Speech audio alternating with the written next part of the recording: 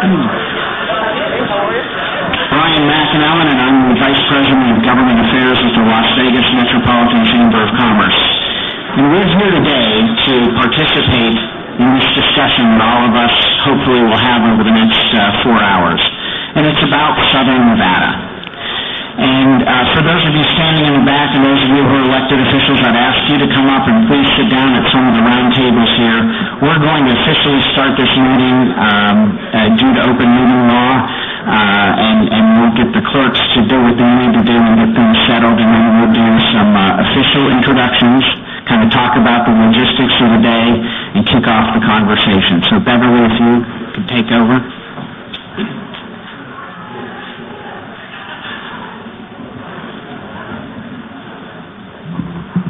Good morning, everyone. I'm Beverly Bridges. I'm the city clerk from the city of Las Vegas. And we just have a couple announcements that we want to make at the beginning of this lovely day that we have here in Las Vegas. Since we're subject to the open meeting law for quite a few of the boards that are here today, the first thing that each entity needs to do is open their special meeting. So, Mayor Goodman? Where you can. Where's the hand held? Oh, there. Just open it as a special council meeting. As a special council meeting for the city of Las Vegas, we declare this meeting open. Thank you, ma'am. I believe Clark County, is there a quorum of the Clark County Commissioners? It's a special meeting of the Clark County Commission. We open the meeting. Thank you, Commissioner. I believe Henderson is supposed to have a quorum this morning. As a special meeting of the city of Henderson, we declare this meeting open. Thank you very much. I'm not sure if Mesquite is here with a quorum this morning. We are? No quorum. And North Las Vegas? As City Mesquite, we open a special meeting. Thank you. And how about North Las Vegas? We're going to have a quorum, I know, but they're on the way. You want to just go ahead and open it so when they arrive we're... As representative of North Las Vegas, we declare this meeting open. Thank you all very much. The other thing we need to talk about this morning is we have a recording of the general meeting session, which Henderson is taking care of for us today. When you speak on any of the subjects or at one of the breakout tables, what we're going to need to ask you to do today is to identify yourself and the entity you're with. Since we have so many people that want to speak today, when it comes time to do the minutes or recordings at the end, if someone requests a transcript of one of the issues, we have to know who was speaking. Because I know my board, Sabrina knows her board, but when you listen to a recording, it's very difficult to tell who is talking. So what we're going to ask you to do today is just identify yourself and what entity, so when we play it back, we know who all is talking. And the first thing that has to take place this morning is public comment. That's the new thing that got added to the open meeting law. So if there's any public that wants to comment on items on the agenda only, this is the time that they would take care of that. And after that, I'll turn it back to Brian. Thank you, Beverly, and thank you all for obliging us with that particular issue. Again, we are here today to have a conversation about Southern Nevada issues. And I know there's been a lot of confusion about the particular meeting here and what the purpose is and who's really in charge and running it. And I think I can address that pretty simply. This is our meeting, all of our meeting. It's not a chamber meeting. It's not a meeting of just the local governments or just Southern Nevada legislators.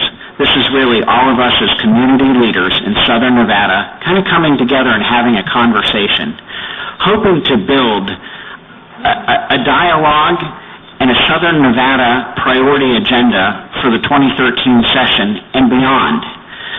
You know, I think many of us would like to think of this as the beginning of a conversation that will exist throughout the legislature and hopefully after the legislature so that we can work together on this.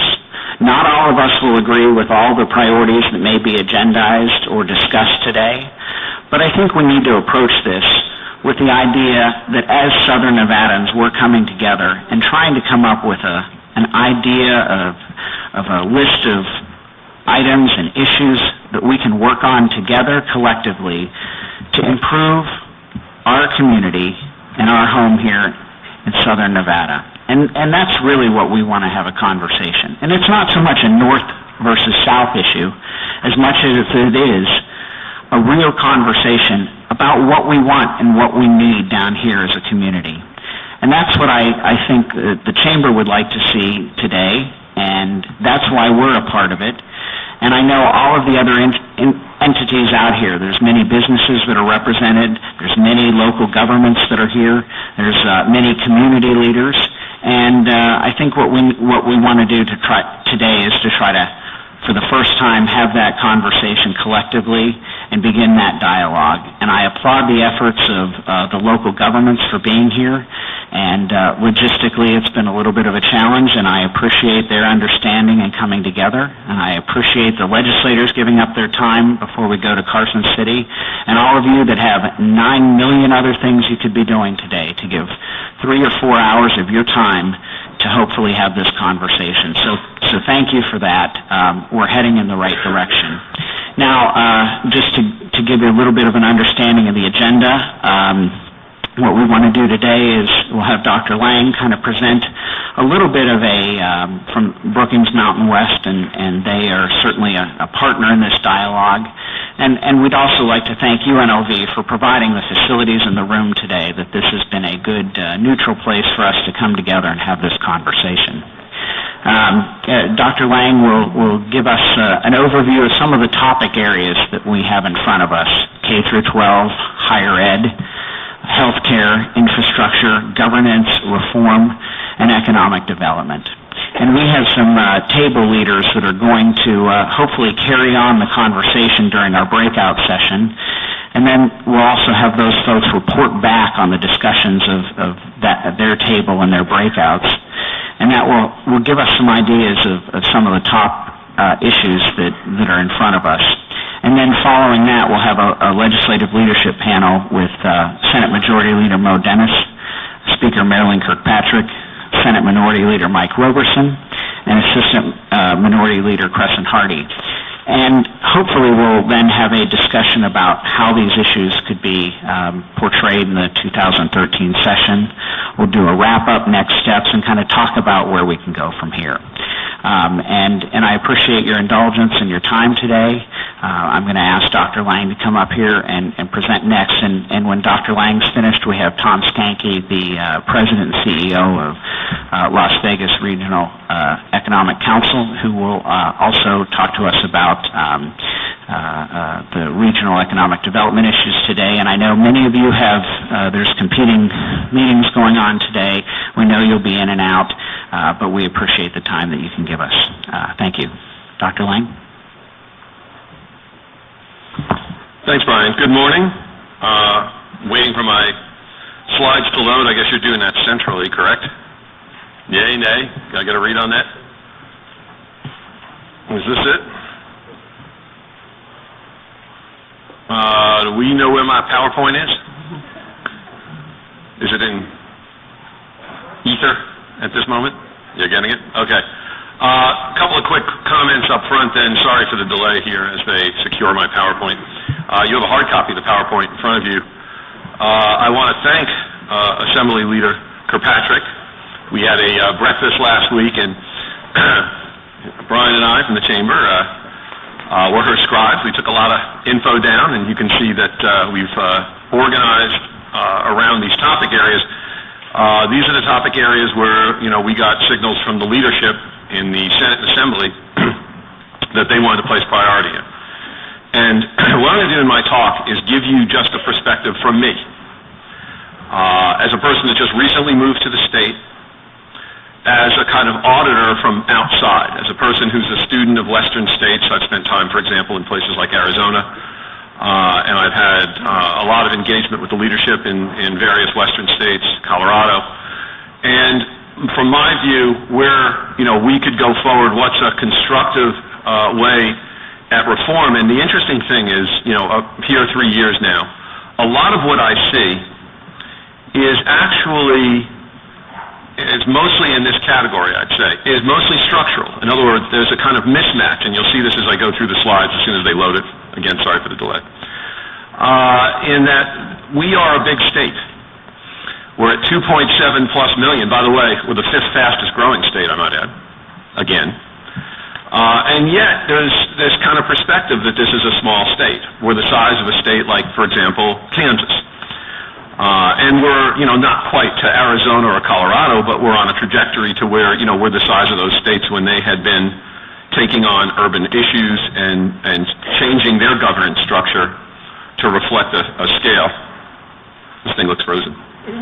Oh, well. I'm here to help. Hopefully this is not a metaphor for the state's future.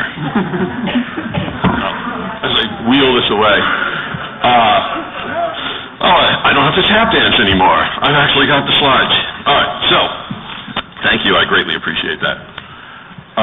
This is just the prior talk, so mine's on here somewhere. To the left. Go over to the left. There we go. All right. I can do this. I have enough technology for that. So, again, my background, I came to run Brookings Mountain West in Lindsay. I was at Brookings, D.C. I was also chair in urban planning at Virginia Tech in Alexandria, Virginia. And I've written a few reports relevant to this state, starting with the Brookings Mountain Mega Report, which, by the way, we rolled out literally in this same room. I was non-voting chair of Nevada Vision Stakeholders Committee, along with Don. We're veterans of that, or survivors, as I would say of that. Survivors. Mostly what we did is babysat Moody's, made sure they gave us a product. And then I was one of the co-authors on the state's economic development plan, and all these plans are online if you care to go look them up. And a key finding out of a lot of that research was that Nevada ranks very low in what's called formula-based aid to the states. It's actually 51 out of 51. The district counts as a sort of proxy state. And we don't do badly, by the way, on things like earmarks. We don't do badly on military. We have enough retirees. The state exchanges almost even-steven with Washington, but in areas like education and transportation, policy areas that are critical to our future, we don't do well. And, some of the reasons are, I should say, that, and Lindsay, as I note up there, will go into a pretty lengthy report on this spring. One, we don't match necessarily what the federal government wants you to in areas like medicine, for example. We also penalize agencies that if they find federal money, we say, good, work off that money, we're going to take the state money away from you. And then this is what they say. The minute they go and get that money and they're entrepreneurial with Washington, they're on soft money, they're not on state money anymore. And finally, and I'll go into detail on this, I don't think we're fully structured to take federal funds. Now, Nevada is growing. Surprise, surprise. When the census just did its last estimates, we came up as in the fastest 5 growing states, or the 5 fastest growing states. Some of this, by the way, is due to domestic migration, which is interesting. A couple of things break our way, and we're right at the top again. So we have to think forward.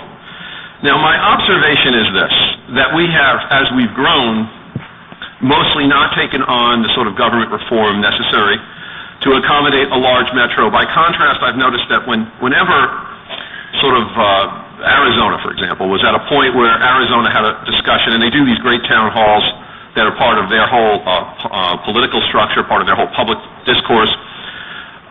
They have this discussion of, we're 1 million now, what will we look like at 3 million? What will we look like at 6 million? Right now, they're having a discussion of what happens when we're as big as Ohio. We haven't really had that discussion in those specific terms as I see occurring in Arizona. So let me take one example and describe the consequences of not adjusting and assuming that we have this large metro scale. We're one of the most urban states in the country now. Take, for example, our community colleges. Only a few states really run the community colleges exclusively at the state level, and they're the Dakotas, Montana, and us. And what I find, again, in general, is that we're almost like South Dakota as a state with a big metro slapped on. And Washington doesn't know what to make of us when you do that. Washington doesn't quite understand where we're going. We need at least minimally to think like the Kansases and Utahs of whose size we are. Now, we have had these community colleges emerge in the 60s and 70s and just before as the state was beginning to grow. Interestingly, under the Laxalt administration in the late 1960s, there was a discussion of what do we do with these? Do we take them under the region structure, or do we create a separate tier right then to accommodate that growth? And I note here that the government at that point punted. The Attorney General said, there's enough structure in the current form to just capture it under the regions that are running the state universities that were charged to run the state university. So what we have is state university regents, and this is from my ballot, by the way, from 2012, so you see my district. We have state university regents running the community colleges, and we're really the only state to be doing that. And there's consequences for doing that. What did this cost us? Potentially lots of funding. And again, this is nobody's fault. This is just that we're inheriting a legacy of folks who did not take on the challenge of adapting the government to a larger scale that was part of the rapid growth process in this state. I say only as a challenge to us in this generation that, we should think we're, almost 3 million now, what will we look like at 5 million, and what kind of changes do we need to make to accommodate that form of growth? So, there is a big round of funding in the Obama administration. I don't know if you heard it, there's this problem with employment in the country. And, the Obama administration, hey, we're stuck, we got to fix this thing. And, they're borrowing money from China to fix this thing. And at that point, there was an innovation within the Labor Department saying, what we ought to do is take the community colleges, they are mostly engaged in local workforce development, and run through them programs where you have partners in the private sector, and, put these in high unemployment states. We're a swing state too, by the way. The administration would love to come out here, cut some ribbons. Can you go ahead and put this money in a way where you can show that a displaced worker in a sector like construction, maybe an electrician, could be, through a 9-month curriculum, become somebody proficient enough to work at Switch Communications in IT. And so they didn't want dead languages, they wanted computer language. They wanted very practical skills from this. And we've not really gotten anything but the minimal amount of money in 2 cycles of this. And again, the reason I say let me explain is I think it's more complicated. I don't think this is any one particular, there's nobody at fault here. It's more that in the other places we were competing against, the localities, and I don't even mean necessarily that, the county necessarily has to run something like the community colleges. You could have a governing body equivalent to the RTC, where you have stakeholders that come from the private sector, where you have local community leaders, some elected placed on the board, and they've done that in some parts of the country. What they have, though, is there are ready-made partners. Like, for example, in Phoenix, they just got a decent amount of money because they had a partner that wanted to retrain people in retrofitting green buildings, for example, as a case where, somebody else got the money and we didn't. They've gotten it in Colorado. They've gotten it in Kansas. And there's innovations in community colleges that we're missing out on. For example, right now, Siemens, the big German company, is manufacturing turbines in Charlotte. And they're doing German certification in manufacturing, which is one of their requirements. And they're exporting these turbines from Charlotte, and what they're using is Charlotte-Mecklenburg's community college system, and literally putting in the plant, just like they are at Gilbert, Arizona, with the new Intel plant, you can get a degree in advanced manufacturing. Something like the Culinary Institute in another region would have been a public entity. The disadvantage we place our private sector is that somebody like Rob Roy, who wanted to be here today and couldn't, would love to have his own community college where he sets the agenda, and he is attracting startup firms that don't have the resources to go and recruit like he does.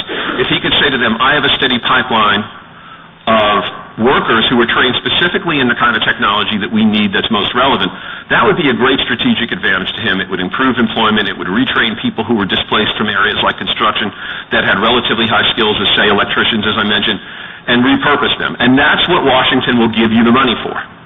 That's how stringent they're going to be about it. And we just don't have that structure in place. So our structure it's partly a scale issue. We just don't really match the federal formulas. I could go into this in areas like medicine and transportation. I won't. But being a South Dakota with a major metropolis attached means we miss these kinds of opportunities. Now, we can do reforms that adjust and assume the scale of Las Vegas. And I think it's good for the whole state. This isn't just about Southern Nevada.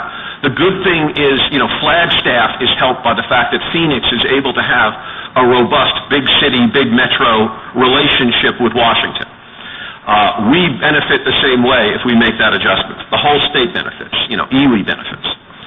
Now, these are the topic areas. I want to go into them quickly. K through 12, there's a proposed new formula that would add significant resources for Clark. There's a big push in English language learning, which we need. Again, we're a big city. We're a big metro. We've got a lot of diversity. We're still growing. We're growing substantially through a natural rate of increase through a largely Hispanic and Asian population. There are challenges involving language. If you just have a government that focuses on, the fact that in 1950, you needed this kind of structure and this kind of organization to manage K through 12, we're going to miss some opportunities in federal funding. We're going to miss some opportunities to address some long-standing issues of deficiency that we've been held back for in terms of economic development. So again, this is a scale issue. In higher ed, we've been mostly, and this is improving, there's a new conversation about, and this is all helpful, on a new formula. Great stuff, because it's engaging the state to look seriously at where are we in terms of the key industries and how they connect to higher ed. That's a conversation that's being led now by NSHE. Now, just to give you an example of why this is critical, in our core sector, the thing that really pays most of the bills around here is tourism. And tourism is bigger than just tourism. Tourism is IT, tourism is gaming tech. There are 4 Fortune 500 companies in this state, and they're headquartered all in Las Vegas, all in that sector. And so there was a point at which one of these big firms said, how about if we give you, $30 million and you build a hotel college? The state, again, did not find the sufficient matching resources to go ahead and do that. Now we're in a conversation to do that. Don's here, I'm happy to say. While we weren't doing that, who was doing it? Orlando, our main competitor in areas like events, for instance. Orlando is 2 million people, we're 2 million people. They have the same mix economically. But one of the things they did is when somebody gave them $25 million in some land, they built a hospitality college, second to none, that simulates a resort. And the reason is that their leaders have decided that even as they diversify that regional economy, they cannot sacrifice the loss in the core, because they won't be able to substitute drivers in these alternative sectors fast enough to substitute for the core, to make up for the loss in the core. We're in the same position. Our risk is the loss in that core. So investments in the core are the fastest, most beneficial payout. So I would encourage that. We're also the most populous state in the nation without a Carnegie Research very high. We should have 2 top 100 universities to match where, Kansas State, Mississippi State, they're the same size state. Utah State. We need to get these institutions to that tier, and the reason is that they are some of the key assets in economic diversification. You go ask people in the same size state as us, at just over 2.8 million, Utah, how useful the University of Utah has been as an engine of economic diversification, and they will tell you that it is the totality of their economic diversification, starting with their governor. Good news here. Our leadership in this state recognizes it. I'm not up here chastising and wagging any fingers. I'm saying, good. Let's not lose momentum in these areas. And let's look at, is there a rational way to devolve community colleges where the people are still actually employees of the state, where, the folks who are teaching, as they've done in other states. There are states like North Carolina, by the way, in Arizona, where they did do that devolution. And in the process of that devolution, they did smart things like, look, just because you went to work for this system and it was state-based doesn't mean you're now dumped on a county. We cannot dump this on counties. We could do pass-through, but we could do some form of organization so that localities have ownership. Healthcare, we have, in this region, forfeited about 5% of our regional economy because we only do about 2/3 of the medical services that we've been mostly importing. We've lacked a medical school. There's discussions now, including those from the current dean of the medical school, about a Southern Nevada branch. Again, all good stuff. We have challenges in the Affordable Care Act, rather. And whenever I put that in a speech, somebody always goes, is that Obamacare? Yes, that's Obamacare. We've decided to accept the Medicaid funding, and as a result, there's opportunities and challenges. This will add to the money that we get from Washington. It'll probably lift us from the bottom of 51 out of 51 because other states may reject, but it also means that we have to deliver. And delivering in our current system is difficult because we lack physicians. So there's a process, and Mark DeBrava's here, going to run that healthcare table over there, to talk about what reforms are necessary to expedite the process of introducing more physicians into the state, because we'll have a lot of demand for it, because we have a lot of resources to pay for it. Infrastructure. We have things like Interstate 11 that we've gotten lifted to a tier where it's now considered part of the federal government's priority for interstate completion. high-speed rail, which is likely to happen in this alone. The most relevant piece of infrastructure that's on tap this spring in the legislature is the mega event center. Now, full disclosure, I'm an employee of an institution that would be a beneficiary of the mega event center. Let's put that aside. Let me tell you why this is important.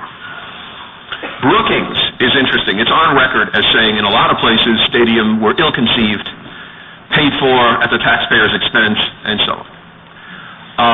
The difference in Las Vegas is that this is really a tourist asset because most of the people who will come to a Pac-12 championship game, which I think we'll get, are going to be from Stanford and from Oregon, and places like that, and USC. They're not going to be here. We don't have a Pac-12 school. So there is an opportunity for us to add to the assets that we've had, a great airport, a wonderful convention center, the scale of our hotels, the food and beverage, which is like the size of Chicago's, despite the fact that we only 2 million residents. All of that dovetails with the completion of this critical tourist infrastructure. And again, this is our export economy, meaning that in other places, when Glendale stole this from Tempe, what did it do for Phoenix? What did it do when Arlington, Texas took it from Irving? Not much. It helped Arlington. It helped Glendale for local economic development. That's because their stadiums are not tied to a specific large-scale world-class tourist industry where they're going to schedule 15 or 20 events, and those events are going to be over several days, and those events are going to spin off little mini-events in the hotels and so on. We have so much existing capacity for this. This is just a pure payday for us. State economic development, implementing the plan that Brookings and SRI was part of. And I'd encourage this too. One of the other areas where states generate additional resources, and I'm almost done here, one of the areas where states generate additional resources is that they take on special improvement districts around key sectors like the high-tech sector and the corridor that goes from Washington Dulles Airport back into the city. It doesn't cost a lot of money. What it does is it allows some branding, some signage, and somebody who, let's say, lands for the Consumer Electronics Show, which is occurring this week, would see that we think we have enough technology, for instance, to do along Sunset, all the way from gaming tech, Konami, Bally's, all the way to Switch Communications, an IT gaming tech corridor that would be a signal to them as to the scale of that. And we need to do these around things like healthcare and entertainment as well. And finally, government reform, and I know this is a touchy topic. I mean, everybody thinks it's a north-south thing in the state. What I've really found is it's the state government versus the localities, and you're all here, and everybody's peaceful in this room right now. There are things the state's doing that can be done locally. Now, I know, the first time you say that, and then immediately people are like, well, have you looked at what happens? Well, let's put that aside for a second. Think about it this way.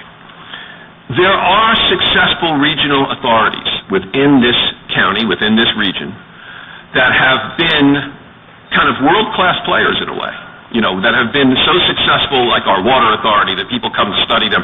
The RTC is well run. The RTC recently had an issue of salary, and it showed its diverse structure in that a lot of people within on that committee, on that board, came from not just municipalities, but came from the private sector, and all of a sudden you had a much better negotiation with employees than you did at the municipal level. In terms of everyone's satisfaction, maybe the employees weren't that happy, but everyone's satisfaction in the public sector, in the newspapers, in the RJ, and the Sun, and so on, about how that came out. And this is a critical area because to the extent that we could gain ownership of some of these functions, we'll do a good job at it. Meaning, if we take on something like a community college, and we organize it around areas like a healthcare-focused one and an IT-focused one, we can create a higher performance capacity out of them. And finally, and again, this is a touchy topic, some very limited, tiny little opportunities for home rule, because I'll end on this note. I've seen this. I was in Virginia, which is a Dillon Rule state. I've been in Arizona, which is a Dillon Rule state. One of the areas that we've had challenges in is that you seem to have to pick up the phone and call Carson City for everything. And there's a lot of stuff that we need to do and be nimble with that call to Carson City costs us in that disconnect from our state government. And state government's supposed to do a lot of things, and they do a lot of useful things. But they're not supposed to do everything that we are calling them for, essentially. And that the mix in other states is that localities have a larger share of that. And with that, I'll thank you. And be working around the tables later on if you have any specific questions, but right now I think we're going to bring up Tom Skanke, who's sitting right here. Thank you.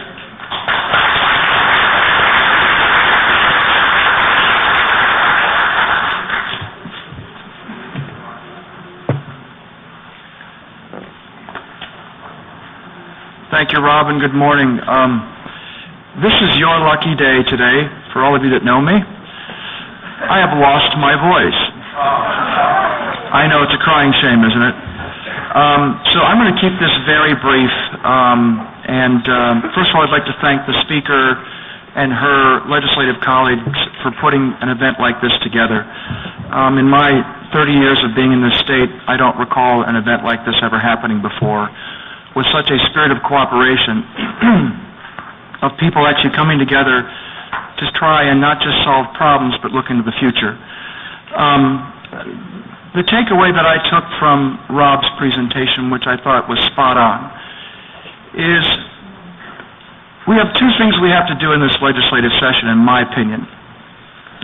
The first thing is we've got to deal with the present time problems, and there are a lot of present time problems. But more importantly, we really have to look at what do we want our state to be in the future, and that's very difficult to even comprehend. But we must bring our laws and our regulations into a 21st century global economy. We deal with a lot of things that we started with many, many years ago when we were a young state, but I'm going to give you an example of what I've been working on in one of my areas for the past 10 years. I've been doing a lot of work along the Mississippi River region as it relates to flooding and water control. Do you realize that the water laws in this state have not been changed since 1927? That's 85 years ago. Look at what the population was in 1927. Look at what the population was in our state. Look at what the GDP was in our country and where we were. And nothing has been changed to put us into a 21st century economy. So I would say if we don't do anything in this legislative session and the next legislative session, it's what do we need to do to make ourselves globally competitive? Now, we've done a lot of things, as Rob pointed out. A lot of us has worked very, very hard to get Interstate 11 designated as a corridor of national significance. That was hard work. We worked on that 6 years, gang. But we got it done in this last MAP 21 bill. What does that do to change the perception of where Las Vegas sits in the global economy? Well, the confluence of I-11 and the confluence of I-15 puts us as a logistics center. But we couldn't be a logistics center until we had Interstate 11 to connect us. That now connects us to a global economy. As you look at what's happening with the ports of LA and Long Beach, and the fact that they are now landlocked, the fact that there's no expansion in those ports, we are better suited to compete in that arena than we have ever been in the history of our community. So what is that going to take to compete in that space? That's going to take us to get outside of our comfort zone and our box and say, okay, where did they make mistakes in California? What do we have to do here in Nevada to be more competitive? It is about global competition. The rest of the country and the rest of the world is doing this. And in my opinion, there isn't a better state to lead the way in this discussion than Nevada. We now have the local and statewide leadership to work on these serious problems.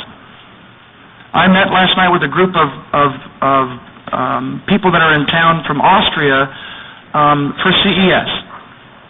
The first question out of their mouth was, why doesn't Las Vegas have a transit system? You are the #1 resort destination in the world, and we can't get anywhere here. They waited 45 minutes in line for a taxi. Yet, when they go to Orlando or when they go to Munich or they go to Vienna, they don't wait in line for taxis. They get on a transit system, and they are from point A to point B within 7 minutes. And that's what, by the way, the rest of our competition here in the United States is doing. Rob mentioned Orlando. I didn't think in my lifetime I would see a transit system in Phoenix, Arizona, let alone over an active runway.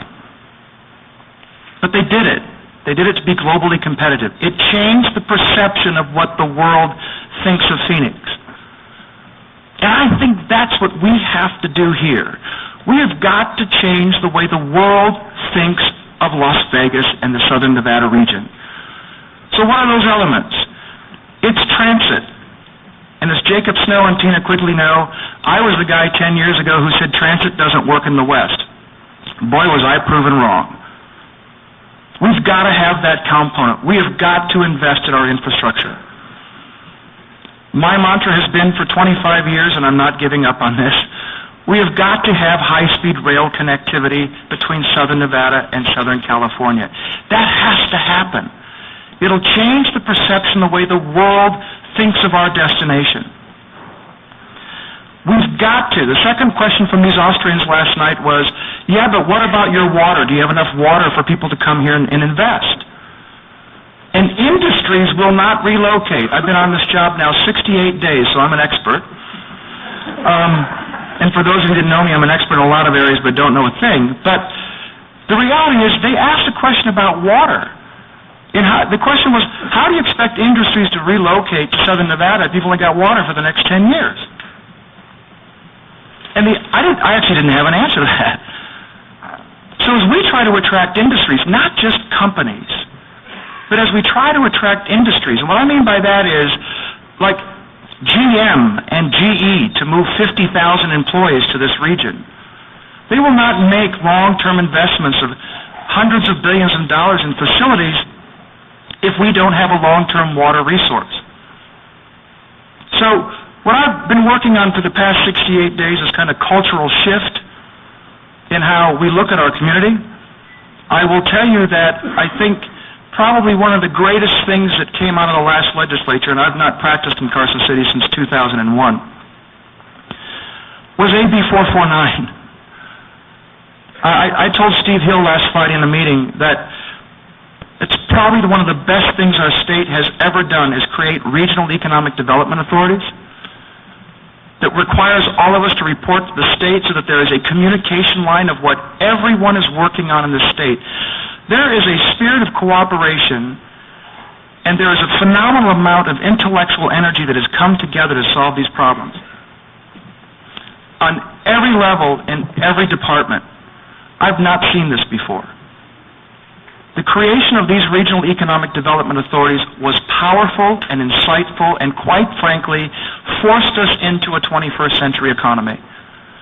And I think it's now incumbent upon us to carry out that vision and that mission for the next 3 to 5 years. So what are we doing?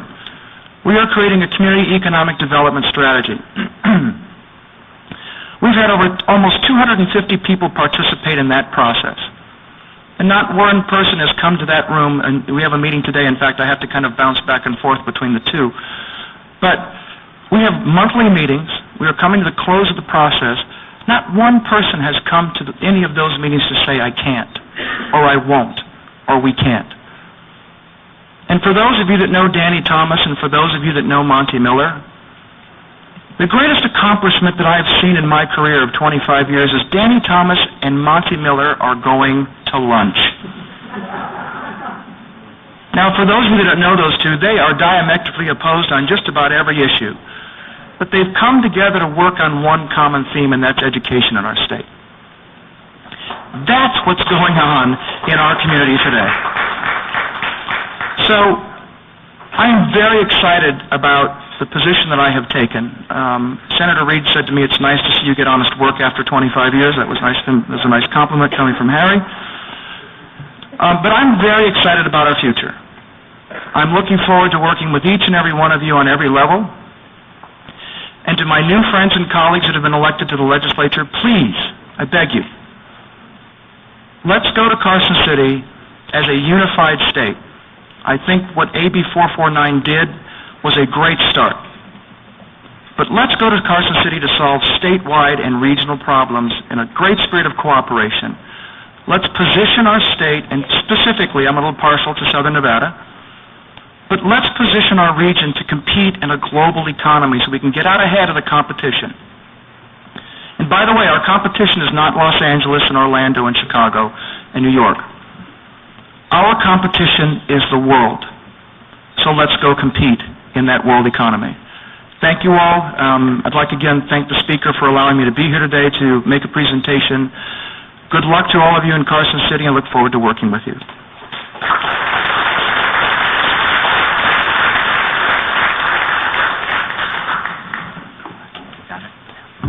Thank you, Tom. That was, we appreciate the update. You have a daunting task in front of you, and all of us know you're the right man for the job, and you're going to help lead us in this region, and we appreciate your efforts. Thank you for that. Thank you for taking the call and stepping up, and I'm sure those 68 days are going to seem like nothing in a couple more months. Moving us along, I know we're a little behind schedule. We'll keep being taskmasters and kind of driving us. But the next step is really the meat of the day that we're going to have here today. And we're going to move into breakout sessions. I just want to announce what those are and thank those table leaders for agreeing to step up to that role. And then I'm going to ask the speaker to come up here for a couple moments. First off, at the K through 12 table, we have Terry Janison from United Way of Southern Nevada. Thank you for helping us out with that issue. At higher ed, we have Chris G. from the Clark County Commission leading that discussion, so thank you, Chris G., for that. And at healthcare, we have Regent Mark DeBrava here, so thank you for agreeing to do that. And Don Schneider is going to lead the infrastructure discussion from the College Hotel Administration at UNLV. Thank you, Dean Schneider. And governance reform, we have Councilwoman Deborah March from the City of Henderson. Thank you. And at economic development, knowing that Tom is in and out, he's going to help with that, and also Dr. Robert Lang. So thank you for both agreeing to help out with that particular breakout. Now I'd ask Speaker Kirkpatrick to come up for a few moments. Thanks.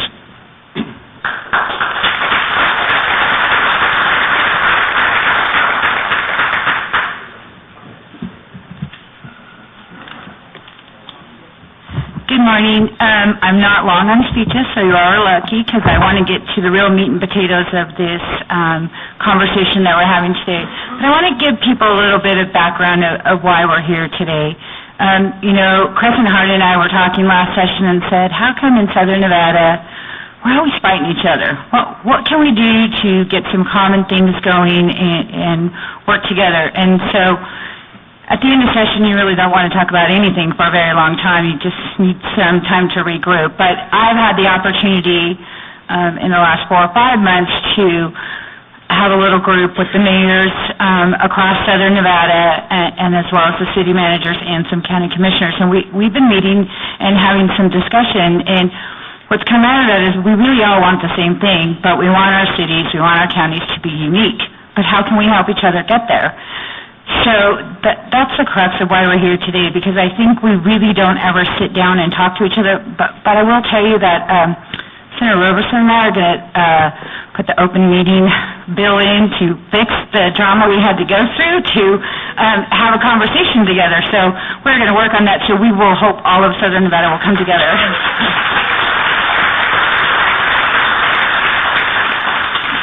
I think what you're going to see this session more so than others is we all want to build a better Nevada. We all want to get back to building a better Nevada. In my mind, the way we do that is starting in Southern Nevada. So if Southern Nevada is healthy, the rest of the state does well. So today I'm hoping that this is only the first of many conversations. I believe during the legislative session, we will do as Northern Nevada has done for years. They have a Northern Nevada delegation who meets once a month. The rules have one that meets every couple weeks. Southern Nevada has nothing but a whole bunch of bickering. So what I'm asking you today is to put that aside. Let's figure out what we can do together to bring Southern Nevada back, because there's a lot of folks out there that we know what they say when they're the naysayers. And here's what I've told them very directly. I don't reach at my table anymore. I want people that are solution-driven, that want to make our state better, and really want to work to make Southern Nevada better. So that's the message.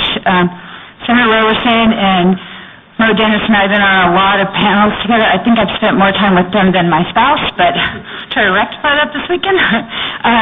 But what I will tell you is we've all agreed that we can have conversations for all adults.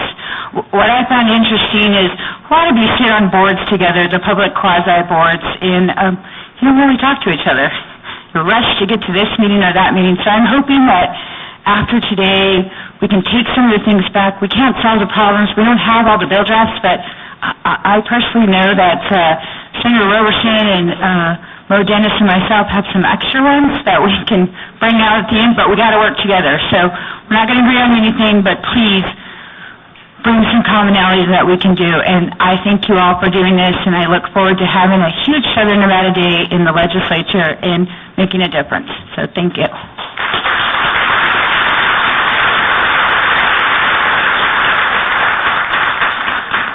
Okay, now for the logistical nightmare. The great news is there are more people here and more people willing to come to the table and have this discussion than we anticipated. The bad news is we're all going to get close and comfortable. You'll see that at the front of the room we have tables set up with the topic areas that we've gone through. K through 12, higher ed, infrastructure, governance reform, and healthcare. And economic development. You'll also note that at some of those tables we have a computer set up to record the conversation. Those are the tables that can't move. So we're going to ask everybody else, certainly all the elected officials, and that's who we would like seated at the table close enough to the computer so we can capture the comments. Again, some of the ground rules are for the elected officials, we would ask you to state your name and the jurisdiction you represent. So if you're in the legislature, your district. If you're from the local government, we'd ask you to state your name and your city. We're also asking the local governments not to all sit at one table. We'd like them to spread out so that we can have a representative from each of those entities at the various tables for the discussion. And we would, at this time, invite the legislators and the local governments to come to those tables. Look, I realize that we don't have enough seats at that table, so we'll try to bring some of these empty seats and try to make as much room as possible. This may not be very comfortable, and we apologize for that, but I thank you all for being here, and hopefully we can have some good conversations. Yes, Dean Snyder. So we're going to have about 50 minutes, 50 minutes for this. I'll give you guys about a 10-minute countdown on that, and we'll go from there. 50. Yes, recording. Got it? Okay. They're already writing the names of everybody, so... All right, so what we're going to do, she started the recording, so we're going to go ahead and if everybody could just say who they are and which entity you represent, and then Deborah will mark it up on our... I think I'm really good on this board for us. So, someone, Stuart, would you start, I forgot to bring my name. Lynn Stewart, City 722. Can you hear them, Deborah? Not really.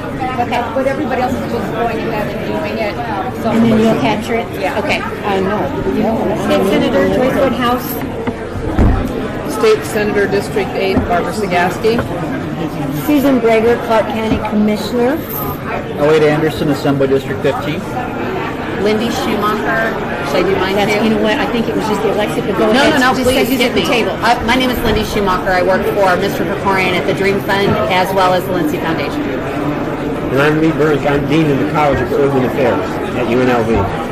Aaron Ford, Senate District 11. All right, so thank you all for being here. So I have really not been given any direction on what to do, except for the fact that we're going to talk about how we can work together in K-12 in the legislative session and bring forward some of the things that we all want to try to do to work together. So I'm going to just have open conversation at this point.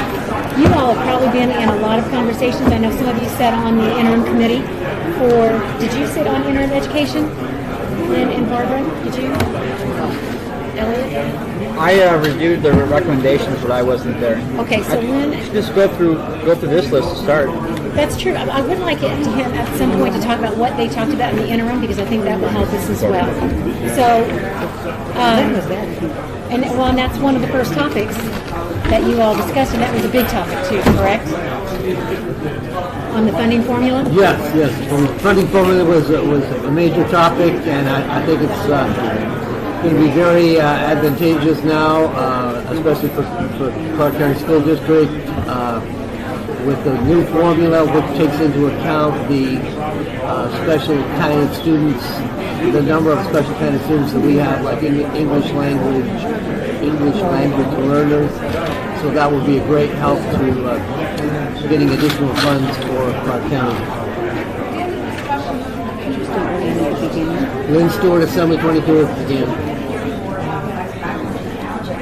I think Deborah's going to have a hard time capturing these notes, so I'm going to try to do the best that I can. So you said Terry Janison, table leader. So what you said is the funding formula was based mostly around ELL funding? Well, that's one of the, Lynn Stewart again, this is one of the new facets of it. Before it was based mainly on number of students solely, and now it's taking into account the special needs of students. And here in Clark County we have a extraordinary number of special needs students, especially English language learners. So the additional funds in the new formula taking into account of that will help Clark County substantially. But when you say special needs, it's not just, that could be gate children, the elevated learning. So can you talk a little bit more about, so it's not just second language learners and those with disabilities and special needs. Excuse me, may I interrupt? I'm Gabby from the City Clerk's Office, City of Las Vegas, but as you speak, every time state your name, because if we have to do a transcript, we have to be able to identify who's talking. All right. Terry Janison. Let's just our last name. Got it. That's fine. Okay, all right. So that was Janison asking the question to Assemblyman Stewart. This is Stewart again. I think it's the largest number by far is the English language learners, because we have such a high population, mainly of Hispanic students, but it also would include help students with health needs, things of that nature as well. I'm not sure about the gate issue. Elliot, can you answer that? I don't recall. This is Mr. Anderson taking over. This is Elliot Anderson. I don't recall the different categories of special needs, but I do know it's a big shift from where it is now, where, like Lynn said, it's about also counts, but it's also about transportation costs, where that disproportionately sort of helps the rurals, where you're going to have huge costs to transport people from wide swaths of wide counties, and it ends up in some of the rural counties you get $17,000 per student in those counties. So it is a huge shift. I don't know in particular what categories of special needs, but I do know that alone that we have a much bigger population than a lot of the other counties do here in Clark County when it comes to special needs. So it's an important thing to consider. Terry, if I might, this is Barbara Sagaski. In the past, we have always included GATE. That has always been part of it. So I have never heard that anybody's disconnected that. So I would assume that when we talk about special needs, that the Gifted and Talented program is under it. And I'll defer to our chair, Joyce Woodhouse. Is that not how, over the years, you also? This is Joyce Woodhouse. I would agree with Senator Tagaski, because I know that over the years, special needs has always been the entire umbrella of those students. I can't imagine that they would be segregated, the gifted and talented would be segregated out. I surely hope that they're not. And if they are, I think we need to bring that back. So they should be in there, because it is an additional piece of serving those children. Because you're going to end up with another problem if we're not including those students in that funding. Yeah, go ahead. Susan Brager. I'm going to segue just a little bit, because I think this is a major issue in the district, is our credit deficiency students, and where we put valuable resources there, whether it's in tutoring, whether it's in those that don't have economic means for free summer school. And I think that, when we talk about funding resources, is very, very important. And I've seen it year after year, because I'm not going to be very nice here, but our high schools seem to work with the very low children and the very high children. We have a whole segment of middle students that are somewhat neglected. And that's where our dropout rate is. And that would be something that funding could make a difference in. All right, this is Terry Janison, so I'm going to pull it back to the actual, that's all right, because that's all important, but I think if we don't stay on the topic of what some of the bills are coming forward during the legislature, we're not going to be able to put anything forward in front of everyone else. It's my understanding that the bill that's coming forward is that the funding formula would be a base formula, a certain percentage for every child, and then if you had, especially if you were second language learner, if you were gay, if you had a disability, there would be a percentage that would go to that child. So that would affect that would be the change in the funding formula for the state. Is that what the conversation that is being put forward through the Education Committee? Stuart, again, that's correct, yes. Okay. So with Clark County having a larger percentage of those areas, Clark County would be getting more funds than they have in the past.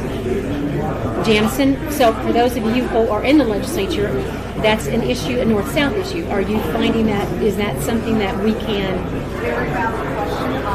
how do you feel about trying to boost that in the legislature? Because we're going to get some pushback from the others, the rules specifically. This is Anderson again.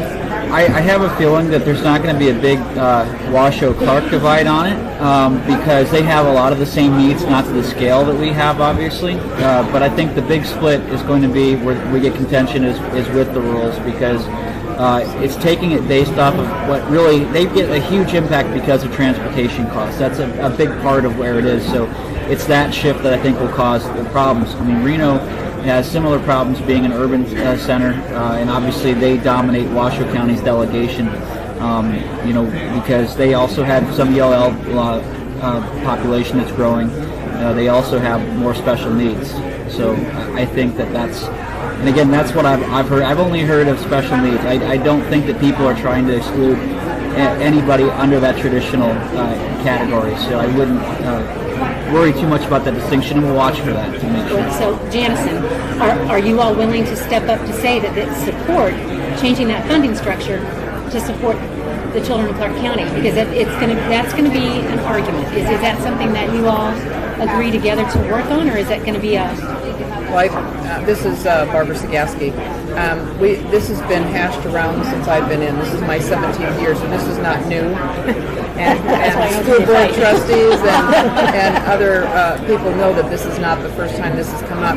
But in response to the rural areas, one of the critical things is that we do have the ability to have video conferencing, and we know that not only for the schools, but it's also with the university and the community college system that has become more and more, because one of the problems we have is getting actual teachers that are qualified in the specific areas of need to go to the rural areas. So we have to look at doing more and more.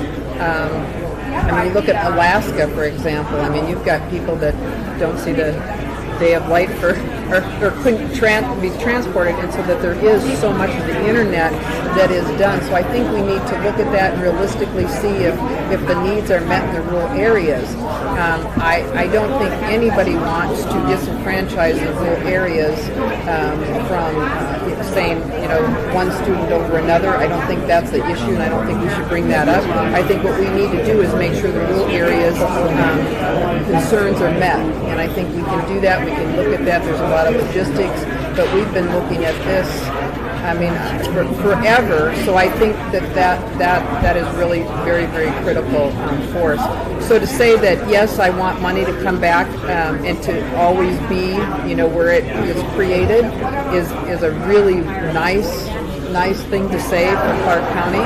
But in reality, it will be a fight. It'll be a north and south issue. Think so? Oh yes, absolutely. We always have north and south. I mean, it's like the Civil War. And but I do think if we can help the rural areas solve what their issue is, and I do believe it's what I stated, that will further along the discussion and help alleviate some of the areas. Because the rural community is very strong. We have some very strong legislators. in the rural areas that are good representatives, and we need to make sure that they are heard and that we've heard. Did you hear a lot of their concerns? Did you have any rural legislators at all on education? I wasn't on, this is Anderson, I wasn't on interim education, so I'm not going to speak to that. But Senator, when you're saying north-south, do you mean, Washoe versus Clark, or do you mean Clark versus the rest of the state? I mean Clark versus the rest of the state. Okay. It's been that way, like I said, from the beginning, and I don't think that'll change. I think it's you're going to see whenever you start looking at formula, you look at the university system, you start talking about formula. I mean, it's not an easy nut to crack. Is there, Anderson, again, is there common ground we can find with the folks that represent Reno? Because I feel like they have a number, not to the degree that we have, but some of the same challenges.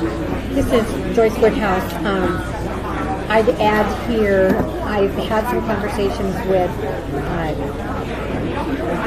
the leadership in the Clark County School District regarding this issue, and my understanding is what Elliot has just said, that Washoe, under the new funding formula, should not have as much antagonism as in the past.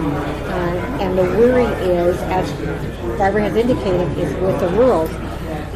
But the Clark County School District has said, and I've even seen it in the newspaper, that they're looking to what can we do to soften that blow to the rural counties in this funding formula. Whether it is you stretch it out over, the formula won't turn over in just 1 year. It will stretch it out a little bit. I don't know, but I think that's one way that we could work with the rurals. I personally don't think we're going to have the Washoe problem, as Elliot has said, because of what I've heard from Clark. I could be totally wrong. I hope not. But no one wants to hurt the rurals either, because those children need to have quality education just as our kids do. And so we have to work together on it.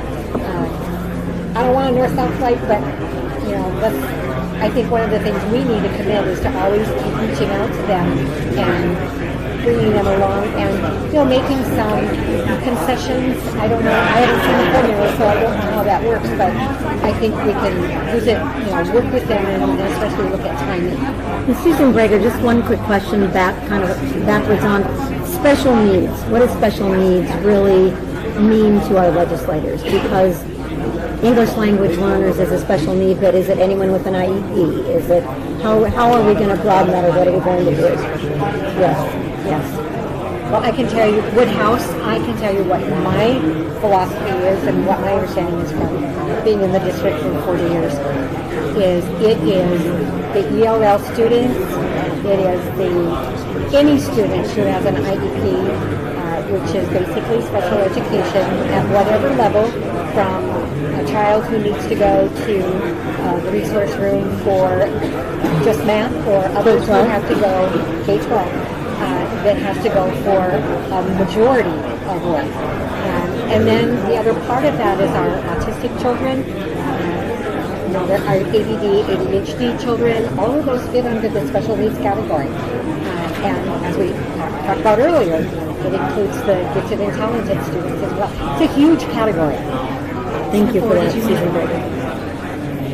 Lindy Schumacher, a quick question. Has anyone ever evaluated, we're talking transportation for rural areas. What if the real question isn't the bus driver, it's the area supervisor for every single rural? It's the administration for every single rural. That maybe the rurals actually need to regroup and be looked at as a whole instead of 19 individual communities, and say, you need one admin, one superintendent for all of you. That could be your real problem, not transportation, not ELL. It's that you have this weird administrative shift that needs to happen, and the state can control some of that. We're not going to fund 19 superintendents. We're not going to fund 19 financial advisors.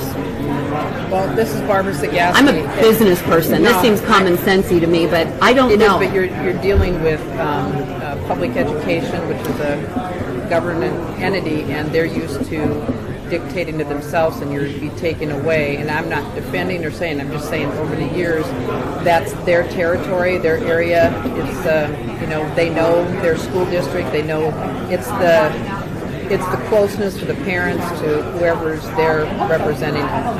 I'm not disputing or saying anything. I understand what you're saying, but you have then somebody that has to travel those counties. Because when you take the two largest, Clark and Washoe, and then you take the smaller ones, you've got to have, if you want one person, you've got somebody that travels. How about all 2 over. instead of 19? Well, but that's Exactly. So I guess what I'm getting at is part of the politics of Lindy. Part of the politics of the conversation is you unravel what they are getting, and maybe they back off on what you're asking for. Like, listen, we can go down a path, or we cannot go down a path. But let's look at the numbers, and let's look at what we're getting for the numbers. And you evaluate it as a whole, and they start to see what they're really getting. They're getting a ton. So don't be so upset about your $17,000 per pupil, because you're getting your superintendent, you're getting your area supervisors, you're getting your school boards, you're getting a lot for your money, for your $17,000 a student. So if Washoe and Clark need additional funding because they have 98% of the population, take a breath. We'll be right behind you as you talk to them. I'll be beside you. I'd be happy to. This is Stuart. It ain't going to happen. Common sense isn't happening, Stuart. Well, no, it's like Barbara said. It's a territorial thing, and they're going to be very reluctant to give up their territory. Getting back to how are we going to vote on this, I think we have to be sensitive to the rurals as much as we can, but we've been taking the brunt for a long time, and things are going to change in this, as far as I'm concerned, in this legislative session. Clark County is going to get more what it's going to do over the past many years. This is Barbara Sagaski, and what might happen, just because of what's going on, they might have to look at consolidation. They might have to, and those are things that can be thrown out to them. I was just being facetious when I said that. But when they do start looking at, we're losing some of the funding that's coming from the south or from Washoe County, maybe we do need to relook at, and those can be some suggestions that can be brought up. Have you looked at, have you thought of, that can be thrown out, but not demanded or told. No, that right. they have to This is Lindy Schumacher again. I guess presenting what you're getting versus what you're losing could be an eye-opening conversation, because maybe no one has ever said to the parents of these children, like, you're getting 17,000. You know what my kid gets? 4,000. Your kid gets 17 because you chose to live in the middle of nowhere. Don't look at this. Yeah, that's why I've never been to Carson City, FYI. Carson's a little better. Well, meaning like legislative session.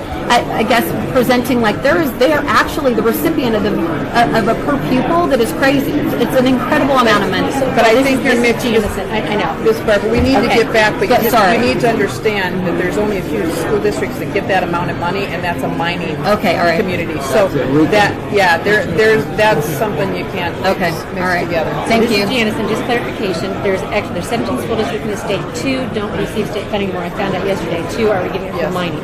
But I guess what I'm hearing from this group is that there is a consensus to at least bring that discussion of changing the funding formula forward, because at some point it needs to benefit the South, because for this was based in 1960s when this funding formula was put together.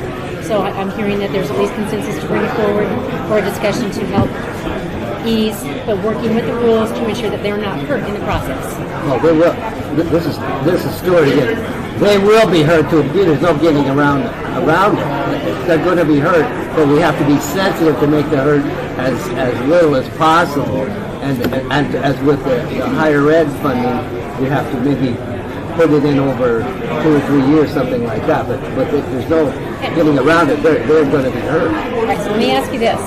Terry, can I just wrap up something real quick? Sure. This is Anderson. I realize that Eureka and a couple of places have a huge amount of both PLIT or revenue that comes in that also goes into it in the mining funds, but we have to be sensitive to the fact that gold doesn't last forever, and we need to remember that when we're looking at this.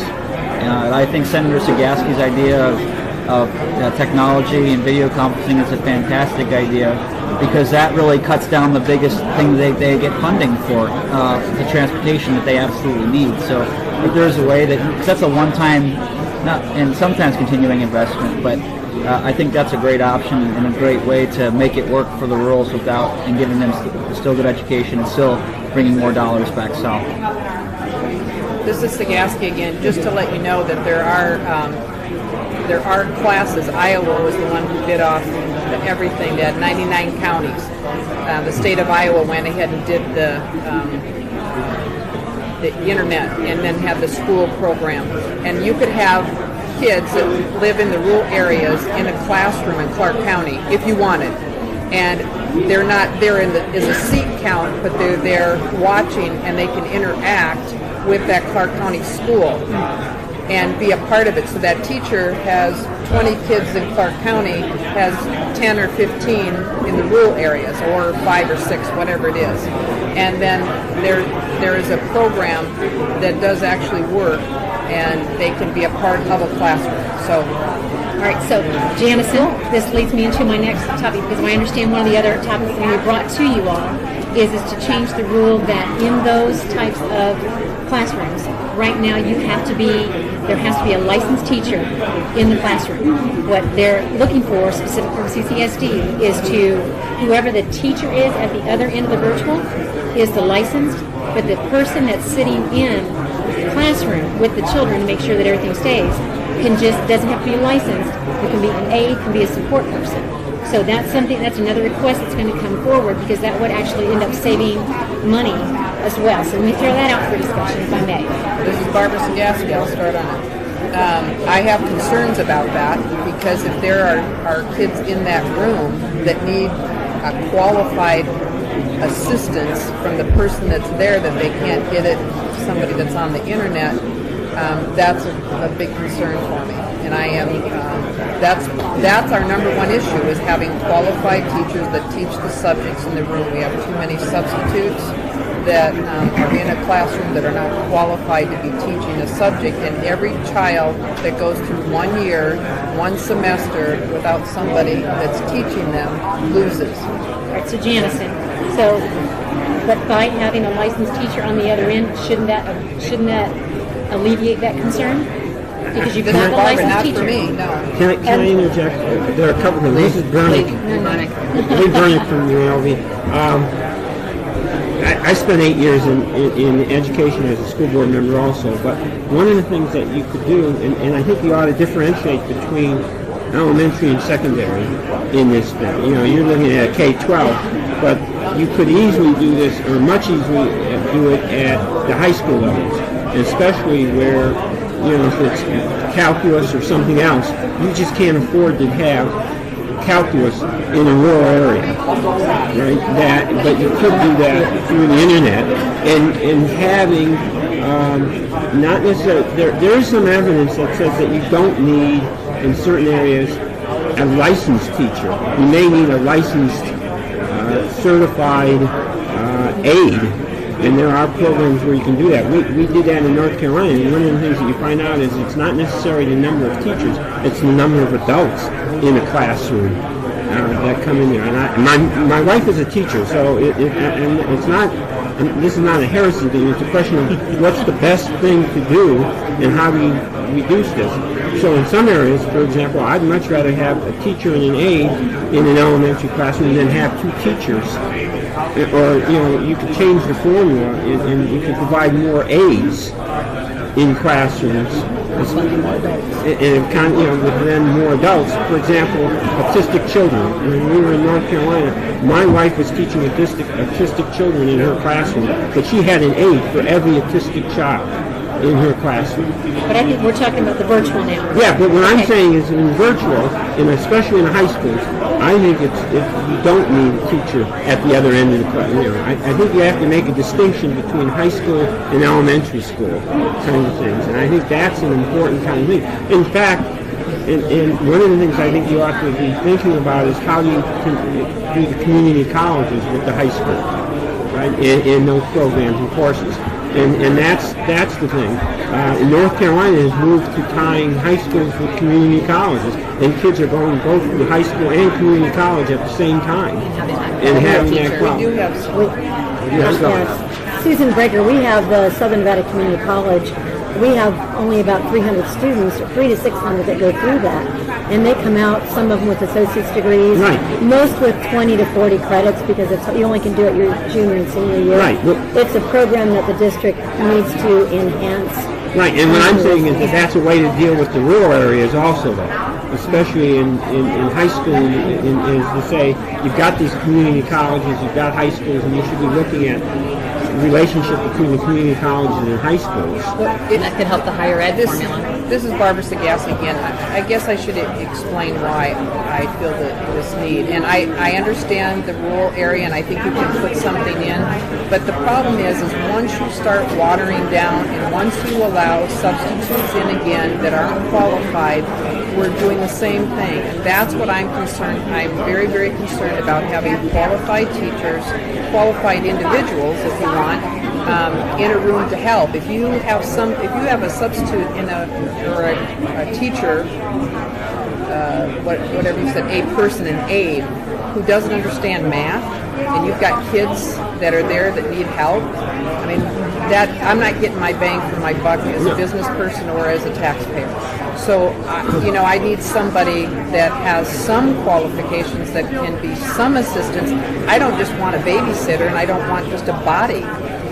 We've got to have some substance. There has to be something that they can contribute to whatever's going on in that classroom. Lindy Schumacher again. Is the funding formula for higher ed and K through 12 completely separate in the state budget? Could you commingle certain categories, or would that just drive everybody bananas? Because if you could look at the way higher ed is looking at, they're looking at their rural community colleges and saying this just doesn't make sense, and so if you could justify, like, hey, let's look at the K through 12 opportunities here so that we keep both ships afloat, not going to happen. This is Barbara Sagasti. It can't happen because the higher education is its own entity. All we do is give them money. They make up all their own decisions. They're their own governance body, and it's in the Constitution. So you'd have to change the Constitution. That's not going to happen. And that's another. Even I know that. Yeah. All right, so this is Janice, and let me just ask this question on these topics that were presented earlier. You talked about the ELL and the second language. Is that a separate issue that's going to be brought forward, should it be brought forward, or should it just be included in the formula funding? This is Stuart. I think it should be included in the formula funding. Getting back quickly to the having the video conferencing, I think it should be more flexible. Like if you go to Eureka and they don't have a calculus teacher, it would be up to them whether they wanted to have an aide there, and they could have video conferencing and have the students take calculus. The other option would be they're not going to take it. So I think it should be more flexible. Leave it up to the locals. This is Barbara Sagasti. There's a couple things going on with it. I do agree the formula funding has to look at the special needs, but there are programs out there now that I've asked several different legislators to attend, and that is called Imagine Learning. It's not the only program. There's other programs out there where students are taken out of their class for 20 to 30 minutes, anywhere from 2 to 5 times a week, and they can go in and learn English. They can go in and enhance their vocabulary skills that are English learners that need help. And we've also found that this program helps autistic kids. So there are, and it's not, like I said, it's not the only program, but it is the only program out there that the makers of the program keep enhancing it, and it keeps growing. And so it's something that is consistent. What we're looking at for that is something where there would be a state license for all the schools, and the schools could opt in. That's what Utah did. Utah opted in, and it's something that the rural areas can use, and it's another tool. It's not the end-all of everything. It's a tool. And we have community churches that are getting involved, having this utilized on the weekends and weeknights for parents and kids.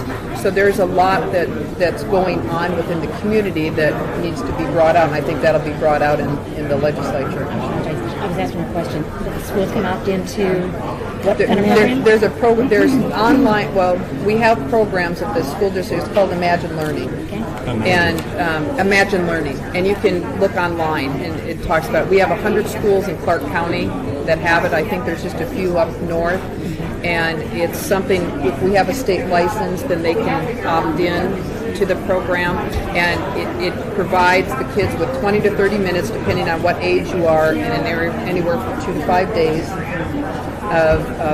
And it has been very beneficial. We've seen that it has actually helped autistic kids, and when we're up there, we'll have a lot of testimony as to how we've seen a change. So this is Janice. Is that going to be something that you all are bringing forward in your VDRs too? Is that state regulated? I think you might see it in the governor's budget, possibly. This is Anderson. Senator Ford, can you chime in? You have a higher education background, and you have a teaching background. What do you think about it? Well, sure.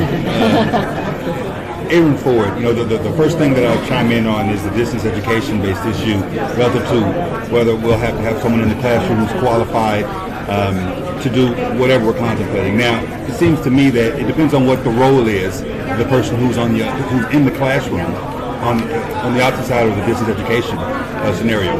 Because frankly, we have precedent in our districts already where you don't have qualified teachers watching over our children. You already have, for example, people watching over my second-year-old in safety, and all that they do is babysit, to use your terminology, Senator Sagaski. It seems to me that if what we're trying to do is make it easier for our rural individuals, our rural counties to learn and to facilitate education, we need to be competent in the fact that they're not going to have necessarily the calculus teacher up there.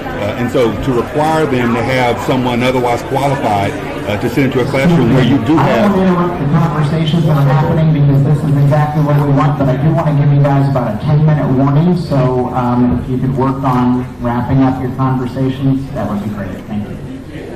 So if you do have a qualified teacher on the other side of the distance education screen, if you will, that may very well be sufficient for purposes of what we're trying to do, which is to make education accessible to the rural entities based on the funding issues we're talking about. This is Susan Greger, just real quickly. What's interesting, and I was just saying to Barbara, whenever you mention rural, we have rural within Sauk County. And so when I think of Sandy Valley, Good Springs, Blue Diamond, Mountain Springs, some of the other areas that still have 2,500 people, but yet the funding mechanism is challenging because they finally have a K-12 school, which took how many years to get. So it's a dynamics that's within our own community that still even needs its special funding versus not being a true rural county.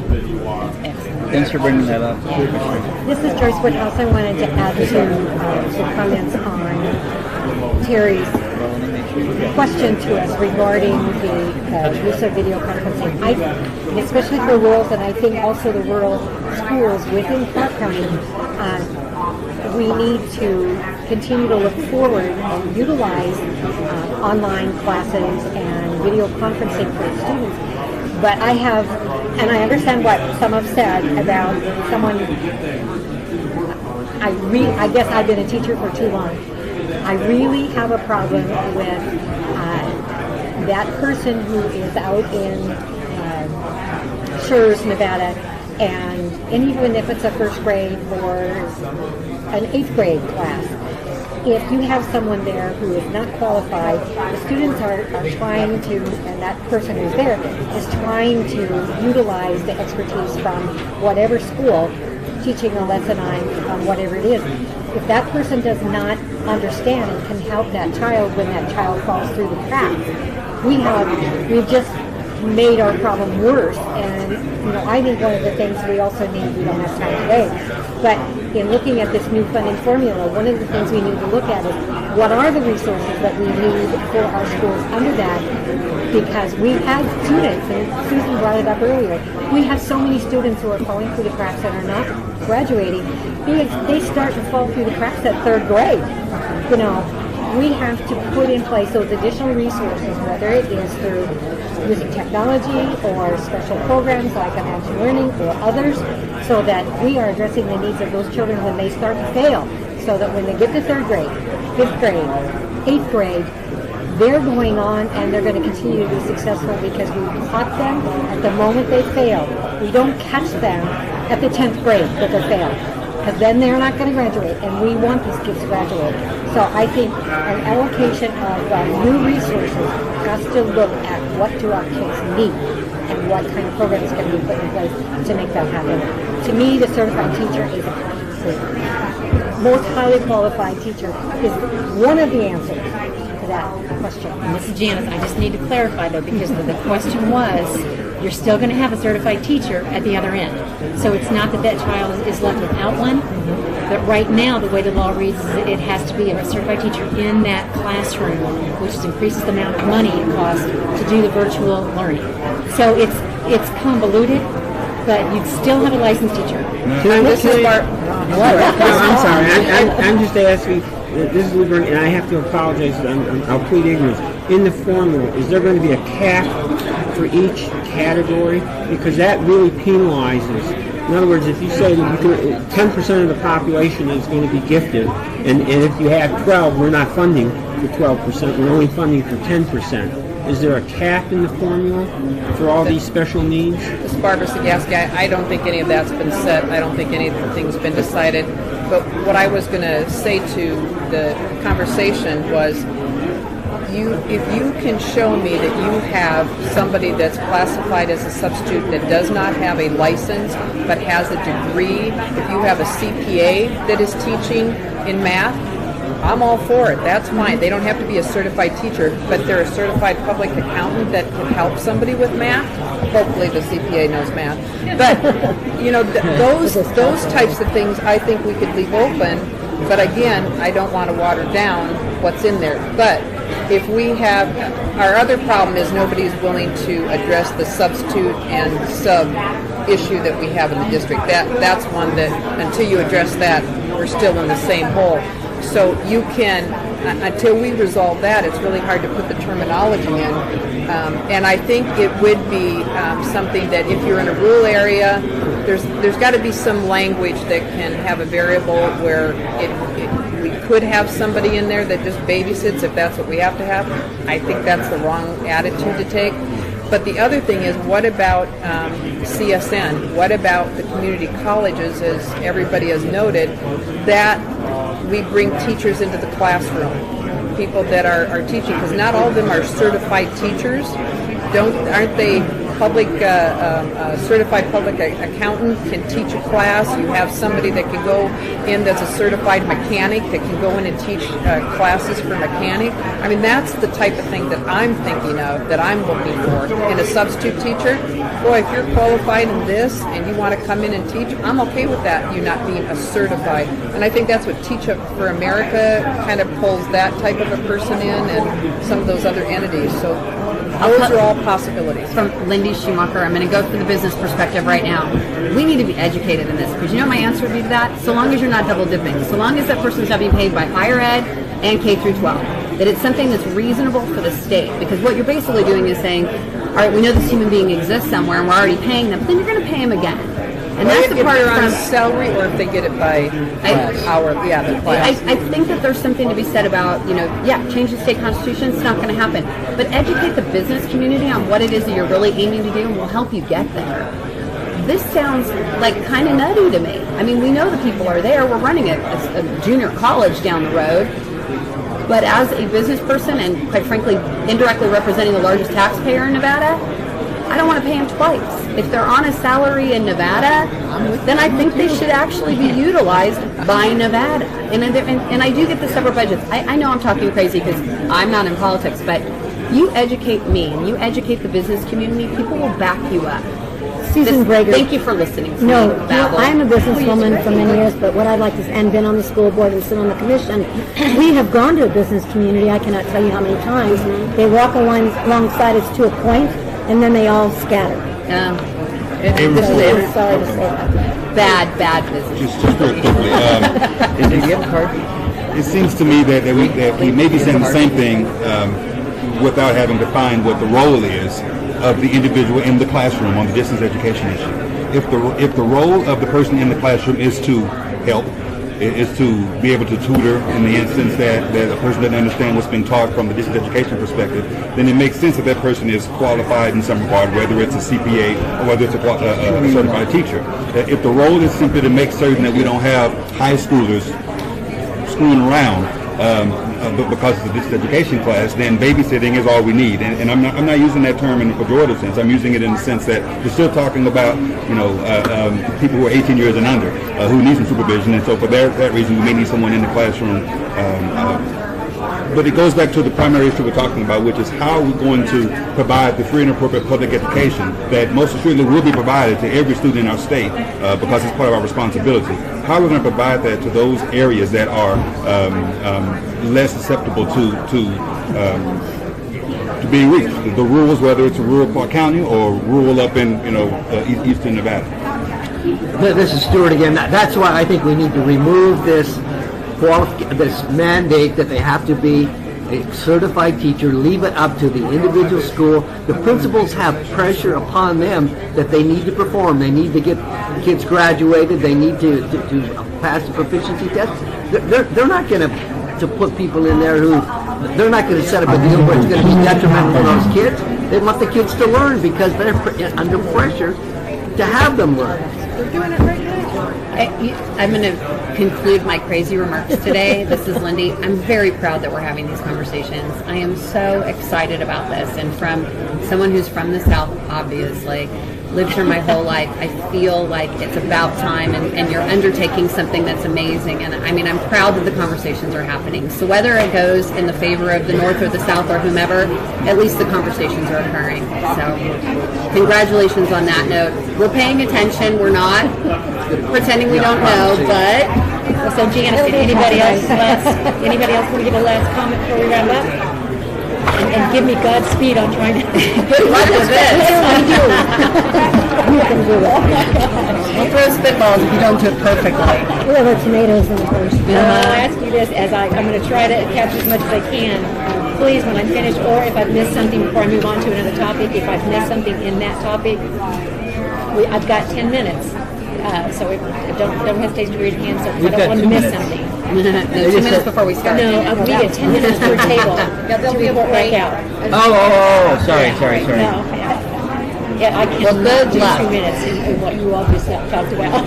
I have to run back to work, actually. I wanted to make it from the breakout. Thank you for being here. Appreciate it. Nice to meet you. See you up in the mansion. So we're done with the topic of... Each table has 10 minutes to report. All right. Yeah. Thank you, Deborah. Let's do your report first. I'm Councilwoman Deborah March, and I'm facilitating this breakout session on governance reform. And we heard some interesting discussion this morning from our two speakers, Rob Lang and Tom Skanke, about some of the challenges and opportunities, especially facing the next legislative session. And we also heard Marilyn even say something about open meeting law. Those are all issues about governance and how our lives are affected by what happens at the state legislature. That was great. It was nice to hear. So one of the things I wanted to point out, and I'm sure all of you, because you're local government, I wish we had a few state people here to hear the discussions. When Nevada became a state in 1864, there were only 14,400 people in the state, and Clark County didn't exist, nor did Reno exist. In fact, 10,000 of those 14,000 lived in Virginia City. So when governance was developed in the state of Nevada almost 150 years ago, it was a very different government, and it was a very different time. And state government was local government. Well, clearly today we're dealing with some very different issues, very different challenges. And as local governments, we have to go back to the legislature every other year to address many of those concerns, and we don't always get them addressed. And so one of the things that we have had conversations about was how do we move some functional home rule to local government so that we can make day-to-day decisions, whether it's around land use and zoning or human resources or safety or any number of issues that come up in our daily lives that we have to defer back to the legislature to solve the issue. So, wonderful. We've got floor leader, Dennis. Oh, I'm so delighted you joined us. In fact, I was just kind of given a little bit of a background. I'm going to back up and just share it again because I think it's important as a legislator that you hear this. When Nevada became a state in 1864, the population of the state was 14,404 people, and Clark County didn't exist, and Reno didn't exist, and 10,000 of that population actually was in Virginia City, so local government was state government back then 150 years ago. Well, today we're at almost 3 million people in the state, and we have very different issues and very different concerns, and what was thought to be the issues back in 1864 are very different from what we deal with today. And every 2 years, local governments have to come back to the state legislature to solve issues, whether it's around safety or land use planning issues or business license issues. And there's a lot of issues that could be dealt with at the local level if we were given limited functional home rule. And that means the functions of government. There's several levels of home rule. One being fiscal, which we're not asking for, which is financial and taxation. We're not asking for that. Then there's structural, which is changing the structures of government, which we're not asking for. It's merely the functional piece, which allows us to look at the functions of government to deal with our day-to-day issues. And it's interesting because when Nevada became a state, and the population was only 14,400 people, there were more cows in the state of Nevada than there were people. So we're dealing no longer with rural issues, which were the issues of the day, but now we're dealing with issues that are specific to southern Nevada and specific to urban areas like Reno and Las Vegas. And so the structure that was put in place a long time ago maybe doesn't allow us to be as nimble and flexible and responsive as we might be. And it was interesting to hear the dialogue that we heard about some of the challenges going on with decision making. So I'd like to just open it up to maybe some discussion about how we can, what your thoughts are, what the challenges have been at local government. I think one of the things that Rob raised had to do with the community colleges, for example, that maybe there's a way of doing something like the RTC, a regional governance effort, and bringing the colleges to Southern Nevada, and not just giving them to the county commission, but actually to a regional body where regional governance oversees it. It's not just one political entity, but all of the entities who are educating workforces. And that's just maybe a different way of looking at some aspects of governance and how you might move some activities to the local government level. So I'd love to open up to all of you and hear some of your thoughts and how you feel about giving maybe some more authority to local government. Well, Councilwoman March, I am open to the idea. This is Michael Roberson for the record. Yeah. Hello. We need to identify yourself. Michael Roberson, State Senate. And we've had this conversation before, Councilwoman March and I have, and I'm certainly open to the idea of some functional home rule. It doesn't seem to make sense that local governments have to come to the legislature on a regular basis on fairly mundane items, not that they're not important, but mundane items that we ought to allow the local governments to decide on their own. So now, how that gets fleshed out and what legislation looks like is a different matter, but I certainly am not opposed to that concept. Roger Tobler, Mayor of Boulder City. I'm just curious to know what conversations, when you say mundane, I mean, what have we talked about up to this point as far as what could be given to local governments? I know we've had these discussions in the last legislation to some degree, so what has been kind of talked about, just so we're kind of all on the same page?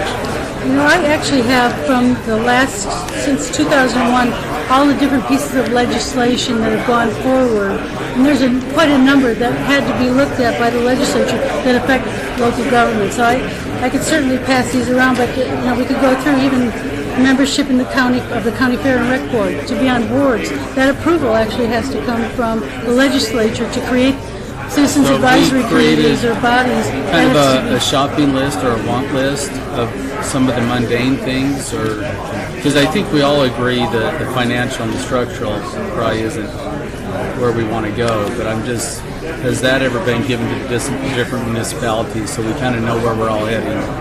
with it? You know, this is Deborah March, by the way. Functional home rule, we could certainly look at something with the legislature and look at some aspects of functional home rule. One of the things we had talked about in the last session, you all worked on business licensing, and that's something that's already been vetted. Maybe there'd be an opportunity to do a demonstration to show that local government can handle the responsibilities that are given to them. There may be other areas like land use and planning where we deal with it as individual communities and the quality of our community. I suspect we'll probably get more pushback on that from builders and developers who like going to one body versus going to each local government to change laws. But I think that we could certainly provide the legislature with some information, or also the state of Oregon actually implemented functional home rule in the state of Oregon, and then when they weren't satisfied with that they had given maybe too much authority to the local governments, they actually, through further legislation, clawed it back. So the legislature, even though they may grant us this, they still have the authority to pull some of that back if they feel that we're abusing it at a local level. And so it's incumbent upon us, if we're given additional authority, to demonstrate to them that we can be responsible with that authority. I think, though, Mo Dennis. if you... Excuse me, if you don't mind, I'm sorry. Could you identify yourself and the entity you're with for the record, please? Sure, Mo Dennis. Yeah, I do. I think if you guys had a list like what you were talking about, that this is the kind of things that we would, I think that's, that would be helpful to us. Okay. Santana, can you kind of facilitate while I step away? Just for a minute. Roger Tobler again, Mayor of Boulder City. That's what I was wondering, because we keep talking the term functional, but I don't really know what we're asking of you guys. And to me, it seems like maybe what we need to do is set some committee up to really determine what needs to be passed down to local governments. I mean, I think most cities have some ideas on, because of bills they've had to forward to get, or some of this mundane work to be taken care of, but I've never seen, I've been involved for quite a while, I've never really seen a definition of what we're asking for, which makes it hard for you guys to approve something. I haven't been that involved either, so maybe there is something, but I agree, I think we need to define better what we're really asking or what we're needing from the local government perspective. This is Mo again. I think one of the things that I've seen this interim is the issue on the CTAX, right? Everybody's kind of been involved in that process, and that's what's coming forward to us. It's kind of already been vetted. When it gets to us up there, we got 120 days. If it hasn't been completely vetted, then we're just, doing the list and trying, a lot of times we do it, and then something doesn't work, and 2 years later we come back and change. But, what I've seen with the CTAX is they've kind of worked out all the issues, and everybody, for the most part, I think just about everybody, except for maybe Herman, agrees, with what's going on there. And I think this is the kind of thing that could happen there. And maybe it's already happened, and, but if it has, I'm not aware. So, with that, we find out, and this is what we would like to see, and this is what we ought to agree on. And this is Michael Roberson. I agree with what Senator Dennis said.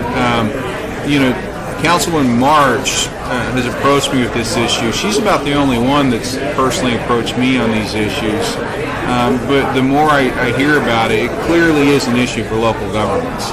And we need, I don't know whether it's a study or some sort of committee, but it would be helpful to the state legislatures to get more feedback from the local government on, what, when we're talking about functional home rule, like you said, Mayor Tobler, what does that mean? Because I don't think there's a great reluctance in the legislature to give functional home rule. I mean, I don't think there's support for carte blanche home rule in a Dillon's rural state, but functional home rule, if we can define what it is, what it includes and what it doesn't include, I think there's a lot of support for that. And it would be good for the state and good for local government to get that accomplished. This is Peggy Levitt, and I'm from Boulder City, and I'm on the Nevada League of Cities, and I know we talked about this up in Elko. That's right. And so what I'm thinking is maybe that's the body that needs to look at this, because it's already an existing body, and Deborah is the president, so maybe that's the avenue that we ought to take, is because we already have people who are involved and interested in that, and make that, I don't know that we can do it this legislative session, unless she's already got something in mind, but get that body to look at what particular needs each municipality has. I don't know what you think about that. Mayor Weir, Mesquite. I thought at that meeting for the Nevada League of Cities, they mentioned that in 2000, where are we, 13 now, 2011, that the Senate actually passed a functional home rule bill. Oh, really? Out of the Senate, it went to Assembly and died. That is correct. It's supposed to be 380. So we 2009? Actually, 2009, but they did it again in 2011. 2009 so was the study. There must have been some studies done and something done at this point, and I haven't had a chance to actually look through all the particulars of that bill. But I'm with the mayor on this thing. If we can't come up with a list for the state to take a look at, we're kind of making you guys spin your wheels. We can't just sit there and say, well, we want it, or what do you want? Yeah. So, and I believe that it was all drawn out during that particular Senate bill. That actually was the first time, from my understanding, that functional home rule actually made it out of one of the houses. So, and I know that is back on for legislative considerations in this year. As far as I understand, it is back on. Now, Councilwoman March will have to let me know, but it was my understanding that was one of the bill drafts that we were looking at, that we voted on, that said we're going to push this one forward one more time. Roger Tobler from Boulder City. That was again from the League of Cities where you guys were discussing that? Yeah. And you know, that would be a natural body. It has the elected officials, it has the staff to be able to kind of push this forward. But one thing that would be nice is in that bill, for some reason didn't pass Assembly, whether, I don't know if other things got tacked on or what happened. Do you guys remember? Well, this is Michael Roberson. Senator Dennis will tell you many things die in the Assembly, and we're not sure why. I'm sure the Assembly probably says the same thing about the Yeah, I'm sure they do. So, but yeah, there was no reason given why it didn't. Again, Mayor Weir, Mesquite, Nevada.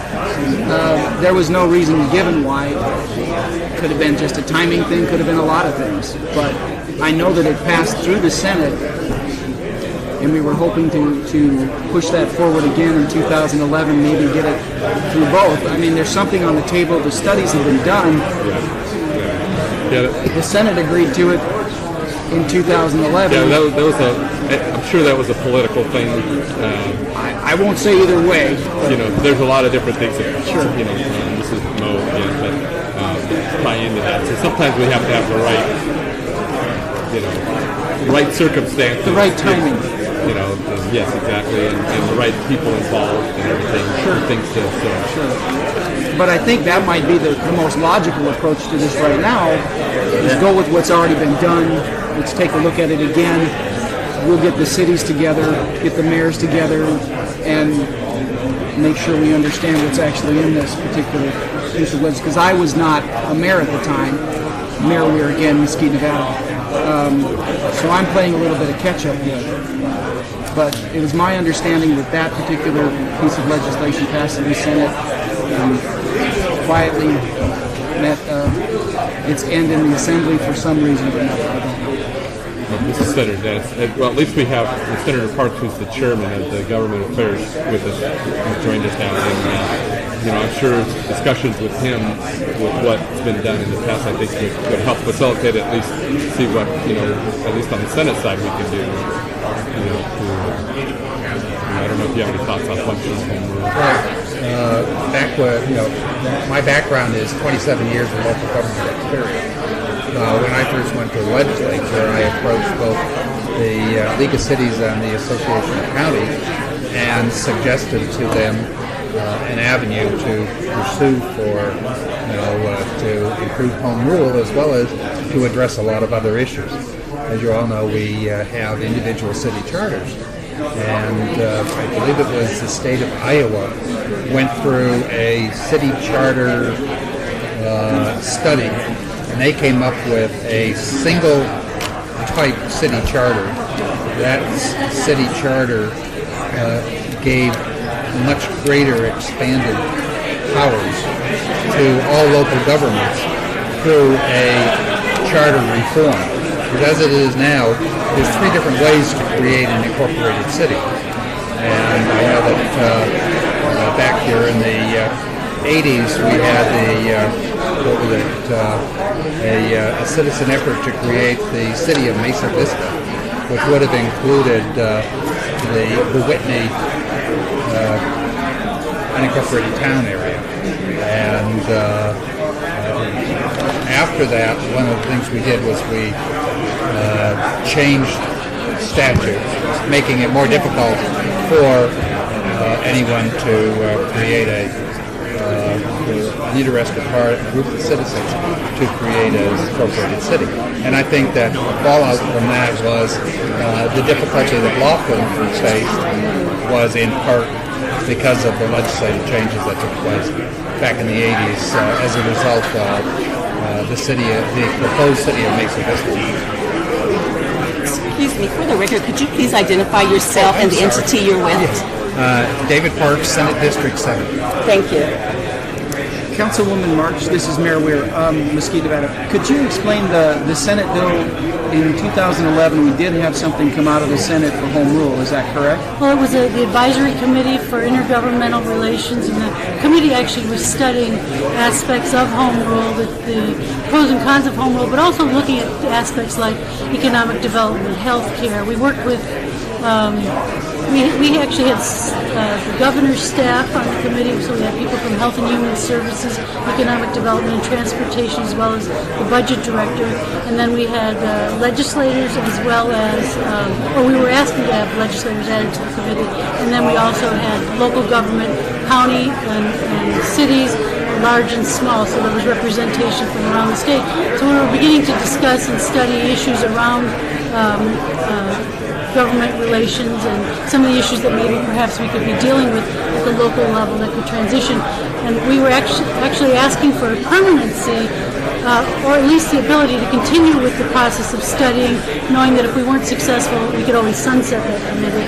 And it failed to come out of the committee, so we didn't have any further action on it. But that's certainly something that we could revisit to bring local governments together to bring recommendations back to the legislature in the future. So, Mayor Weir again, Mesquite, so I was mistaken in thinking that an actual bill for home rule made it out of the Senate? That was my understanding. No, yes. There was some that came out of Senate. Yeah, it made it out of the Senate. But it didn't come out of the Assembly of Government Affairs. It was correct. What happened was ACER was doing everything that Councilwoman March was mentioning, but that was a subcommittee of the SB 264 committee that Chairman John Lee was running, which was looking at the powers delegated to local governments. Within those, a bunch of recommendations from the subcommittee and the SB 264 committee, interim study committee, a bill was introduced, which became SB 385. And that SB 385 was requesting functional home rule, limited functional home rule. And I'm Ms. Santana Garcia from the City of Henderson. Okay. Thank you. So, is there a bill this legislative session? Not currently that I'm aware Do you of. have, David, do you have any bills coming? I'm sorry? Do you have any bills coming on functional home rule at all? Not that I'm aware of. Nothing that I've seen. Dave Parks. I think maybe the county and NACO may be putting something forward. NACO may have it. They may have something. I know I vaguely remember they had some. We don't know. It might have got assigned to December too. So. And I'm not certain whether it's been drafted yet. Oh, it's it's a BDR 174 from NACO. They're putting that forward. So there will be a bill draft coming up. And that was Mark Weir, Mesquite, that was during the last summit we were at in Carson City. Carson City. Where they agreed to bring that forward as part of their bill drafts and do their. Yeah, and actually This is Deborah March again. We've actually had meetings between NACO and League of Cities, and we've looked at each other's bill drafts, and there are some that we're going to jointly support and support one another going forward. There are some that don't have relevance that we may not be supporting each other's, but we certainly won't be in each other's way. So I think that local governments would love to see some aspect of functional home rule if we could, just giving us a little more authority to do business. For example, even these improvement districts, if we could approve them, that, Rob Lang talked about with economic development, that if we could create a healthcare district in our communities to allow us to recruit businesses and industries, it would allow us to move nimbly and quickly. Right now, we might have to wait a full cycle before we can come back in and ask for the legislation we need to attract the businesses that create jobs in our communities. Roger Tobler with Boulder City. Just for clarification again, was NACO and League of Cities both working on bill drafts for this current one, or were you referring to ones in the last legislation? No, NACO is bringing a bill draft forward in this session for a functional home Because, rule. what we might want to do through League of Cities is make sure this gets communicated down to all the boards, the elected boards, just because I wasn't aware of some of these other things, because when we get in a session, we all hunker down on certain bills, and even though we have lobbyists that has a broader understanding, we don't always focus on that. This might be a good one to make sure we filter down through League of Cities. And This is Deborah. We actually have monthly joint executive meetings between NACO and League to discuss issues like the bill drafts and other important issues. And then we, in our meeting in February, which will be the full board, all of the municipalities of the League, we can discuss the issues of all the bill drafts and which ones we've agreed to support with our NACO. Councilwoman, this is Mark Weir again, Mesquite. What was the bill draft number? 174, it's BDR 174. BDR 174. And it's being brought forward by NACO. So we can basically pick that up online, get a copy of it, and I'll pass it on to my council. It will end up in government affairs. The question is whether you can find the BDR, but it may, if it's already been an approved bill, then you can get copies of it. But if you go in and find, it'll tell you whether or not it's already been pre-filed as a bill. Roger Tobler, Boulder City again. Just because I traveled to Carson City a number of times. How much of this is it a problem for you guys to deal with these mundane issues for cities? Is this taking a lot of time to where there is a real incentive to kind of push this back down to the local governments, or is there a lot of time that you see wasted with some of these issues that you'd rather see us deal with? Dave Clark, Senate 7. That's kind of a difficult question. I think there are a lot of issues. I think it's more of a control issue than anything else. It's power and control. Legislators don't necessarily want to relinquish control, and sometimes when they relinquish control to a local government or to a local authority, that they seem to take it in the wrong direction, or they don't necessarily do a good job with the additional power that they've been granted. So there has long been, say prior to term limits, a very strong reluctance to relinquish any power or authority that the legislature has. And I can understand that if you look at the financial or structural. But if we're talking about functional and more mundane issues, I would think that there might be more of a... That's why I would just like to see really what we're talking about in some of the lists, because I'm still kind of fuzzy on what exactly we'll do. Based on the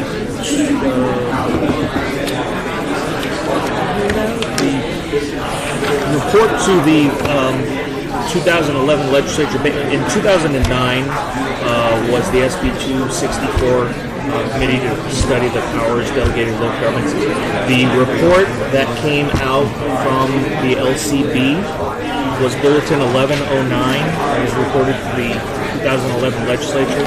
I believe in that, and I'm pulling from memory, in that study, Michael Stewart figured out that approximately 15 to 20% of all the bills in the previous legislature, on average within legislatures, is functional homelessness. Really?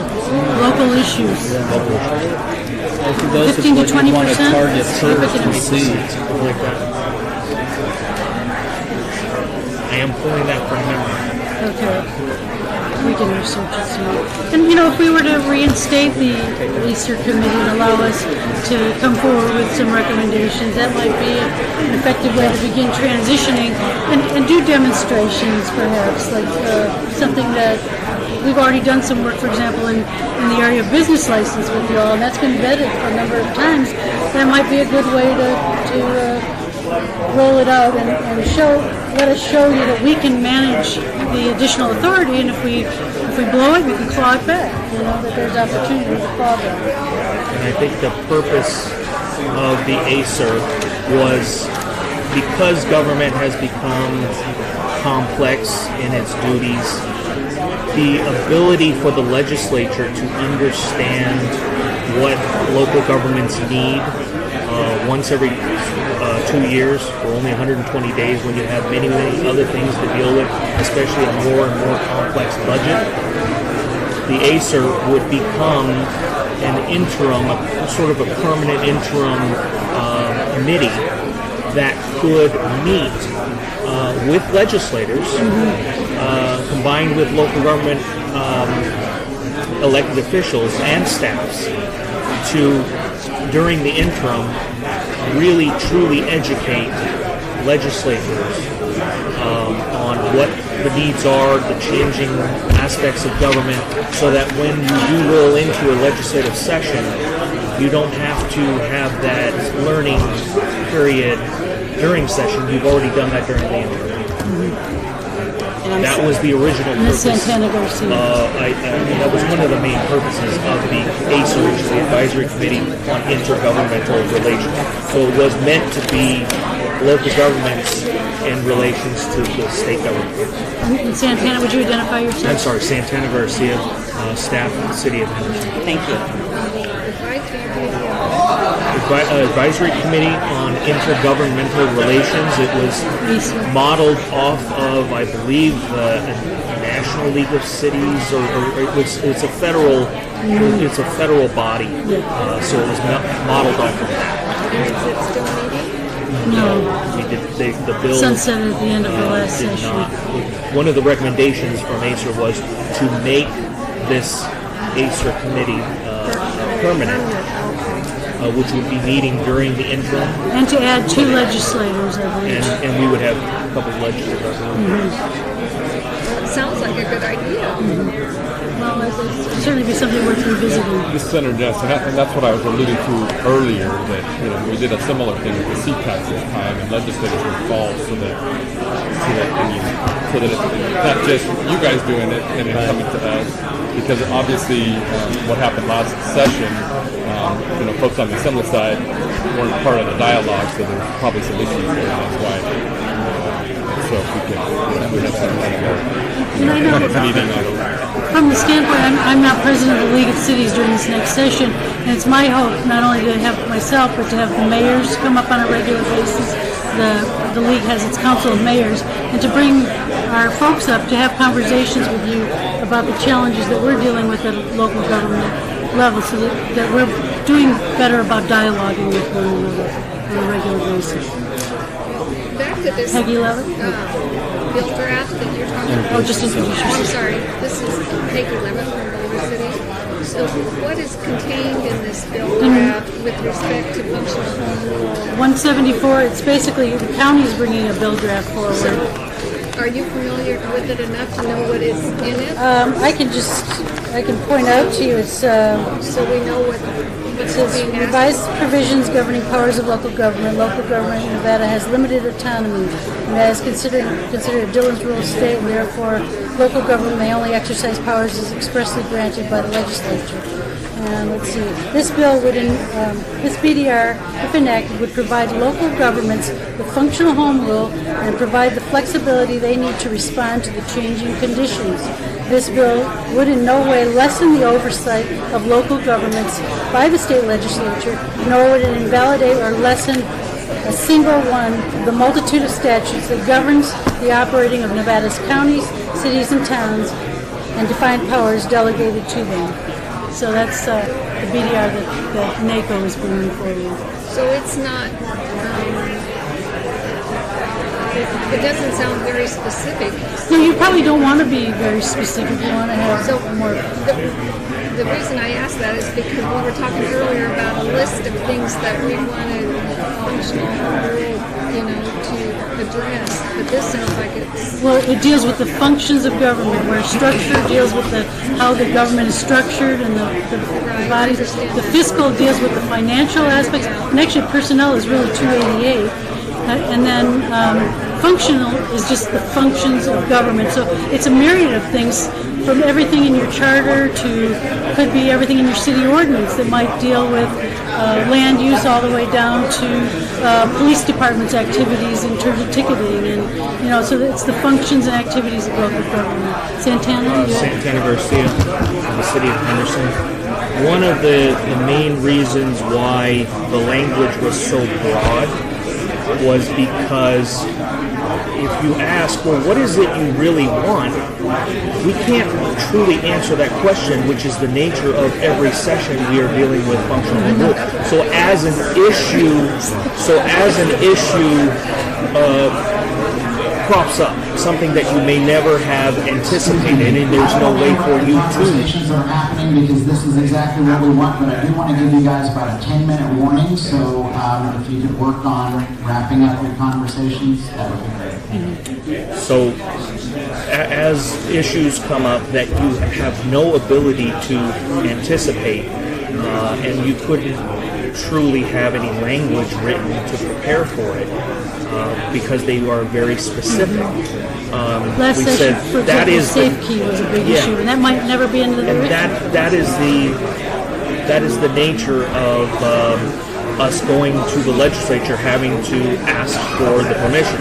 A problem comes up you never thought of, you examine it, and you realize, I need the legislature to fix it, and then you go to the legislature. So we said, okay, well, if we're having the large percentage of these issues being dealt with by the legislature, which is taking up their valuable time, why don't we just examine having it broader? Because there is no way for us to write it specifically enough. Mm-hmm. And then if most governments would have to learn to use discretion, they would understand the idea of functional. They would stay away from fiscal home rule, personnel home rule, and structural home rule as well. And the legislature retains the right to claw back. To always at any change point. it.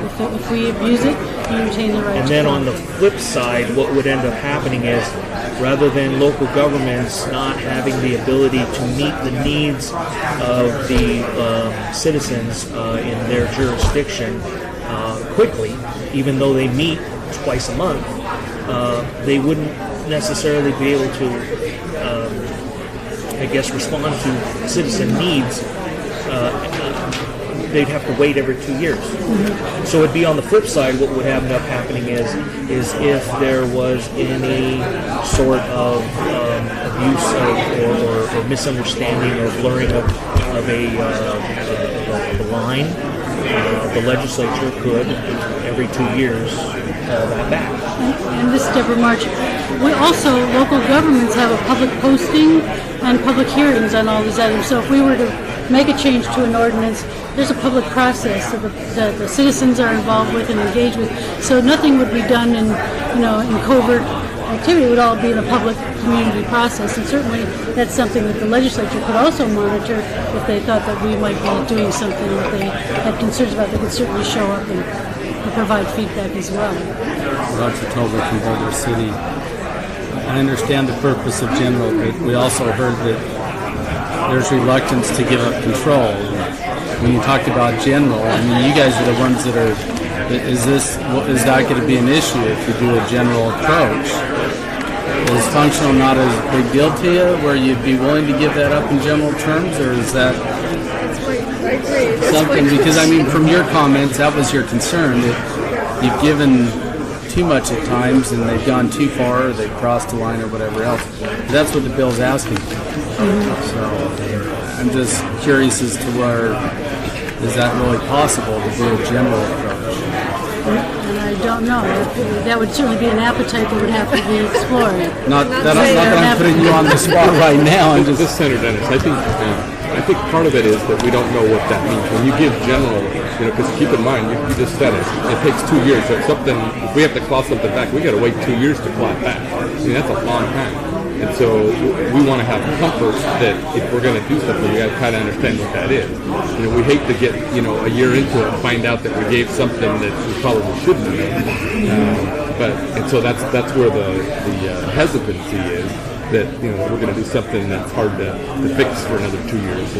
This Deborah March, I wonder if you couldn't then also impanel the ACER committee at the same time that has legislators sitting on it, and then say, in the interim, if there are abuses, this is the body that will evaluate during the interim period before the legislature meets, and they can make a decision to claw back, prior to the session. Yeah, Senator Dennis. We couldn't empower an interim committee to do anything. All they can do is make a recommendation. But that definitely could be something where at least you have somebody that's watching it. We also have the legislative commission meets in the interim. Stuff could come to them. Those are for regulations, I think. I think there's a way to possibly work through the issues, but I think that legislators need to feel comfort in what it is they're doing. It's kind of like like writing a blank check and saying, trust us, we'll write the right amount and we'll spend it the right way. You're saying we're going to do these functions, and we just have to trust that you're going to do that. So we just have to feel comfort, at least some comfort in that. That's a good point. I believe Santana Garcia, City Henderson. I believe that the two legislators that we requested to be on the ACER on a permanent basis were the two government affairs chairs as well. That would make sense.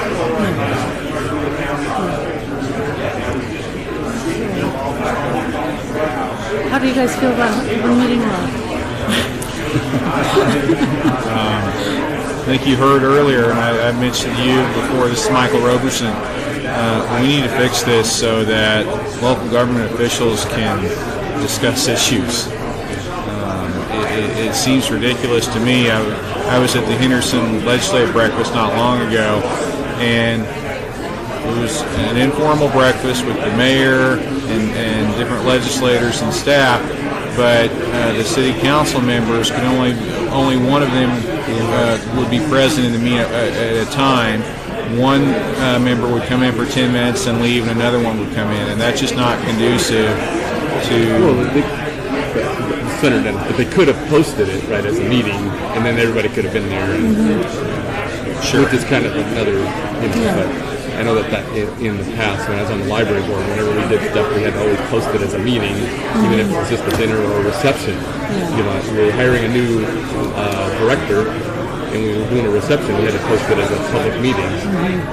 And I think that there's that perception that from some public who think that there's abuses, but really for the most part, I would have to say for most people that truly want to serve their communities, they're really committed and they're giving 150% of themselves to make their communities better places. And I don't think that there's abuse, but there's always the public perception that there might be an abuse. Roger Tobler from Boulder City. It definitely creates inefficiencies in our process, but at the same time it does add a level of protection to the public. So I think, I'm sure when you guys vet this out, that's going to be the balance you're going for. But it does make it difficult. I mean, we will call special meetings just to talk about issues, because you just can't. You don't want to even give the appearance of crossing that line, like in the breakfast that you're talking about. Who do you this is Peggy Levitt. Who you need to talk to is Bob Beers and Bob Coffin, who are in the legislature and now are serving the city of Las Vegas. Because I sit on a committee with Bob Coffin, and I know he gets very frustrated about the meeting. I mean, he's living it now. So. And Peggy, this is Michael Roberson. I have spoken to both of them, and I received an earful. It's challenging. Yes. I think we've had some pretty meaty discussions, and I know that we're going to be wrapping up in just a minute, and then we're going to be reporting out. So I think there'll be probably a 15-minute break, and then we'll be reporting out to the group. And as we look at the list of things that have been identified, are there items that you think are most important that we should focus on if we were to recommend to the next session, consider this, or what do you think? Dr. Toll from Boulder City. I think the idea of the committee again. The ACER committee? Yeah, to bring forth recommendations so everyone has a comfort with it is a pretty good recommendation. I think through both league and the counties, I mean, a lot of this could also be vetted out. So. And this is Mark Weir from Mesquite. I agree with the mayor from Boulder City. We also need to find some way to define functional. And we as communities that are under the functional have to be able to come forward to you folks and give you a front that says this is what we're looking for. We can't just go carte blanche. I understand that. No one's going to allow that to happen. But we certainly have to have a logical definition for what we want. And looking at the BDR 174 is obviously a good start. And certainly I'll speak with the other mayors. I'm sure I can get Mayor Tobler and the other mayors together. We don't have the same issues with open meeting law. As a mayor, you don't have certain things that you have to worry about too much, but the mayors can get together and find out, bring it back to their councils, and then present it to them. And then as Southern Nevada, we can certainly come forward with a front that says this is what we think functional home rule should be, and that would give you folks a start on how to approach this. Because I'm sure we'll beat this thing to death come the next session. And we could certainly, if 15 to 20% of the items you're dealing with in the legislature are really issues of local government, it's going to cover a broad myriad of issues, and so there'll probably be. We could take a look at the previous year's bill drafts and try to classify them in groupings, and maybe provide you with something a little bit more that gives you a sense of what areas they're focused on. We could do that. Yeah, and this is Senator Dennis, and I think that's what I was going to say. I don't know that you could come up with a definitive list, because, but I think what we're saying is we just want to know what those are, what some of those types of things are, so that we can have a comfort in. And I think if you look at the BDRs and things that have been discussed in the past, if we're spending 50% of our time on something, we should be able to look at those and see what those are, and see if some of those are things that we just, that are easy for us to do, and maybe we don't need to spend a lot of time on. Great. All right. Wonderful. Thank you very much for participating. I really appreciate it. And we'll put some notes together and we'll report out here in a few minutes. So thank you very much. Appreciate it. And anything I can do to help you guys in this session, I'll be up to it. Thanks. Looking forward to it. All right. All right. Why don't we get started? We have basically 45 minutes to try to do this here. I think a lot of the conversation has been teed up by what we heard Rob Lang and then Tom Skanke say. But I'd like to make sure that we kind of cover the categories that from an infrastructure point of view you all feel is appropriate. The slide show that Rob went through, we talked about the Mega Event Center, Interstate 11. Let's get these categories.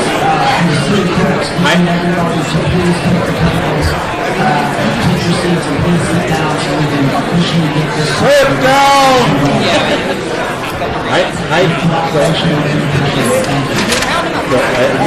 Number 2 is I-11. Lucy, how are you? We got to stop off. How are you? We have 20. Good to see you. Okay, I'm going to get out of your discussion. Number 3 is high-speed rail. You're okay, good. Those are the 3 that Rob Lang put on the table. Tom Skanke added transit. Do we feel that's an issue that needs to be on the table? I think Transit. The city clerks need to get this part of the conversation going, and they need to be able to record the conversation. So if we can get all the elected officials who want to participate in these discussions at the tables, and then the community leaders that would like to be part of that discussion kind of move in behind them, but we need to get this part going so that the clerks can gather the information. Thank you.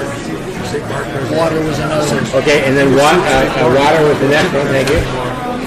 Oh my God, this is going to fly.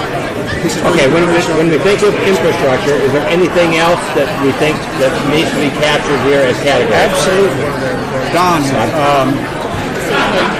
the city of Las Vegas, you can't hear me. The city is doing an inventory of all our fixed assets. Right now we're at about $3.6 billion. I think it's more than that. The local governments need to create inventories of all their fixed assets because the taxation system is not adequate for replacement and repair. And we've been behind the power curve for 30 years, and it's gotten to the point where things are going to crack. So I don't know whether you call that taxation for funding infrastructure or infrastructure replacement, but it's our main problem. And you're talking about physical assets themselves. Every inch of road, sidewalk, light pole, sewer pipe under the ground, you name it. What's the best way to capture that? It's got an expected lifespan, and without an idea, number one, of how much you have, number two, of each asset's lifespan, you don't know how much money you need. All right, so you need that done. What I hear us saying is physical asset infrastructure. Yeah. And there's going to be some moving parts on that, like first of all, understanding what we have, but physical asset infrastructure. Yeah, because it covers roads, buildings. Well, look, everything under and above the ground. And the reason for that is if you don't know how much you have and how fast it's depreciating, you don't know how much money you need to repair and replace.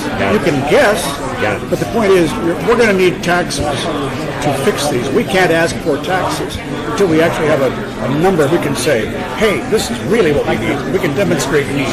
Got it. Yeah, I got it. So that's another category. Any other categories that we're missing here? In terms of infrastructure. One of my visions has always been for the state is Assemblyman Crescent Hardy. One of the things I've always envisioned for this community is we've always had a problem on the I-15 corridor. One of our biggest problems is truck traffic. I've always believed that we now have a law that talks about the inland port. I've always felt that we could have a freight system with a spoke hub that could be here as an inland port in southern Nevada, that every distribution could go out from there. So to me, that's an important asset to have in the future. It eliminates traffic, gets a short-term problem solved. All right, I'm going to think out loud a little bit.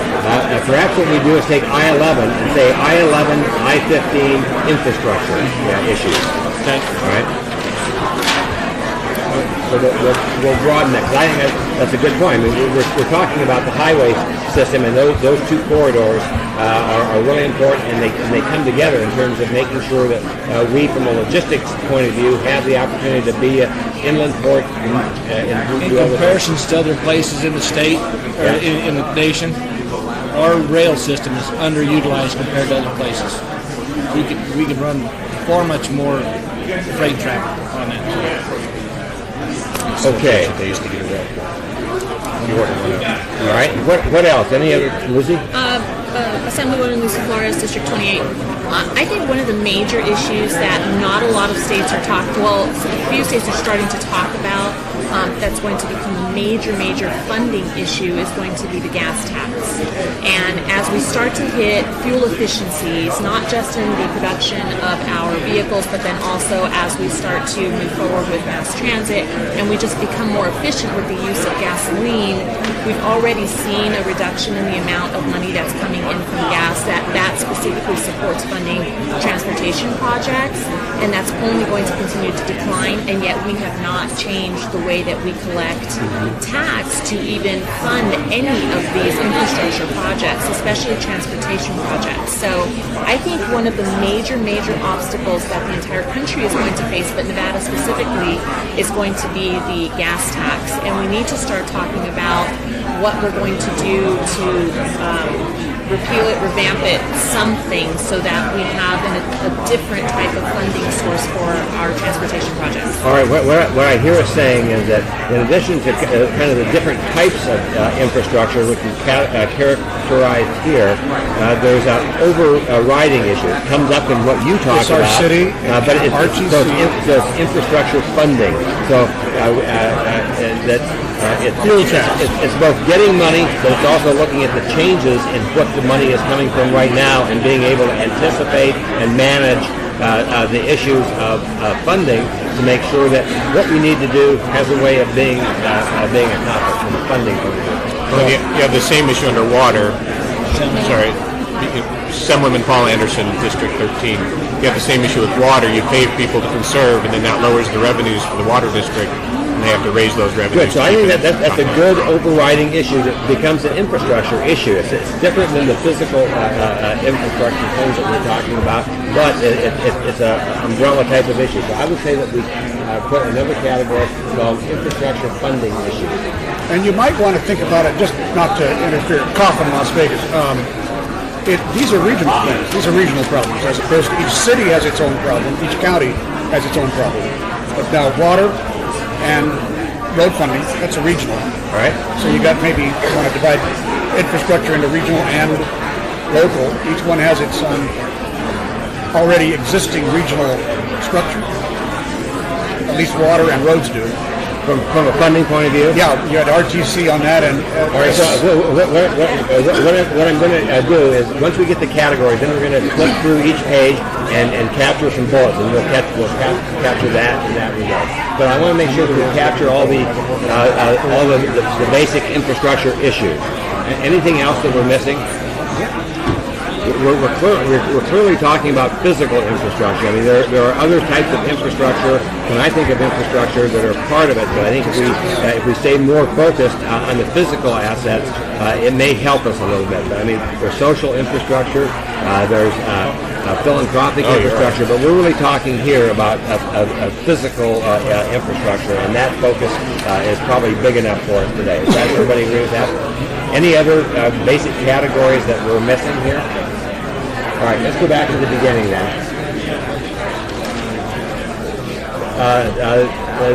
The Mega Event Center. Rob did as good a job characterizing why that project makes sense. I'm living with this project today. I have come to believe very strongly in the things that Rob said. This is, in my mind, this is, if you look at the economic development strategy for the state, the thing that I like about this plan better than any plan that I've seen developed in the 25 years that I've been here, this one talks about the need to broaden and diversify our economy, but it starts with making sure that our core industry is as healthy as possible. And I think this project, the way that Rob characterized it, does that. This is, in my mind, watering the green spots to make sure that we stay competitive and that we offer kind of the next thing that is going to encourage our basic tourism economy to be there. I don't want to dominate the subject because I live this, but any comments or thoughts that we need to capture here? I need to get on the record, Don. Coughlin from Las Vegas. The city of Las Vegas is under the last year of a 3-year contract with the Cordish companies. You're familiar with that. So we are somewhat restricted on how we comment on this. And so we do not, under our contract, we cannot encourage the creation of something that might compete with the goals of the Cordish.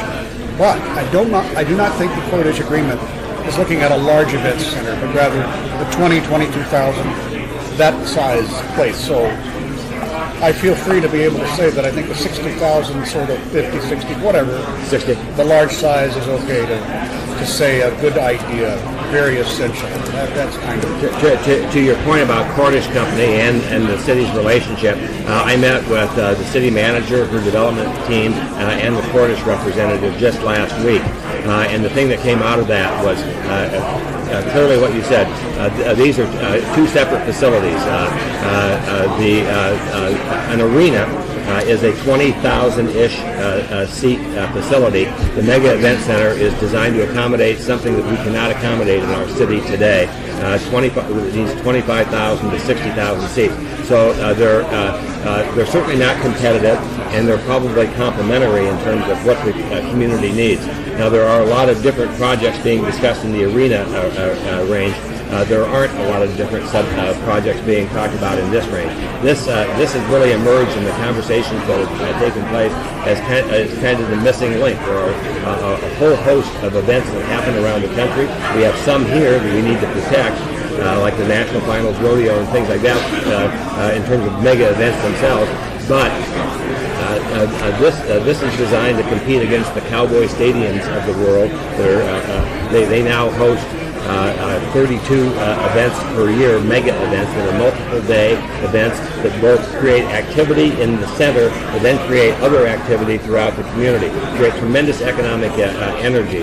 And so this facility is designed to add something to our community, a tourist asset, as Rob said, that doesn't exist today, that keeps us from both attracting events and protecting some events that are going to be drawn away if we don't have a facility that can compete on a world stage. Enough of that.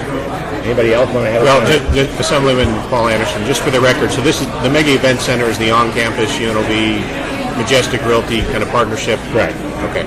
Correct. And I would add to that as you look at the partners that are involved in that project and building that up, I mean, Majestic Realty has an amazing track record building the Staples Center and being part of significant projects and being successful at those projects. Right. I don't think we could have picked a better developer to be part of that. I've been involved personally in the two previously largest private sector, public sector partnerships in the history of the state. I led the effort for the Fremont Street Experience, which at the time was the largest public sector, private sector partnership. I led the efforts to build what is now the Smith Center. That became the largest public sector, private sector partnership. This will be. I think this is a perfect application for the private sector and the public coming together, just for the reasons that you mentioned. They bring tremendous expertise. There has to be a public sector partner, and in this particular project, I think it has a third leg that is even more powerful. You have the university. It's a game changer for the university. You have a private sector partner that can do what you articulated very well, and this is a partnership with the destination. This is as a tourist asset, and that creates a really powerful way of kind of leveraging all of those things to have great impact. The economic impact is significant. Enough of that. We're sold. I can talk off the top of my head about this. Don, we're sold. Yeah. Sold. We're sold. Let's go to the next one. But a TIF is a good idea too. He's word for word. That would be part of the funding. All right, I-11 and the I-15. Quick question. That's obviously going to the state, right? Inclusive Flores. Pardon me? Tax increment is required by the state. Yeah. So the tax increment district will be part of the legislative agenda that you have. Marilyn Kirkpatrick is carrying that bill today, but it'll create basically the district and the university footprint, campus footprint, and create a tax increment financing opportunity of what gets created as a result of the development. I-11, I-15. Thoughts, comments here? I mean, I don't know what's... Absolutely crucial to Assemblyman Crescenardi, absolutely crucial to this economic development of the state, in my opinion. Critical to the economic development of the state. It can't be done soon enough, in my opinion. Our north-south corridor is necessary all the way through the state. We need to do what we can with our federal legislators to see if we can get as much as we can move forward on this rather than go the snail's pace it's been done. I need to work aggressively with our federal delegation. Yeah, and this is, I've been hearing about this for so long, and it took 6 years just to kind of get this to the point to where it is, and, I know government isn't the fastest thing in the world, but I still can't imagine that it should have taken this long, and so I guess my question is, how do we collectively work together to do that, to pressure the federal, because so much of it is a federal issue and not so much state or local, but how do we come up with a plan, a way in which we can really collectively pressure the feds to move faster on this, because it is absolutely necessary. Everyone recognizes it, and yet it's been there for so long. Larry Brown, County Commissioner. The good news about I-11, it's Arizona and Nevada. And that, I think, is going to give us a lot of political power that we haven't had in the past on the physical I-11 corridor. As importantly, at least from perhaps the RTC regional strategy to get it done. What I hear. Go ahead. But as importantly, from the RTC Southern Nevada perspective, I-11 will take care of itself, federal and state, but we locally, regionally, have to start looking at Project Neon, which has been going on for a lot more than 6 years, probably 16 or longer. But unless we here locally take a look at the Spaghetti Bowl, Project Neon, the east leg of the freeway, to make sure when I-11 comes online, be it 5, 10, 15 years, that Southern Nevada, from an infrastructure standpoint, has all the transportation done. Okay, what I hear us saying is that, as we said with adding I-15, it's bigger than I-11. It's making sure that we get I-11, that we do with I-15 what needs to be maximized, and then at the points of intersection, particularly here in the valley, we need to make sure that we can accommodate what will happen as a result of this project. And so Project Neon, with all the economic impacts, if we're not ready for that, it's basically going to bottleneck. And if I can throw one more thing in so I don't lose it, somewhere in this and the rail and the high speed, there's an opportunity to do something spectacular as far as a transportation center, a union station, or something that's going to consolidate your high-speed rail, your transit system, your vehicular highway system, and that needs to be discussed now to identify where that hub is. It's an opportunity that we'll lose unless we start addressing it now. Okay, so let's make sure we capture the thought. It clearly is crucial to the economic development of the state. We need to get a strategy that actually gets it done, that pulls together all the things. We need to consider. The next point is we need to consider how I-11, I-15. The demands and opportunities that it creates here at the hub, at the what's the right term? Transportation node. As I-11, I-15 meets Las Vegas, consider out-of-the-box thinking with regard to. We need to forecast the traffic requirements just so that it doesn't, like you said, become that bottleneck like Boulder City has become with the new overpass, right? Light rail. Well, there is a tentative plan, Coughlin, Las Vegas. There is a tentative plan to already make changes in the 515 as it comes toward the Spaghetti Bowl, right? To realign that darn thing again.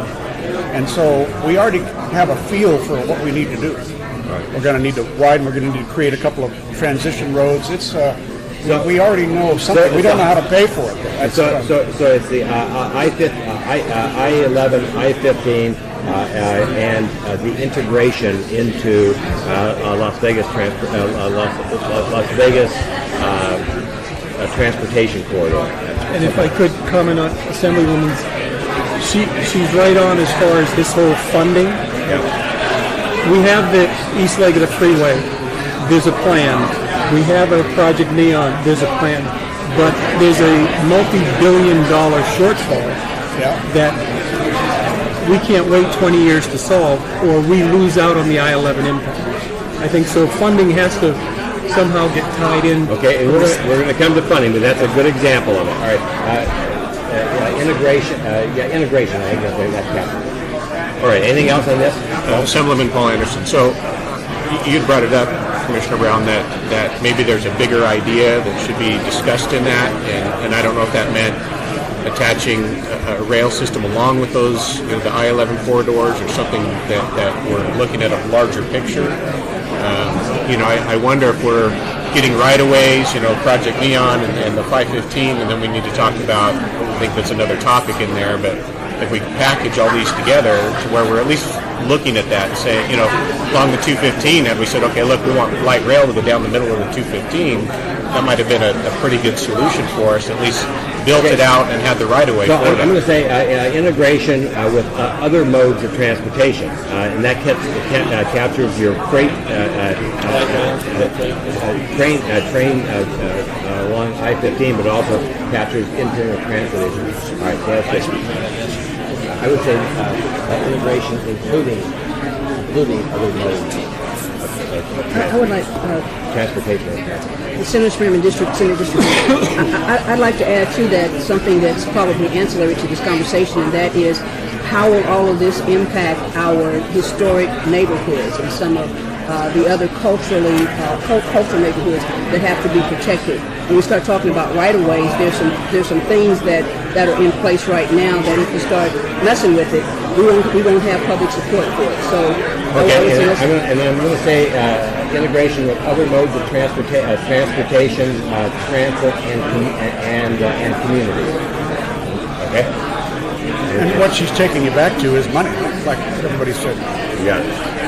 Starts and ends there. Yes, it does. Okay, anything else on this? We're going to turn the page otherwise. All right, let's go to the next one. High-speed rail. Thoughts, comments? One similar comment is Your name, please? Larry Brown, County Commissioner. If the current project moves forward, our question from a regional perspective here is, where does it stop and what does that look like? How can we bring the high-speed rail into Southern Nevada and end it in a place that it coordinates, collaborates, expands rail and our transit, perhaps a light rail system. And again, that takes certainly money, but as importantly, identifying the location where that ends up. Let me step back one step and say, let's prioritize this. How important is the high speed? How important is the high speed rail? It's incredibly important. Very important. One of the top priority things that we should be focused on. Very important topic.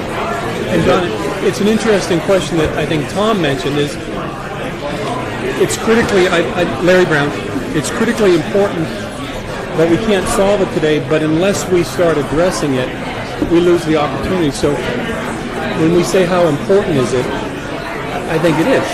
We have to decide today, even though funding may be a decade away.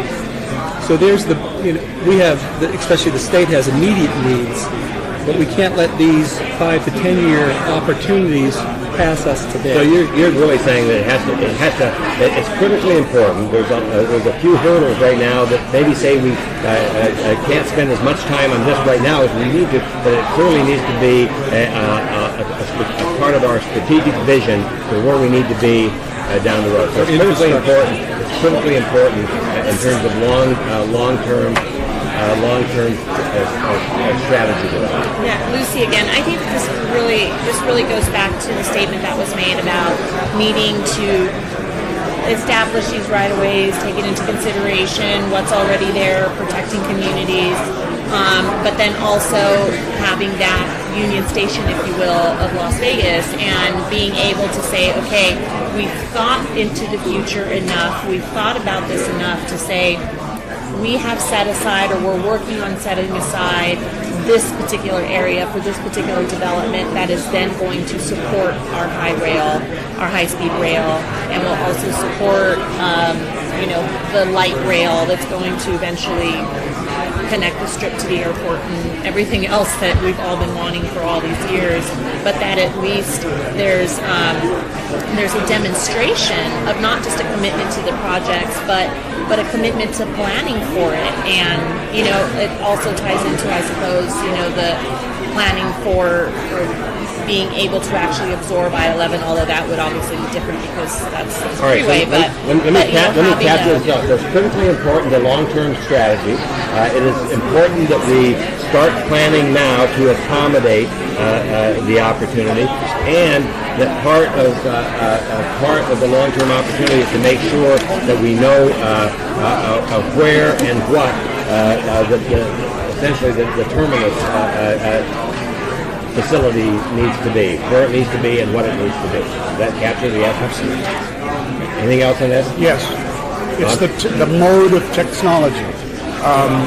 I believe we should weigh in to make sure that we settle the issue, at least in our own minds, of steel on steel versus maglev, because that is a red herring out there that's still confusing people. I can say that my position after traveling to Europe, on my own dime, by the way, I'm taking the Channel train both ways. Steel on steel is silent. It's extremely smooth, and it's effective. I mean, you're going 186 miles an hour, which is 300 kilometers, which is the same speed as that new Chinese 2,000-mile system across the country. Is that steel on They steel? are not using maglev. They are using steel on steel. Yeah. And it's beautiful. It works. And I think we need to weigh in and help, in the public's mind, clear up this issue of whether we like maglev, or some people are saying old technology, but it works. Well, that's a really important point. We captured that. I think it makes it more real if you can use old technology, but it's not really old. It's just that it works. Right. Yeah. All right. Very good. Anything else on this? Past Spearman, Senior District 1. As we look at this, are we looking at best practices too? Are we kind of identifying places that have done this before, where the genesis was in those places, the things that they did right, the things that they wish they had done right, and the challenges that they met and how they overcame those challenges? So don't reinvent the wheel, folks. Exactly. Don't reinvent the wheel and learn from others. Okay. Paul Anderson. I would also add this needs to be, we need to be careful as we look at this high-speed rail system. I think the location that it ends at and starts at is absolutely critical to the whole idea. If we're ending in Victorville, I think it's a boondoggle. Right. If we're ending in Anaheim, then I think it's a very useful, practical project that we can potentially look at. Because in Victorville, the revenue I just don't think is there. Right. I'm not going to drive 2.5 hours to ride a train for 5 hours. The technology is absolutely there. I mean, I lived in Japan for several years and hardly ever rode in a car. I mean, I did a 200-mile, rail car between Tokyo and Kagoshima umpteen times, and that was a 7-8 hour trip. It was the same as sitting at the airport and flying, essentially, by the time.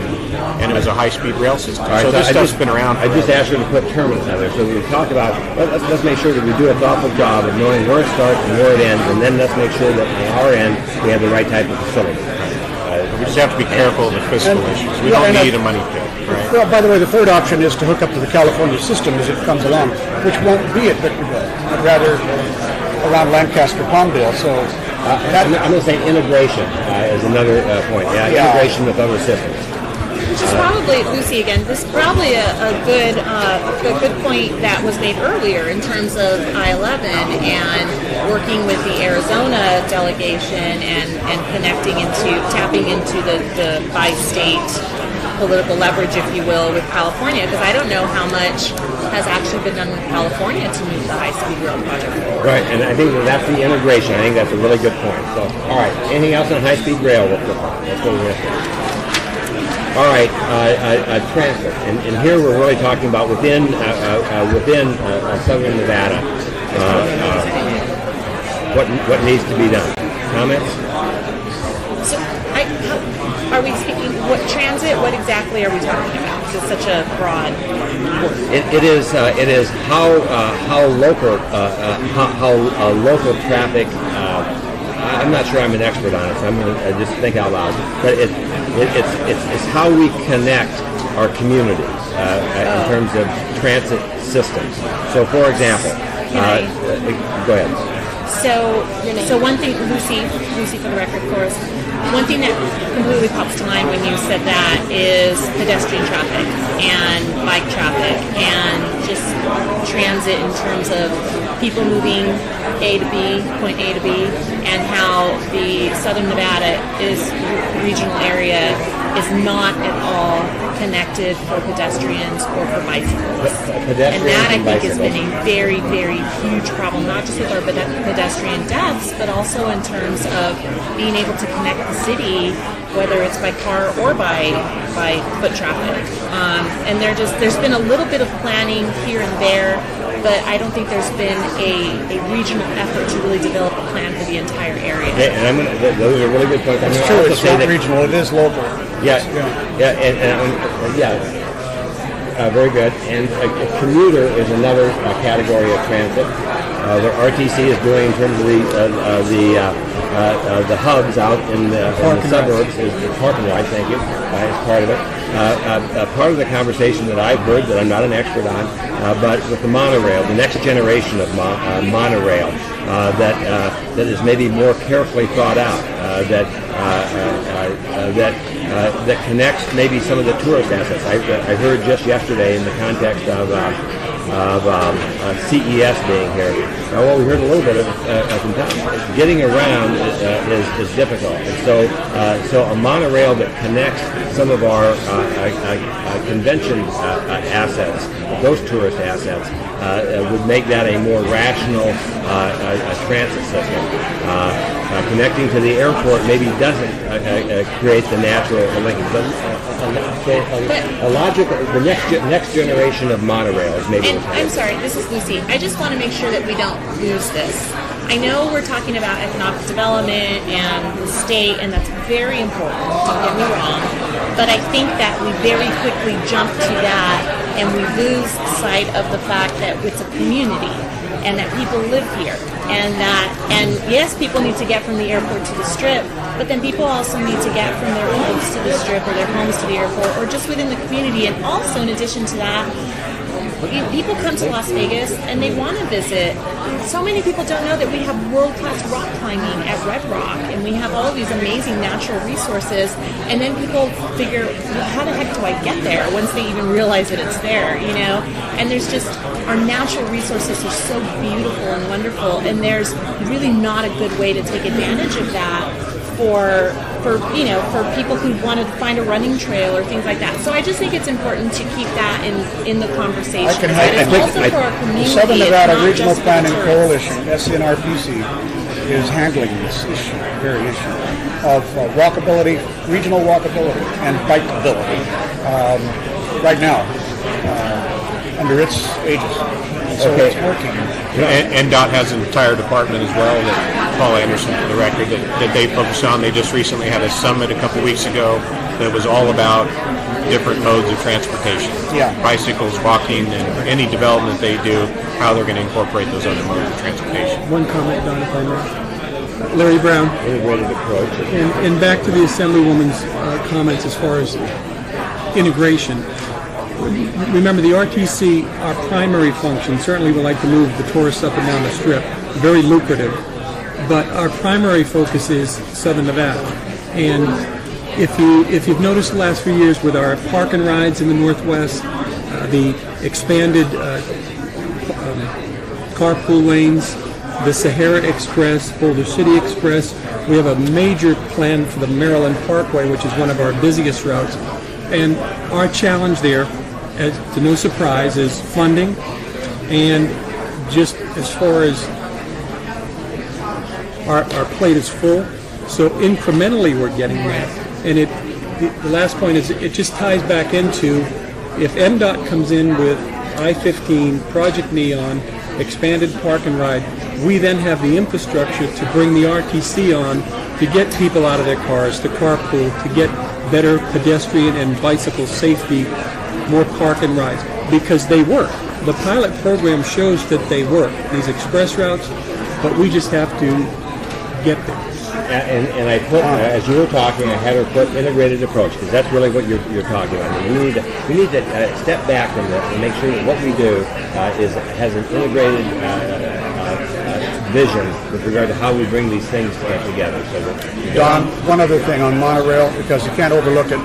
It's got two political problems: taxi cab companies, taxi/limo, and the casinos, because they have forced these less than satisfactory rights of way on the first two attempts at monorail. You know, we had one downtown. Right.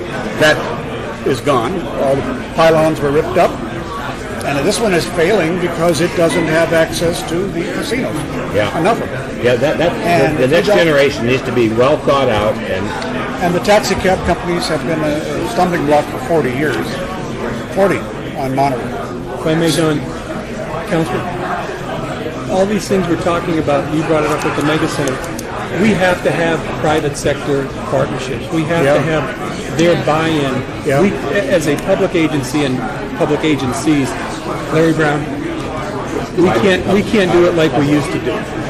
The private sector, either funding or just the advocacy, has to be there. A lot of this will never get done. Don, if I might, President Hardy, Assemblyman, what Larry's saying is important. I think I don't want to interrupt the conversations that are happening because this is exactly what we want, but I do want to give you guys about a 10-minute warning, so if you could work on wrapping up your conversations, that would be great. Thank you. Okay, this has been the success of the RTC and the regional flood. It's a regional component, a group that works together. And I was going to wait until the end, but maybe we need to develop a regional infrastructure component that has the technical advisory people along with boards that can actually do something, whether they like it or not. Maybe it takes funding to do that. But we have to look at having that regional component to where, because we're not going to solve that here amongst ourselves. We have some incredible success stories from a regional cooperation point of view. You guys have talked about whether it has sewer or streets, or it doesn't matter, water. Just real quick too, Paul Anderson on the monorail. I think the monorail is for two people, right? It's for folks that work down there and tourists. So if we don't connect a park and ride somewhere where people that work on the strip can jump on board and get to their hotel where they work and connect it to the airport, I think it's a waste of resources. And I think there were some original plans that got cut off at the political legs as well as other reasons, but that monorail system would be great, connect to the airport and the park and rides to the restaurants could use it as well. All right. Enough on transit. I got one more. Pat Spearman, Senate District 1. We have to finish what we started in my district, out there at North 5th Street on the 215. That was supposed to be a transportation hub. Businesses are starting to come back out there, and there are people who would like to work there but don't have cars and can't get there. So we have to go back and finish what we started. Finish what we started. That was the second, the Crosstown Express we didn't ever build, never planned. In parentheses, put Crosstown Express. For example, Crosstown Express. Okay, very good. I don't know if Larry Brown, I don't know if we called that a super arterial or not, but we have that corridor. Yeah, that was in place. Water. We're doing all Where do we get it from? Paul Anderson, we met with the Water District yesterday, and I think they're on top of where we need to be. I mean, they're planning for further drought shortages. They've got plans in the works as long as they can get through those obstacles that they see. But I think they're doing a good job from what I can tell as far as looking way out into the future and continuing to build in resources for growth. Effective long-term planning exists. I think that's a safe statement. I mean, that's what I've sensed too. That long-term planning is there. The thing that occurs to me next is the politics are tough. As Mark Twain said, whiskey's for drinking and water's for fighting over. In fact, add Mark Twain. Put Mark Twain. I'm going to use that. The politics are tough. But I don't think I think they can overcome those obstacles. They've already worked with all the different entities and they're coming to certain agreements. And certainly they have roadblocks, but some of that takes time, and they're looking so far out. They're looking at water resources that we might need 50 to 75 years from now, not necessarily tomorrow. But I think we can clearly say that this is an issue. We live in a desert. We have, as Tom, I think it was Tom said, I forget if it was Tom or Rob that said, our water agreement was fashioned in 1927. And that's never going to change. It's tough. That's part of the difficulty in politics. But it's clearly important. I think that's clearly important. Well, we need continued legislative support still, even though we have won the court decisions. We've won the federal approval of the drawdown of water.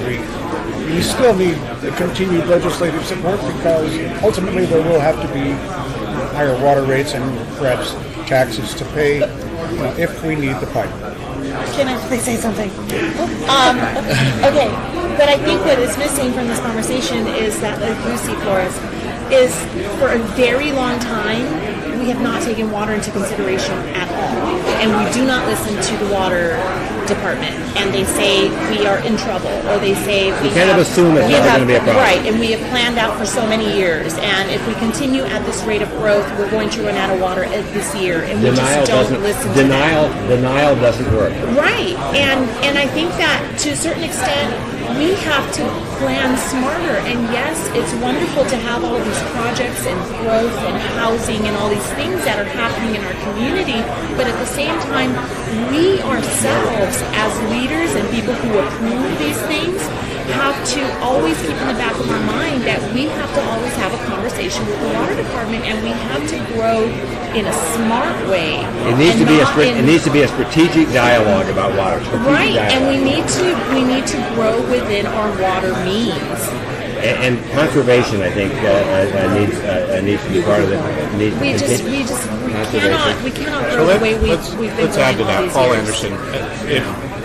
As we think about planning on the local side, I know that the Northwest area was initially planned to be sort of its own hub, so we didn't have to all drive down the 95 to get to work. And that didn't necessarily come to fruition as it was envisioned. As we look at the county as a whole, we build all these homes all the way out, and we restrict any other development in some of these areas. It would be nice if I didn't have to drive 4 miles to a grocery store, or 5 miles to a park and ride, or 18-mile bike ride to my office. I mean, it just, we're so spread out, and that's just how the urban sprawl went. As we plan these things, maybe we need the support structure so we don't have to go everywhere, and that includes the water side of things, right? Yeah, the smarter planning captures a lot of the things you're talking about, and it's critical. Don, Crescent Hardy Assembly, there's an issue that we need to continue to look at. If we're going to do long-term planning, we've got to make sure it's long-term planning not for just the south, but for the north. Right now there's discussions of taking water from the north. Yeah, the water's there today, but what is the impact? We can talk about the impact, but there is an impact, because I've seen it in my own community. The water that was in the Virgin Valley is now in Lake Mead, and it's a dry, arid place. Agriculture is still an important economic benefit to the state, so we got to look at it. So should we expand that studies onto where the Columbia River, or I don't care if it's in Mississippi. We pipe gas for hundreds of thousands of miles everywhere. Why not water? If that's what we take, we've got to have a regional plan that doesn't impact the next community, the next county, and just because we're the big boys on the block doesn't mean that we can destroy other cultures like we just talked about. A couple of words that capture what you're saying there. It's just a word long term, because that's short term, folks. That's short term. When it's coming out of the ground, it's short term. All right, so we've tried long-term, Columbia. We need to continue to try it. Long-term focus. Seattle and Portland. All right, let's go to anything else on the ocean and water. All right, let's go to the next one, which is kind of the umbrella issue, physical asset infrastructure. This is Bob Coffins, your point. Need inventory what we have. Pick up on a point you made before. Yeah, plan what we need. Plan what we need. We are desperately underfunded to maintain the infrastructure. So it's bigger than people think until they start to realize every damn paint stripe on the ground. Quantify implications. Quantify funding implications. What else? Thank you. I was just looking for I think we something talked else. it already. I don't want to slow it down because there might be other topics. We've got 1 minute left. It's for sure going to need a change in the taxation system because we cannot depend on Carson City to allow us periodically. You know, we got along fine for 120 years until 1981 when it was turned upside down. And we really have to start getting back to where the local government can pay for itself. Can't do it right now. Okay, let's go to the next page real quick. So you're talking about home rule? No, not total home rule. We didn't ever have home rule, but we were able to vote for taxes when needed. That's right. Give yourself the. Okay, so what do we say with regard to funding? There's a state versus local. There's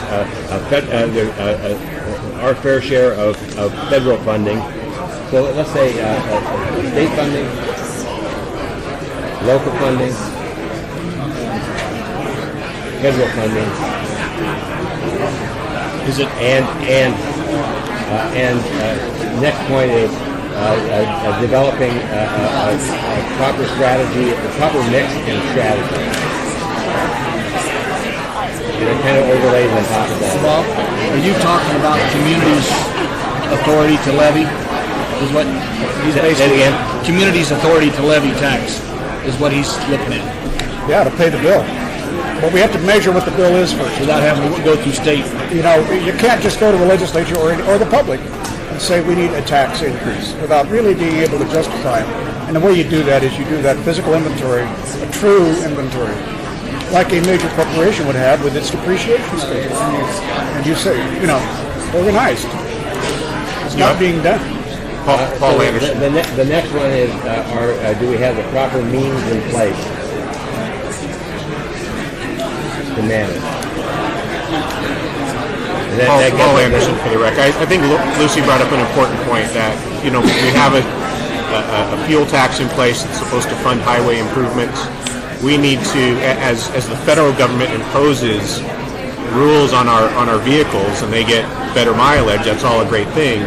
But then our revenue goes down to maintain the roads. We need to make sure that we're putting the proper pressure on our federal representatives to get more of those highway funds, a larger percentage of highway funds to cover the differential. Okay, I'm going to add a bullet here that picks up on that point. I know something about this. The world is changing. The world is changing. In parentheses, for example, impact fuel economy and tax fuel tax. That's been the Senate District. I'm going to throw Renee into this conversation and say we probably need to have a grown-up look at revenue diversification. I didn't hear what you said. I didn't hear what you said. We need that grown-up conversation on revenue diversification. What does that mean? That means expanding tax base. That means looking at all of the stakeholders as well as stockholders and saying who benefits from this, and then those beneficiaries then invest in those types of projects. Grown-up look at tax system and tax structure. Well, and this is Lucy, if I could just add, it really speaks to, I think, the broader issue of whether or not the way that we're currently getting revenue into the state is actually working for today's times. Right. Because the reason why the gas tax is no longer working, and it will not work into the future because of these fuel efficiencies that we now have achieved, is because it's just not appropriate for our current environment. And so much of this tax structure in general is not appropriate for our current times. So, specifically when it comes to infrastructure and the gas tax and how we're going to fund all of these projects that we all acknowledge we need to just take a look at the entire structure and whether or not it makes sense to continue receiving revenue in that way from that particular tax. We have a tendency to band-aid things, and over years, at some point in time, you got to step back and look at the fundamental structure to make sure that it covers where we are today and where we need to go. Right. I think the issue there, though, is we dig our own holes. Right. We force conservation, and then we say, oh no, now we don't have the revenue. That's what happened to water districts, right? We paid people to conserve, and then we have to raise the rates to get our revenue back in place. The answer is I'm not wait saying it's a bad thing, but we have to plan the other end of it, right? Yeah. Look, you need weight distance funding. The trucking industry, you need a weight distance funding, because my Volt uses no gasoline at all, but it's almost 4,000 pounds. It's doing damage to the road. So we need a weight distance formula. The trucking industry is the only opponent, and it's very powerful, and we need to work with the truckers. Once that's solved, you've got the answer to the problem. Okay, here, Assemblyman Preston Hardy. Here's an issue that I've always had a frustration with. Been on the RTC, been renewable flood, been the areas. The thing that happens with all of our communities, and we need to wake up to it, is what we do is we go out and we build bridges, but we want them to look pretty. Is that the dollar the tax dollar went to? No. That community should have to pay for that, in my opinion, that design, that build. We pay for bike paths. We want those bike paths, but they don't pay any tax, fuel tax, to put that bike path in. We've got RTC doing things with money that should have been taxed in another way. Levied, for the design, it's all pretty, but it costs you money that you can't actually do the infrastructure that's needed to do that they're put in place. Right. So share the burden. The transit's important. Transportation improvements are important. Let's get them done. If the city locally feels that they want to do something that aesthetically pleasing, do it. All right, I think that's enough. This is really good conversation. We covered a lot of ground in a very short time. Good job. You did a great job. Thank you.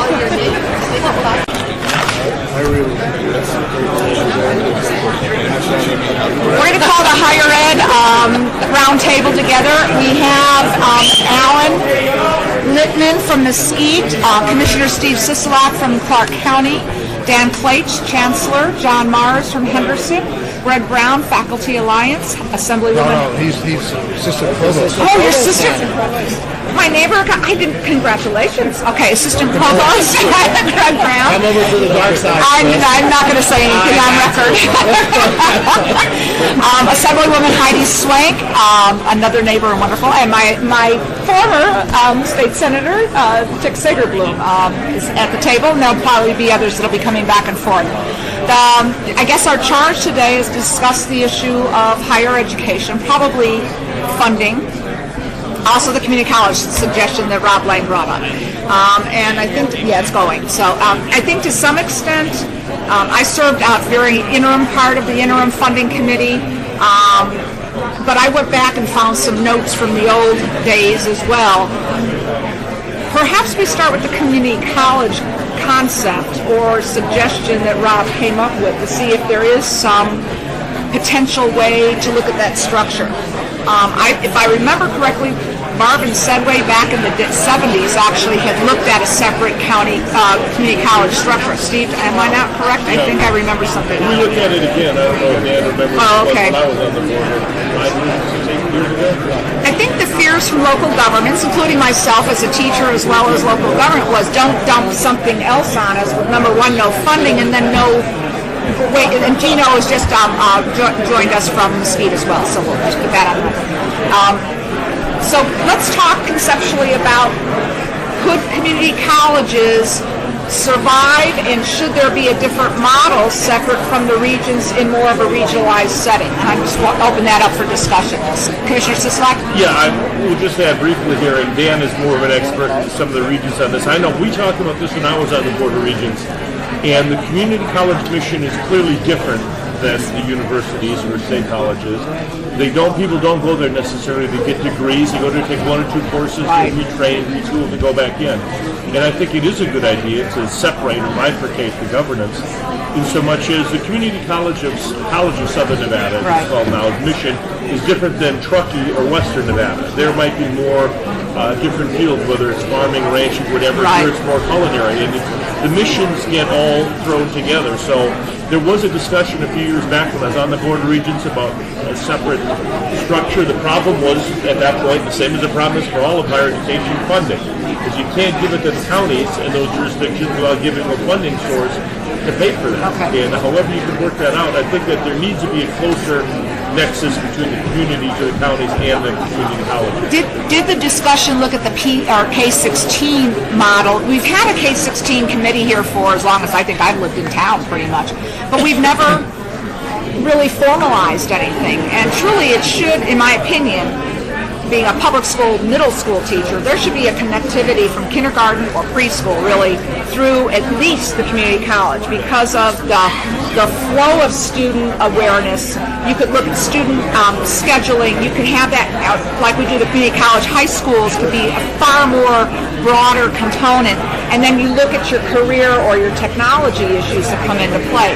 Was that ever raised? And then I'm going to go to Dan Claich on the funding model. I don't remember, that didn't come up, but we only had 2 meetings on that part of it. Do you know if that arose at all? That particular first one, I don't recall. Okay. I don't recall that being raised either as part of that. Yeah. We talked more about missions being totally separate. Right.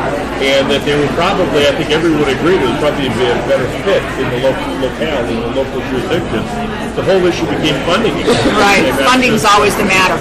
Governance you could solve, I would think, even from the rural side. You could always do a regionalized board of electeds and a school board member that actually could Is that a constitutional change, or is that a... I don't know. Rob alluded to that, and we've never looked into whether the constitutional provision for governance of higher education includes community colleges. So we've never specifically looked at that. There was an LBCB opinion someplace. I was trying to find my notes last night.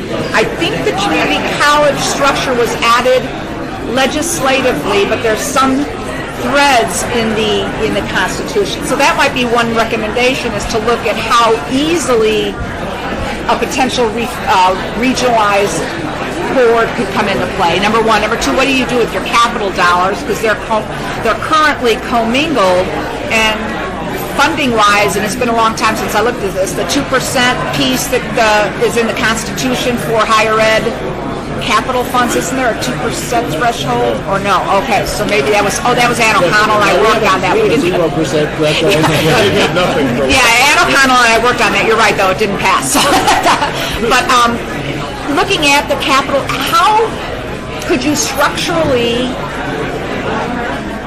set up a system as you look at the fair share issue of bringing more dollars back to Southern Nevada as far as your higher ed component, regardless of how that model works? The Regents and the Chancellor, give Dan accolades, have done an incredible job balancing the needs of the community colleges and the university system, but the money comes in one pot, and he's done, as his predecessor, Mr. Rogers, did a great job getting the presidents to quote-unquote play in the sandbox together.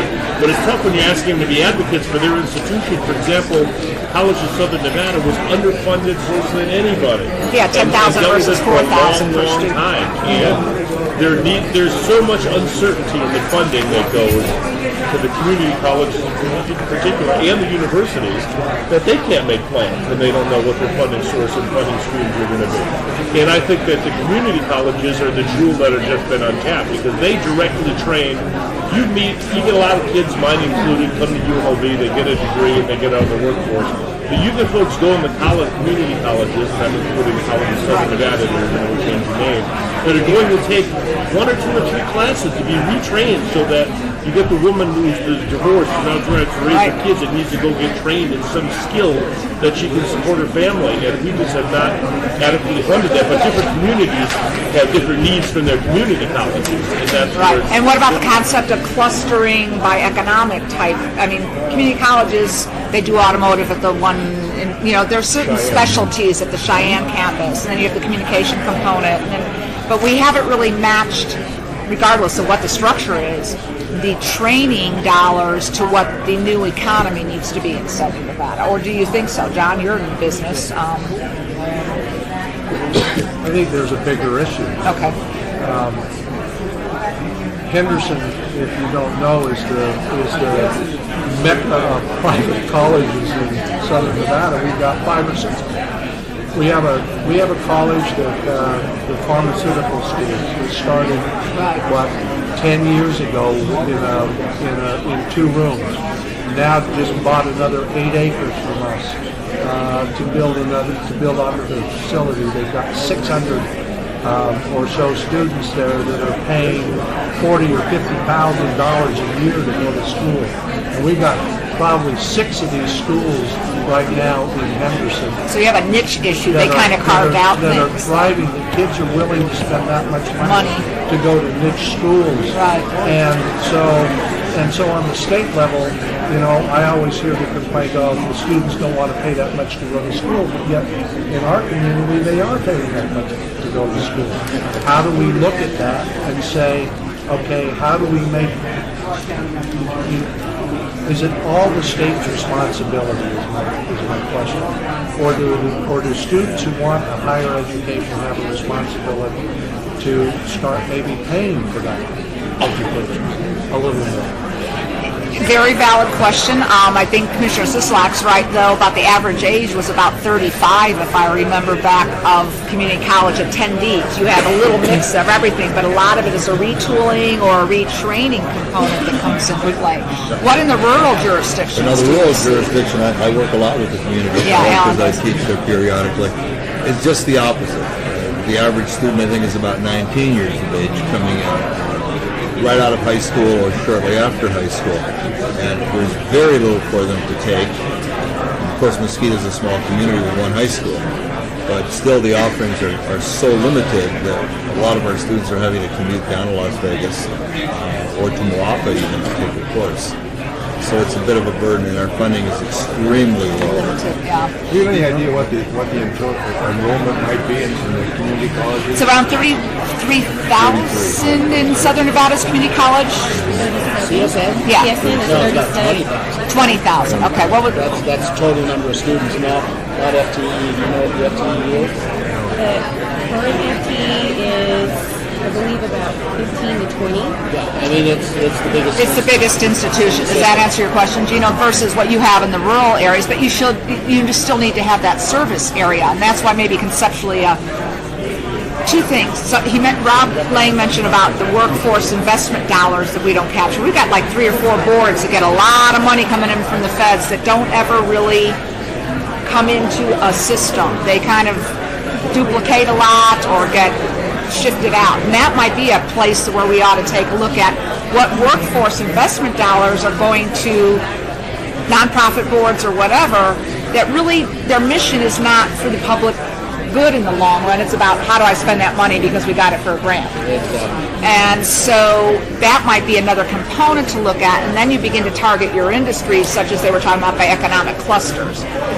The other idea on a K-16 model is you could eliminate redundancies of computer systems, student codes for their enrollment purposes. They could flow seamlessly.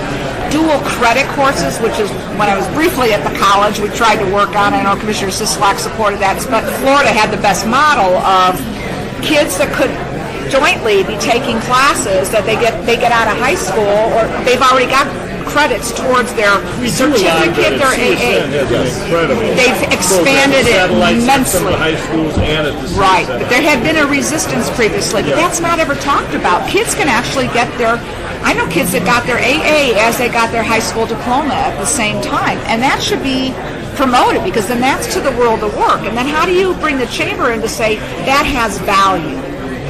Yeah, or that whatever company is going to be hiring them to say that certificate has value, and we're going to take you because you went through this program versus anybody that just walks in off the street. How do you get private companies to get so involved that they want to help fund these things?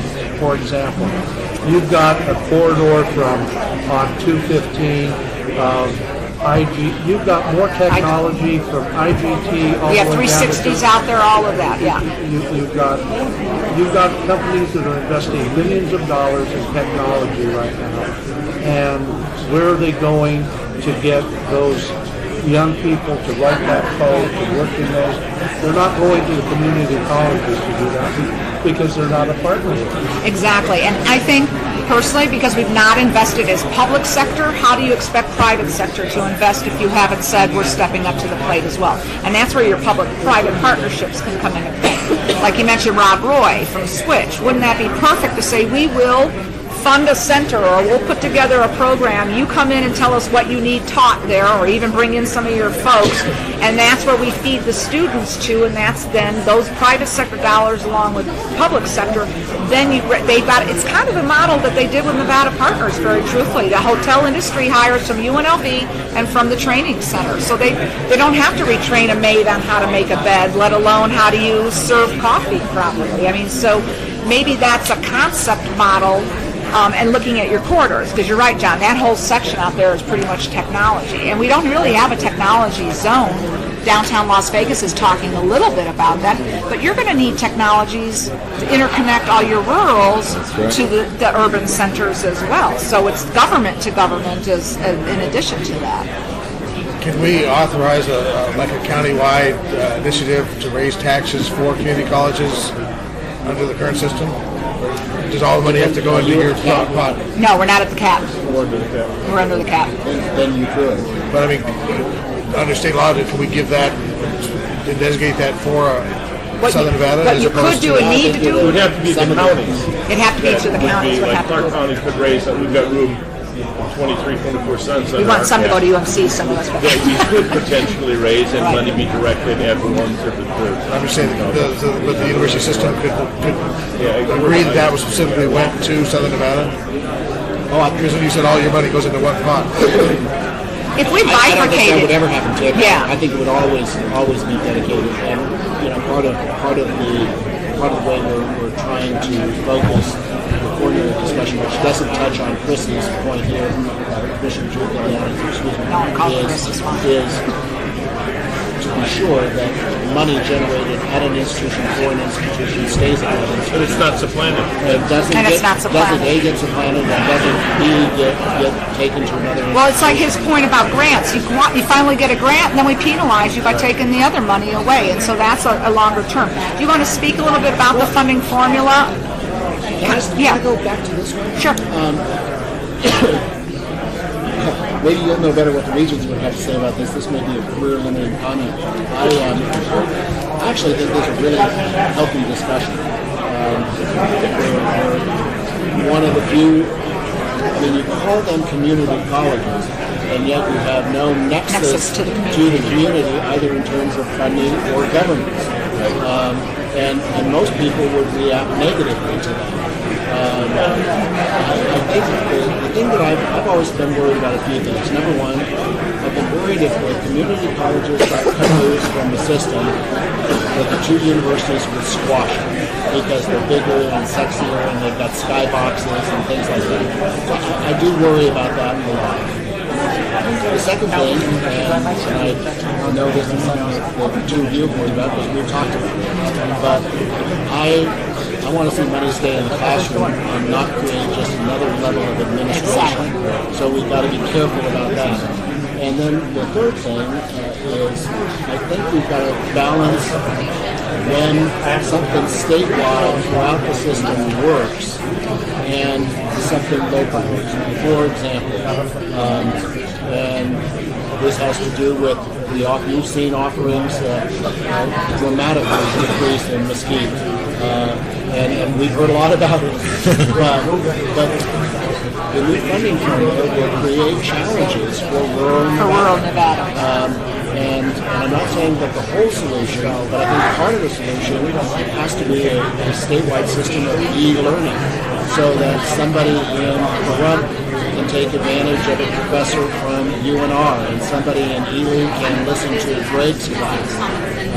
So I think we've got to watch out for just having more administrators. I think we've got to take advantage of statewide efficiencies where we can. And I think we've got to be careful that the two universities don't squash the community colleges. Okay. And in case the minutes can't hear, that was Chancellor Clay. Oh, sorry. That's okay. Watching out for the bureaucracies or duplicating bureaucracies, swallowing up community colleges, and then making sure you're. Go ahead, John. Goes back to your question. I think as long as any of us have been in the system, whether it's the legislature or the county commission or any place else, all we heard is about the inequity of the formula. And so what we have tried to do with revisions to the formula, and the poster child is CSI. That's just not not saying anything different. But you have CSN funded at a level that's half of what some community colleges are. You have the rural community college funded at a per FTE level higher than UNLV. It doesn't make any sense. And so what we've tried to do is put together a formula that measures work, rewards work equitably, is simple, transparent so that you can understand it, is geared to performance, is tied in with the state economic development goals, and puts presidents on notice that it's important to graduate kids. It funds research for the first time at UNR and UNLV, where that's never been done before. It allows for all of the institutions to retain their tuition and fees, and it clearly says that completing, and that doesn't just mean a 4-year baccalaureate degree, that means a certificate that a man or woman can use in a job, a career. So it's a certificate, an associate's degree, bachelor's degree, doesn't matter. You've got to complete. It's just too expensive to have students start not finish. So it's gonna create some problems. It's gonna create some real pain in implementing it. We're going to ask the legislature to help us with some mitigation so that the rural colleges just don't do a dumb and release right off the edge of the cliff. And I agree. I didn't interrupt. I apologize. Dan's absolutely 100% right there. And I think the universities have done a lot in terms of setting course rates based on the discipline necessary. There's a difference between teaching or cost of an engineering course versus a liberal arts course. But being candid, Chris, a lot of this was done politically. The funding formula is very political. I mean, legislators wanted certain things thrown in there and certain things protected, and ultimately the students suffered. You're right. We need to get students in and out of there. The complaint I used to hear, and I'm sure that they still hear it, is kids can't get in those capstone courses and get out. Right. That's the other thing, Steve, that if we put community colleges away from the universities, we've got to be sure, and you brought these up in your portion of the formula study, you've got to be sure that transfer is seamless and that kids at CSN understand what that associate degree is going to mean when they get to UNLV. Yeah, because we still have articulation issues that are out there, and you're either one system or not. This is Greg Brown. The point the Chancellor's made is a crucially important one. Next week, we're going to open formally, it's actually already working, so it's soft opening, but a UNLV Advising Center, Transfer Center at CSN. Basically, we've got 2 advisors we've hired who are working with the Academic Advising Corps at CSN to specifically identify those students who intend to go for the 4-year degree early in their career and have them do something we've always had, but an extremely small percentage of our students do, which is a career path, a degree path for 4 years at the beginning. It's called transfer articulation agreement. Yeah, we did that at CSN when I was there. But very, very few students actually do them. And then as a result of that, we don't have the seamless transfer. I personally don't know anything seamless in this world, so I don't like to use that word, but we are trying to make sure that the students have a clear understanding of the degree path, because so many times what we find is that students get hung up where the courses that they take, often for self-advising, right, because there's just not the opportunity to really sit down with them and say, what's your degree path? Does it match your career path? Does it match what you're signing up to? The courses they take may not be the most efficient ones to fill in on the form to get them the degree. It's called degree audit. So by identifying those students who intend to do the 4-year degree, as opposed to say the first-year track, getting them on that track early and having them understand and work, basically use the catalogs collectively to get their course path designed to get them through efficiently. That would make a huge difference because we can look at the really small percentage of students who do that early on, and then the really high percentage who do transfer in with credits that at the end of the day can't be applied to their degree audit because they can't be applied to that particular degree. They all transfer, but they might have taken classes. And this actually applies as well. And that came up in our thing too. Internal transfers. By legislation. We have 9 different undergraduate degree ranking colleges at UNLV. There are ways in which that same dynamic applies when a student switches major. Starts out as a history major, decides to become an accounting major. We're trying to fix that too by looking at things like electives and distribution requirements, so that comes down on to the counseling, academic though, side, right? I mean, regardless of what you do on governance and the rest of it, but on the academic side, I think that those points are the ones that we're working the hardest on, is really getting the students well advised to pick the right courses, which I also think actually allows us to do something I personally believe will help the graduation, is more rigor in the early years. I think there's a lot of studies that show this. More rigorous courses in the early years, less paperwork, get them through faster and better. so back to the concept, what did you call it? E-learning. E-learning. I know we do some distance learning, but do we have the technology in place, or is that another funding? I think we do. We're going to have Wait, to your credit, Dan, you've done a lot on this. Well, They've done a the campuses have done a lot. Here's the problem, though. We haven't pulled it together as a system. Okay. And you could look at each individual college, and they're doing great jobs. Ray Basin College does as good a job on distance learning as I think anywhere in the nation. But you still have what the courts have, which is a bifurcated, computerized system, so everybody still has kind of their own fiefdom then? We've got and there's a funding issue there as well. Where is the student? But we've got a report coming to the Board of Regents in February that is trying to pull all of these e-learning offerings together.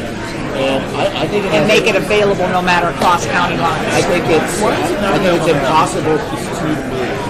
Why is it not available now? A student can't sign up to take my class. I think the issue is now, again, we're going to hear more in February, but I don't think there's a statewide catalog, right, of all the e-learning courses.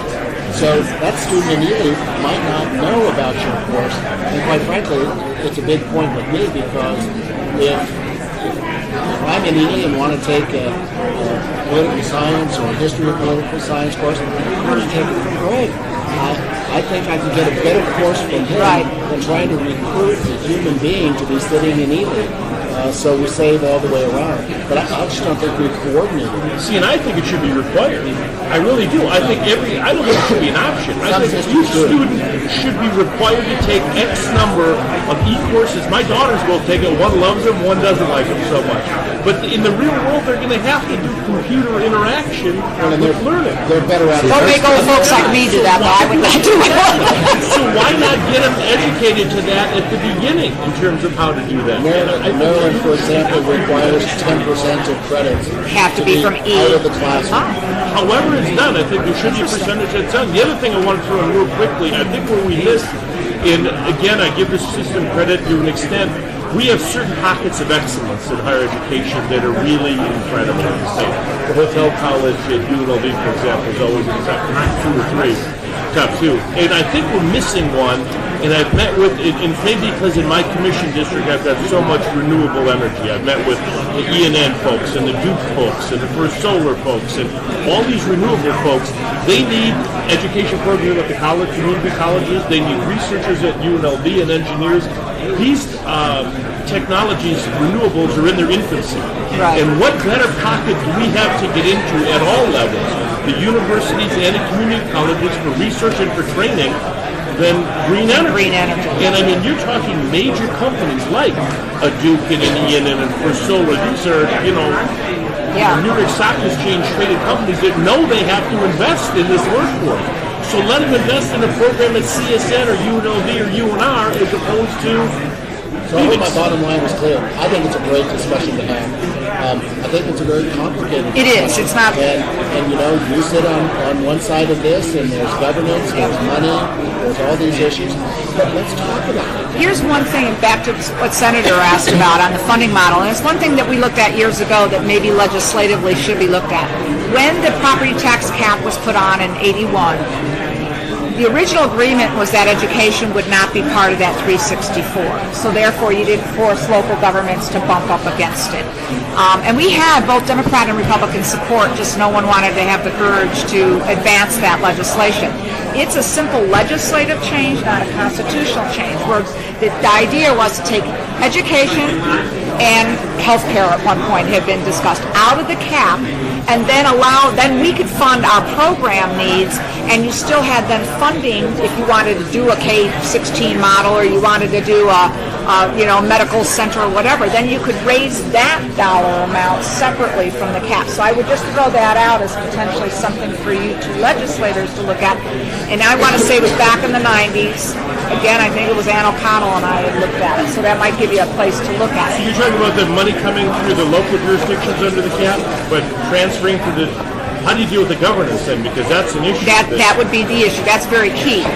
But beside that, no matter what, we should be if we're going to look at a funding formula and the equalization for K-12 as well as higher ed, they should never have been part of the 364. And therefore, it always bumps local governments up, and then you pit the groups against each other. The idea originally is it wasn't part of that property tax. It was a separate, it was part of property tax dollars, but it didn't build the cap, and so we could do money for foster care and adoption programs and not be pit against how you got to deal with education. It's just another thought, or at the state level as well, because we're flexible right now in our cap, but that won't always be. And so if a model changes, we're pit against police, fires, what do you make your decision making on? So some stuff could possibly be changed simply as we have the discussion of how you structure this. To go back to, if you change the structure of the governance of community colleges and broke them out, are people advocating that they still be governed by one board of regents? Because our whole board of regents system is not like it is in other states. No, in other states, frankly, you've got a board of regents that are usually very big donors to this specific institution. They don't govern all of the universities, much less all the universities and community colleges, and it's an enormous juggling. It's a huge juggling. Well, some legislators have introduced legislation of appointed regents. Yeah. And I've got what they gave us from the interim study by states of what they do, and you're right, they're all over the roadmap. The most consistent one is some form of a community college board made up of both electeds from the region as well as people that are interested in education. So we're not tied to anything. We're unique here, as Rob said. We're one of 4 states that actually have it as part of the system. But that was added. We didn't have a community college system. Board of Regents is constitutional, but you go back to 1864 and they say, have a University of Nevada.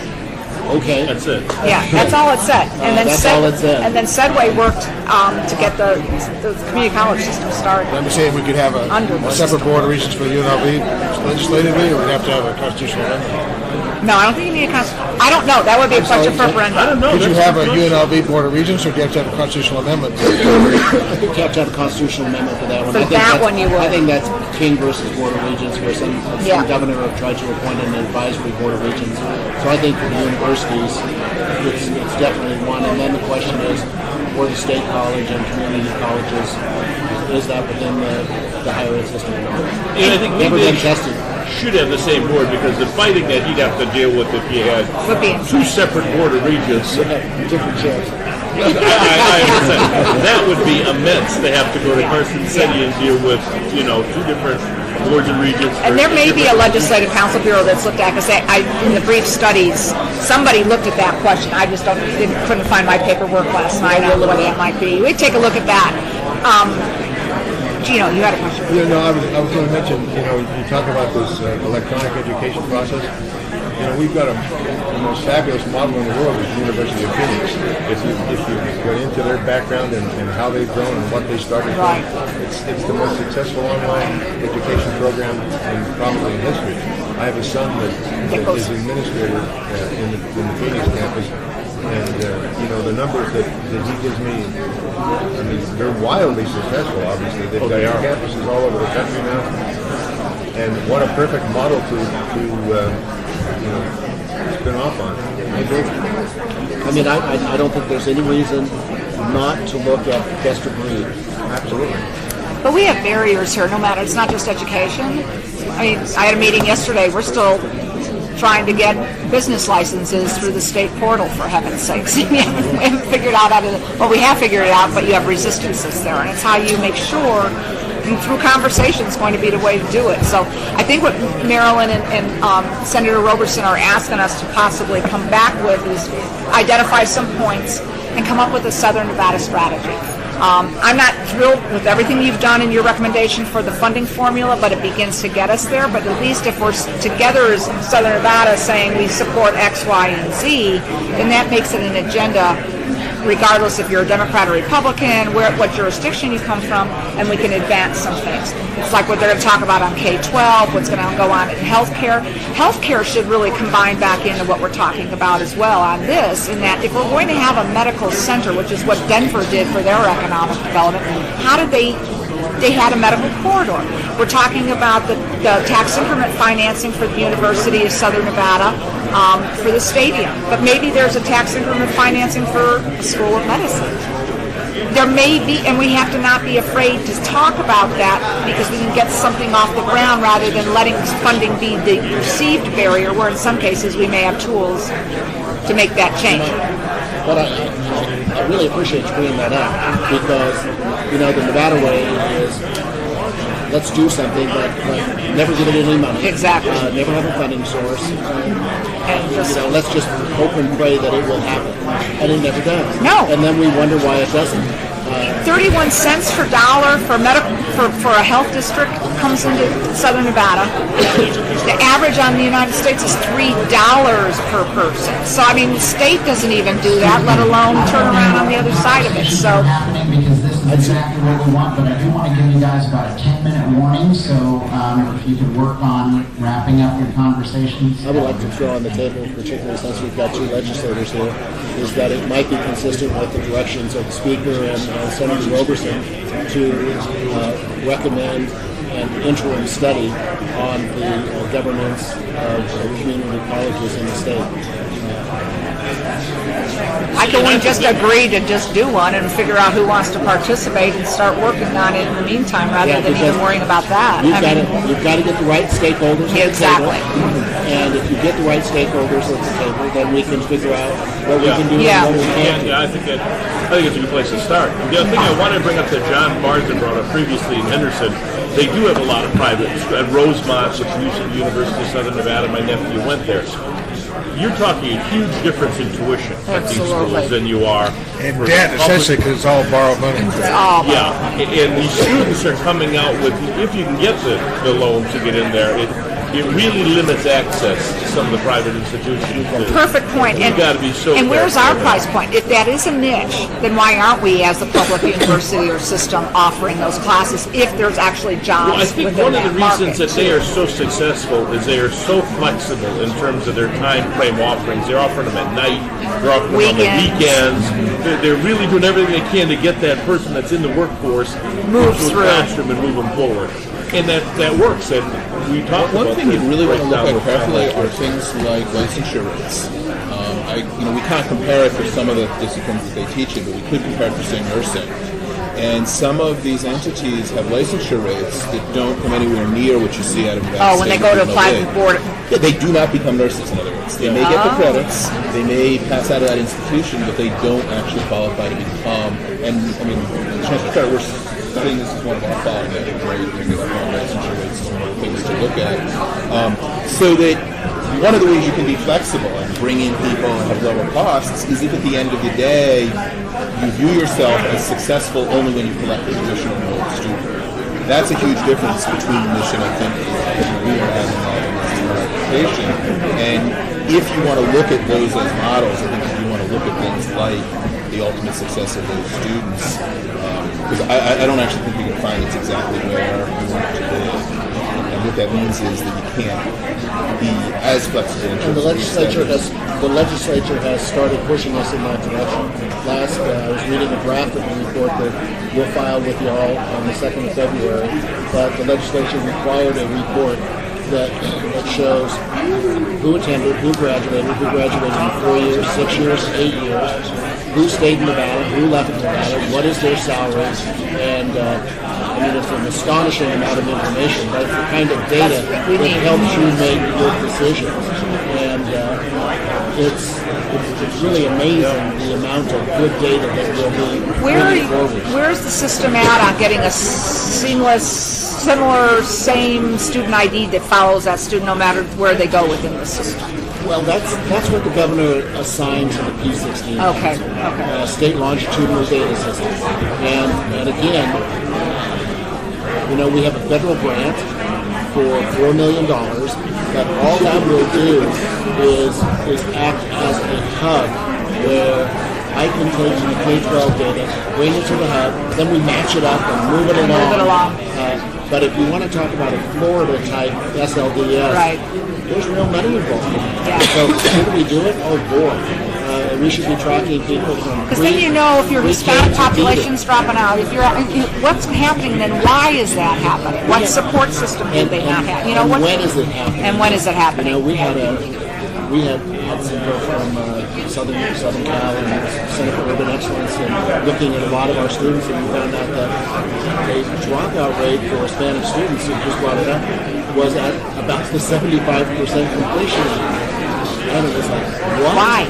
Why are we letting those students go at that point? Exactly. They've invested all of that. You've invested all of that, and then they don't get it. Since you just mentioned Hispanic, one of the things that you might want to consider as part of this sort of Southern agenda, which would be utterly consistent with the system statewide agenda, is supporting move towards minority-serving institutions. Hispanic institutions. Hispanic serving or minority serving broadly. There's a separate benefits. Yeah, because we had that discussion, and we're close, but I think it's data collection more than anything else. We probably do qualify. I don't know. It's not just data, because you don't there's qualify special just federal grants that come in if you can get a Hispanic serving institution designation. You don't just qualify by hitting the demographic targets. That gets you the eligibility. Okay. There's programmatic things you need to do. There's curricular things. Gotcha. Okay. And that's what we will all be working on when we hit the 25% student threshold. Is making sure there's support programs as well as curricular programs that have to be. Okay. We should do that though. Every institution here in Southern Nevada.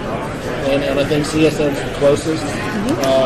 Nevada State's right behind it, and UNLV is right there. What do you think of the demographics? If you start looking at the programs.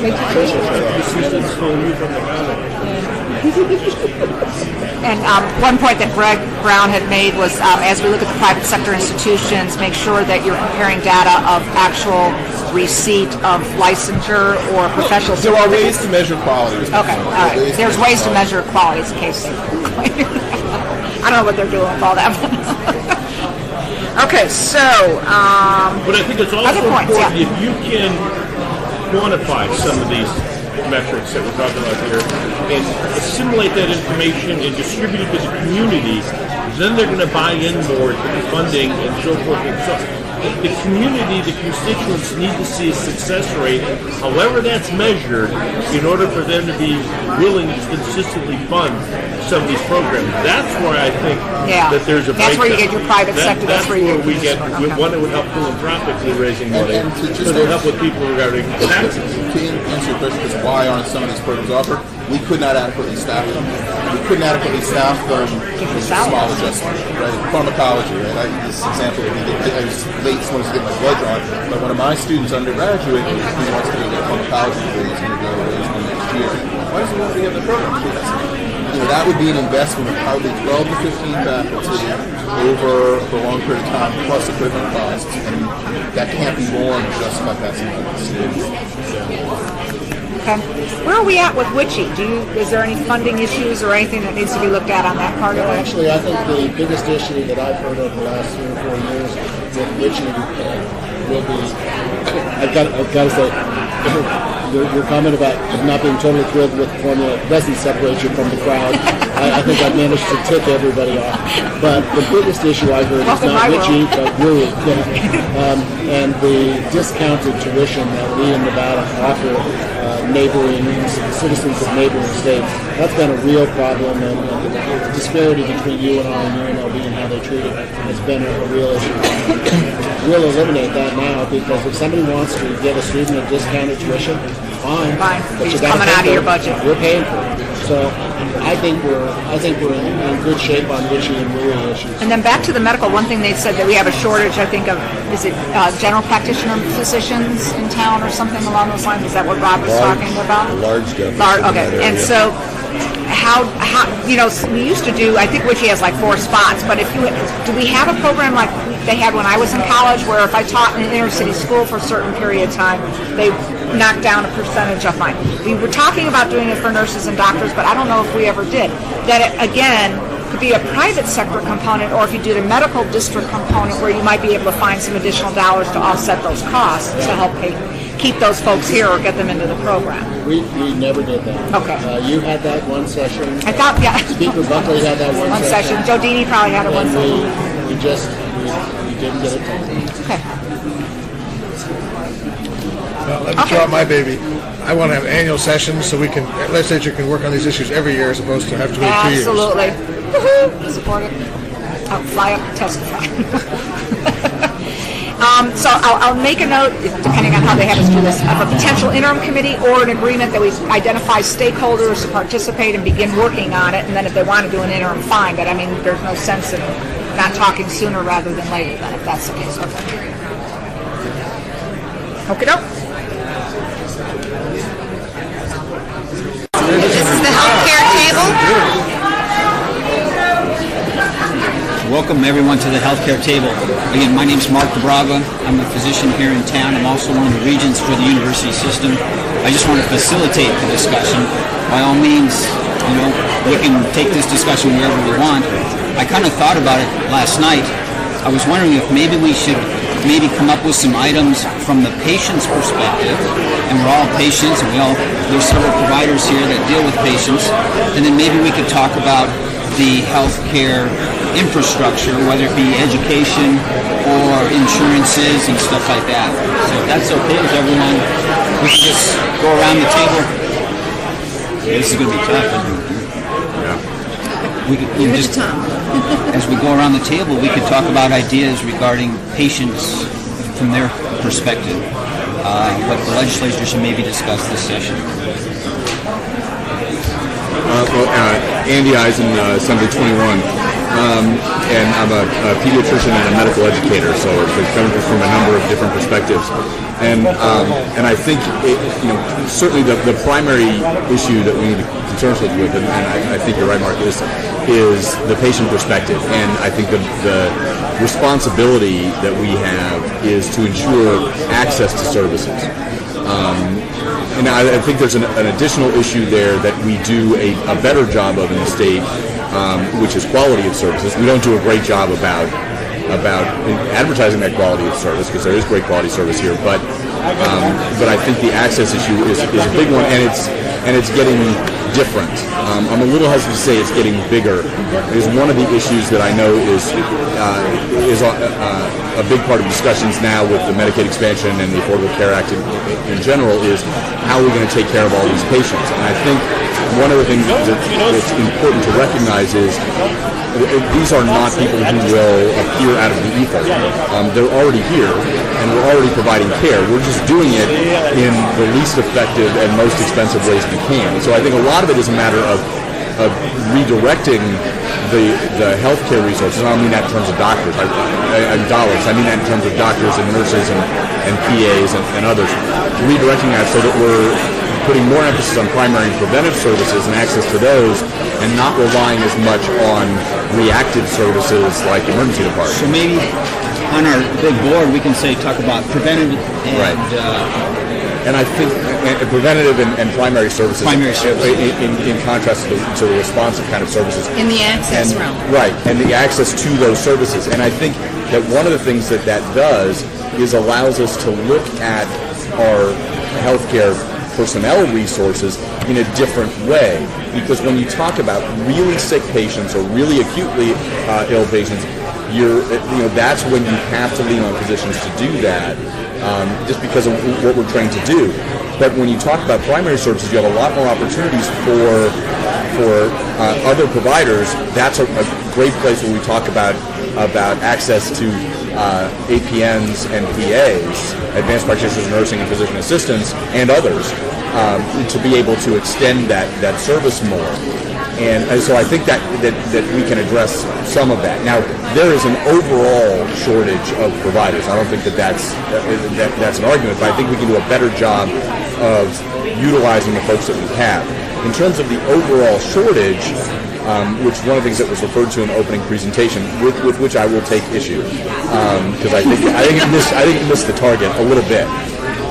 And when we talk specifically about... What was that, Andy? I just for just a couple minutes. I apologize.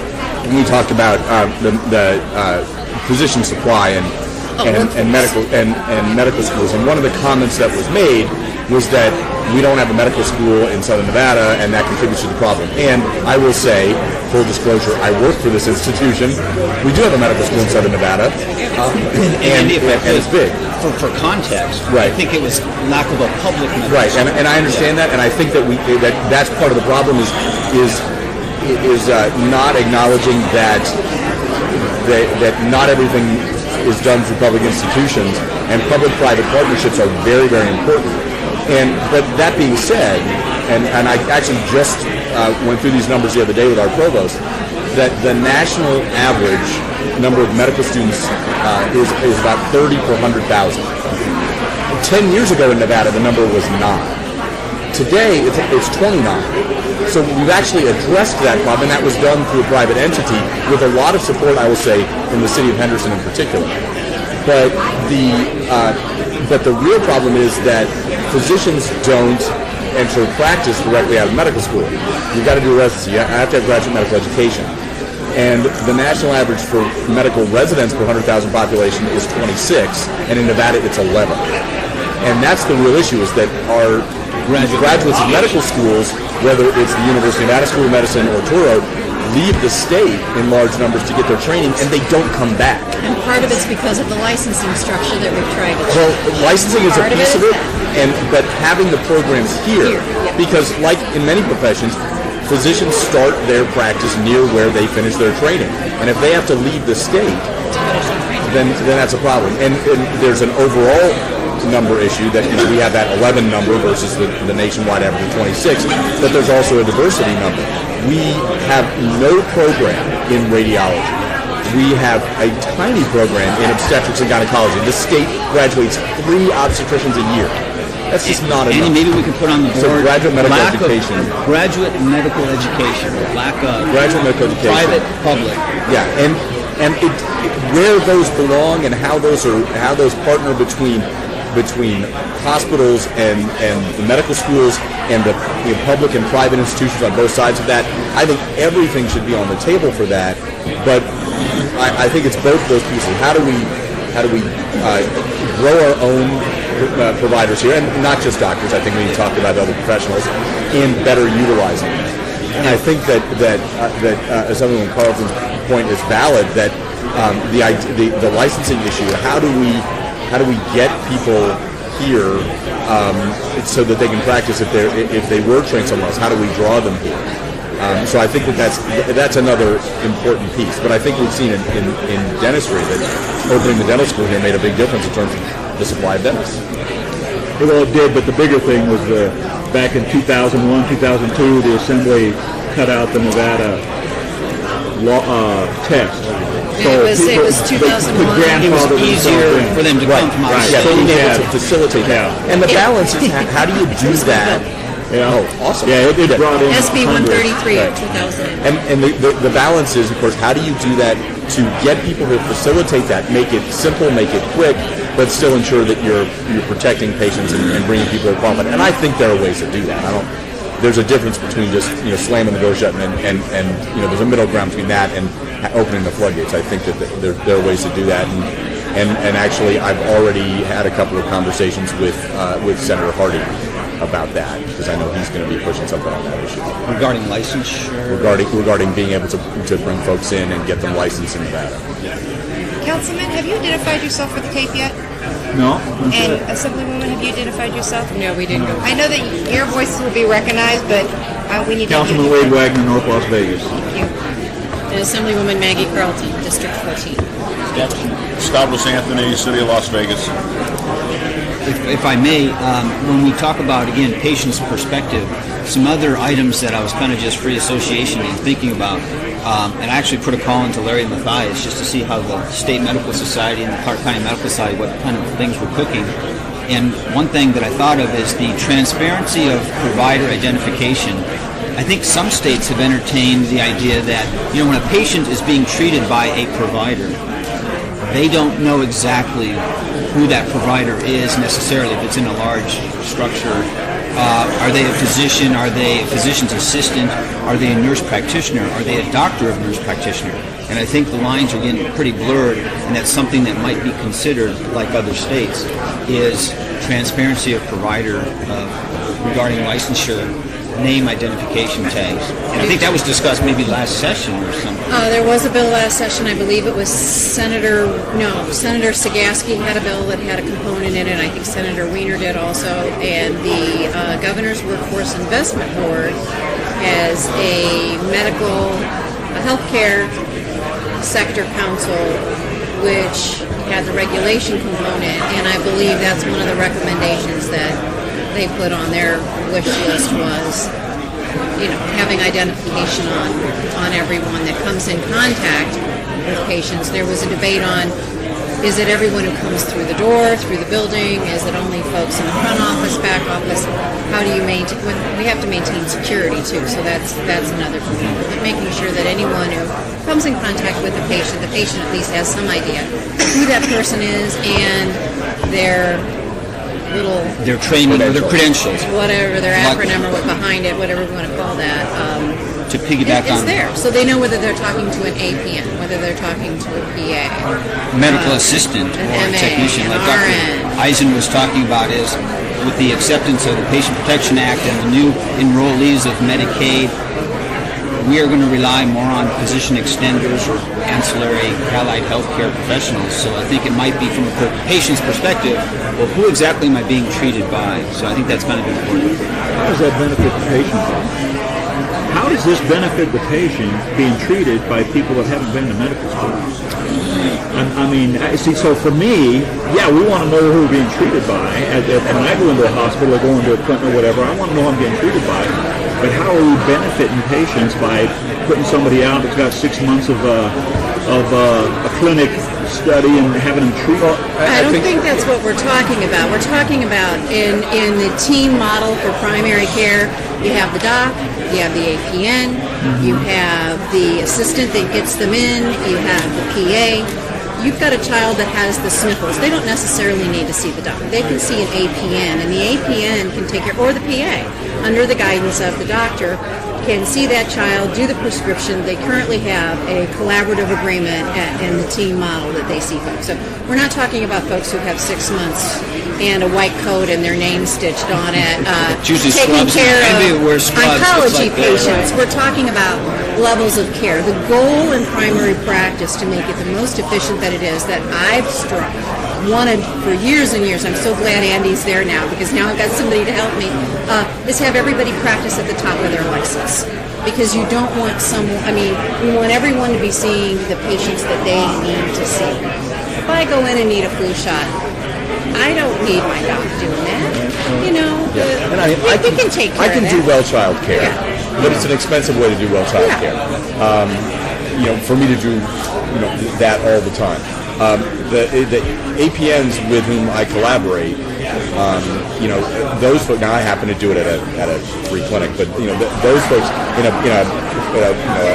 private practice model, they can do it more cost effectively and arguably for routine care better than I can. When you talk about, you've got a patient who's sick or a patient who has a complex medical problem, that's a different issue. And it is sort of recognizing that there are, and that's what I'm talking about, good utilization of who we have. It's important to recognize that there are roles for everyone in the system to play. Nobody owns it. When I do orientation for our new medical students every year, I put up a picture of Marcus Welby, and none of them know who he is. But the point being that doesn't exist. It probably didn't exist then. It certainly doesn't exist now. That there's a doc who just does everything, and and understanding what the best utilization of those professionals actually is. Now, I believe that and there's a lot of debate about this. Collaborative agreements are something that I believe should stay, not because I think that I'm the guy who should be clamping down on PAs and APNs, but because I want to make sure that PAs and APNs in fact have somebody who is obligated to respond to them if they have an issue. If somebody comes in for a well check and it turns out to be more complicated and does need that backup, I think that still needs to be there. But that's all about communicating across the team. And one of the things my dean says all the time, I think is a great line, is that nobody owns healthcare. And it's got to be a team effort, and we need to recognize who's there. If you had a football team that had 11 quarterbacks on the field, you'd lose.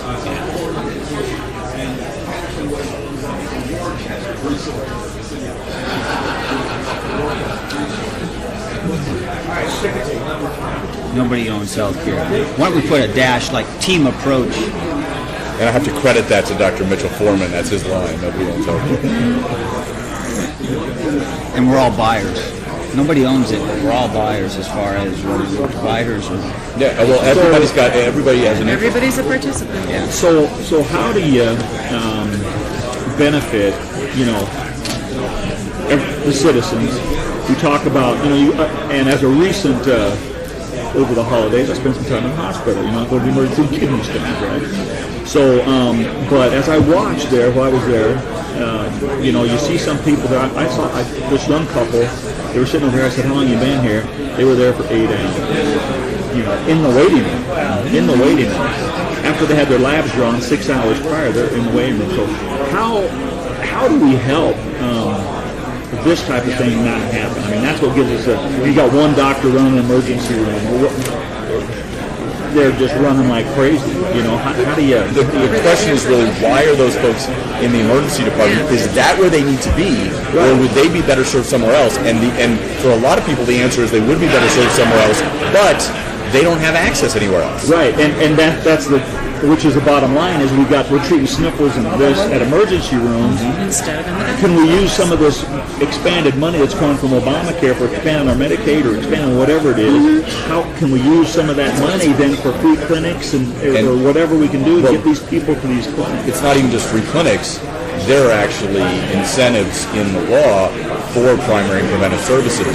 For example, primary care providers to be paid at Medicare rates rather than Medicaid rates, which is not, it's not like anybody's going to be rolling the money off doing primary care, but it is an improvement to do that for those folks. And the reason that's done is to try and encourage those providers to open that access for primary and preventive services. And it's not even just a matter of the 8-hour wait, which is obscene, and we don't want people to have to do that. But for somebody to get care at a primary care office before they get sick or when their illness is mild is much less expensive than them going to the emergency department. I don't know if you've seen your bill yet, but it's going to be big. Oh yeah. And what you'll end up paying is a lot. What the insurance will end up paying is a significant amount, and what gets written off is going to be an enormous amount. And if you walk through that door without insurance, you just see that bottom line bill. And it just can't happen, and we're getting buried under that.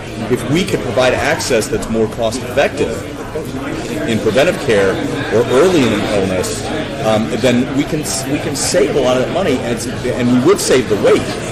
But the wait isn't the really dangerous part. It's the burdensome cost there, the dangerous part that keep people from getting care. And the other piece of it, to tie in the next table to this, is that people who are sick aren't productive. So if we can keep people healthy, they can be productive. If they're sick because they don't have some place to go to help maintain their health, they're not going to be. And the longer that goes on, the less likely they'll ever be able to return to full productivity. And that doesn't serve the community at large. To piggyback on your experience at the emergency room, mental health issues, that's been in the paper recently. It's always been an issue here in Southern Nevada. And what's happening, the mental health cases might be crowding the emergency rooms.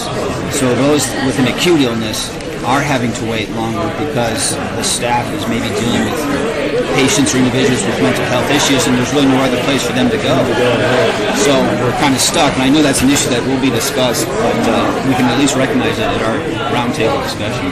So maybe mental health issues and access to There care. wasn't that long ago where we had, our ambulances and fire department on divert because you never knew where you could take someone because the emergency rooms were full of folks that really didn't need to be there. And I think we could run into that again here real soon. I mean, we fixed it for a while, but I don't think it was a permanent fix because we haven't addressed mental health. If you've got a patient who's having a psychotic break and they end up in a medical emergency department, which is not helpful to them, they can't sit in the waiting room, so they're taking up space in the back, where somebody with a medical condition really needs to be treated. But they get held out in the waiting room. There's no place to send those patients. No place, and God forbid it's an adolescent. There's send them to nowhere. California. There's nowhere. There's nothing. I had patients sit on the ward at UMC for literally weeks, had no medical issues, had psychiatric issues, needed inpatient care, were not safe to send to outpatient, but there was no place to send them. So they sat in a hospital, used up a bed at UMC for weeks until we could find somewhere to place them. Often it was placing them out of state, which in and of itself is incredibly expensive. So, as a community, I mean, so what can we do? Expand the medical school? Is there things we can do? I mean, of course, all this costs a tremendous amount of money. So, what are we willing to pay for? What are we willing? Yeah, and what are we willing to do? How much do we want to ante up on the table to pay for the issues that are going to affect our growth? Medical education is one aspect of it, and we touched on it with lack of public medical school. And I'm actually going to put Dr. and Assemblyman Eisen a little bit on the spot because I know he currently is at a teaching position at Touro University, which is a private osteopathic college. It's been in town now, I think, since 2004. And they're doing an excellent job out there. But I think Dr. Eisen could help me, as I am a graduate of the University of Nevada School of Medicine, criticize the University of Nevada School of Medicine for how it's kind of failed over the 40 years to become more of a robust participant in the healthcare of Southern Nevada. And I don't want to be the sole critic of the School of Medicine, and I think he might be able to add a little perspective. Well, willing to do that. Yeah, and my, I've worked for Touro for a little over 6 years. Before that, I was the pediatric residency director for the University of Nevada School of Medicine, so I was in that institution. And yes, I think that there had been a lot of pressure. I think that Dean Schwenk has a different take on this, and that's a very positive thing. But there had been a lot of pressure to sort of maintain home base for the medical school in Reno, despite the population being here. That shifted somewhat, but and I think that's an improvement. I think there's some better integration with the community than has existed in the past. That sort of town versus gown is breaking down a little bit. But the real big issue is not so much the expansion at the medical school level anymore. It's the graduate medical education level. That's what needs to be. And the problem there, the difficulty there, is that typically, and yeah, there are ways around this, but typically the funding for graduate medical education is federal money. That's Medicare dollars. And a couple things happened with the Balanced Budget Act of 1997. One of them is that the amount of money that goes to graduate medical education is capped. I will say that every budget proposal that's been out there, including the proposal from the president, includes cuts to graduate medical education, which a lot of us in medical education are very opposed to. We're concerned about because it just makes this problem worse. But the other thing is that the way that the money is distributed is frankly stupid. Sorry. You're right. Not the last time I'll be that blunt. But the programs have hospitals are capped at the number of slots that they have for graduate medical education programs. And if a hospital starts a new graduate medical education program, they have 3 years. And however many slots they have for 3 years, they can't expand beyond that and get federal funding. It makes no sense, but that's what the law is. And so that's why we have the issue with obstetrics and gynecology, where we have a program that has 12 slots, 3 per year. That's all there is in the state. And it's an intimidating thing for a hospital to start an obstetrics and gynecology program.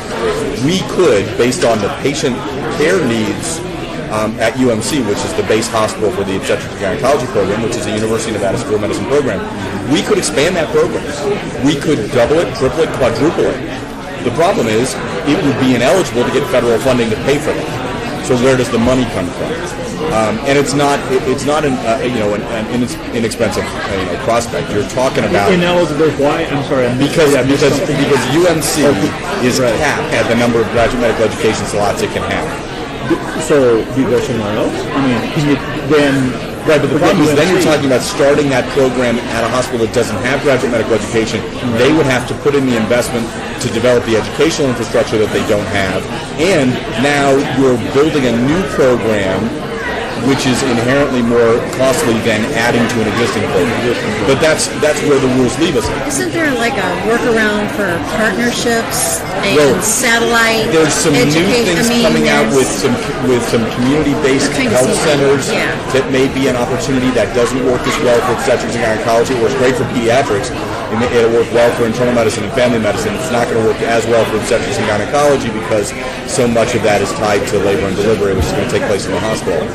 But, if there were other sources of funding, whether those are public sources or private sources that could support that, then we could do it. But it's, like I said, it's not cheap. You're talking, at a starting number of $150,000 to $200,000 per slot per year. So adding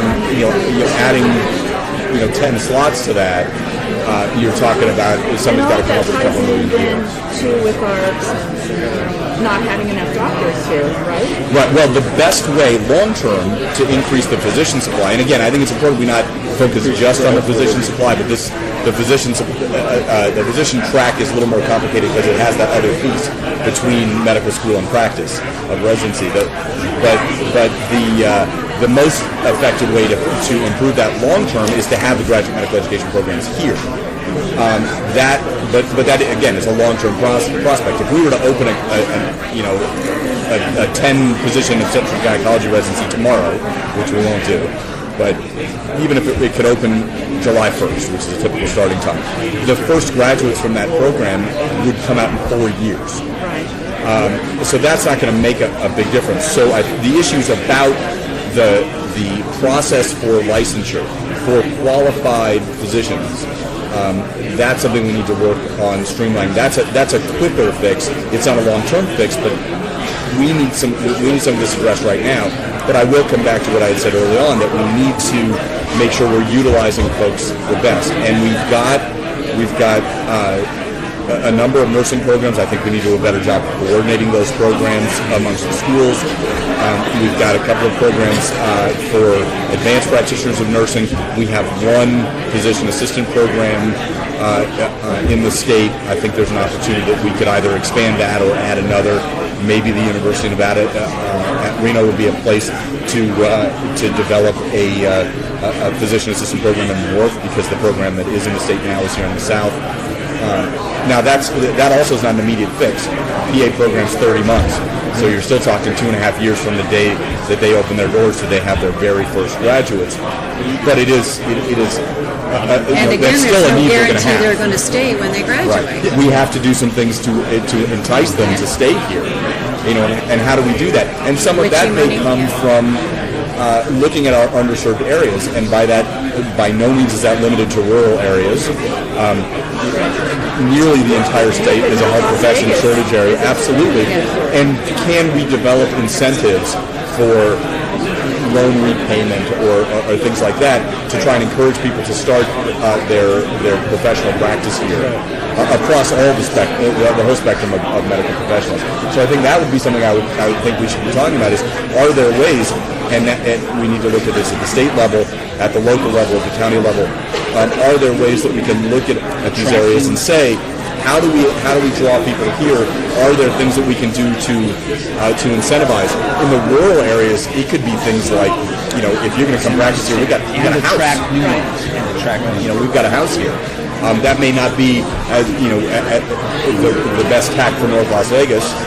For North Las Vegas, it may be there's office space that's subsidized, so that expense is off somebody's shoulders to start a practice. Particularly if you're a new physician, that's a lot of money that goes into to that initial infrastructure, and maybe those are things that we can help to do. And if we do it on a large scale across the state and across different governmental entities, we might be able to do it for less than an individual could do. We can actually save some money there.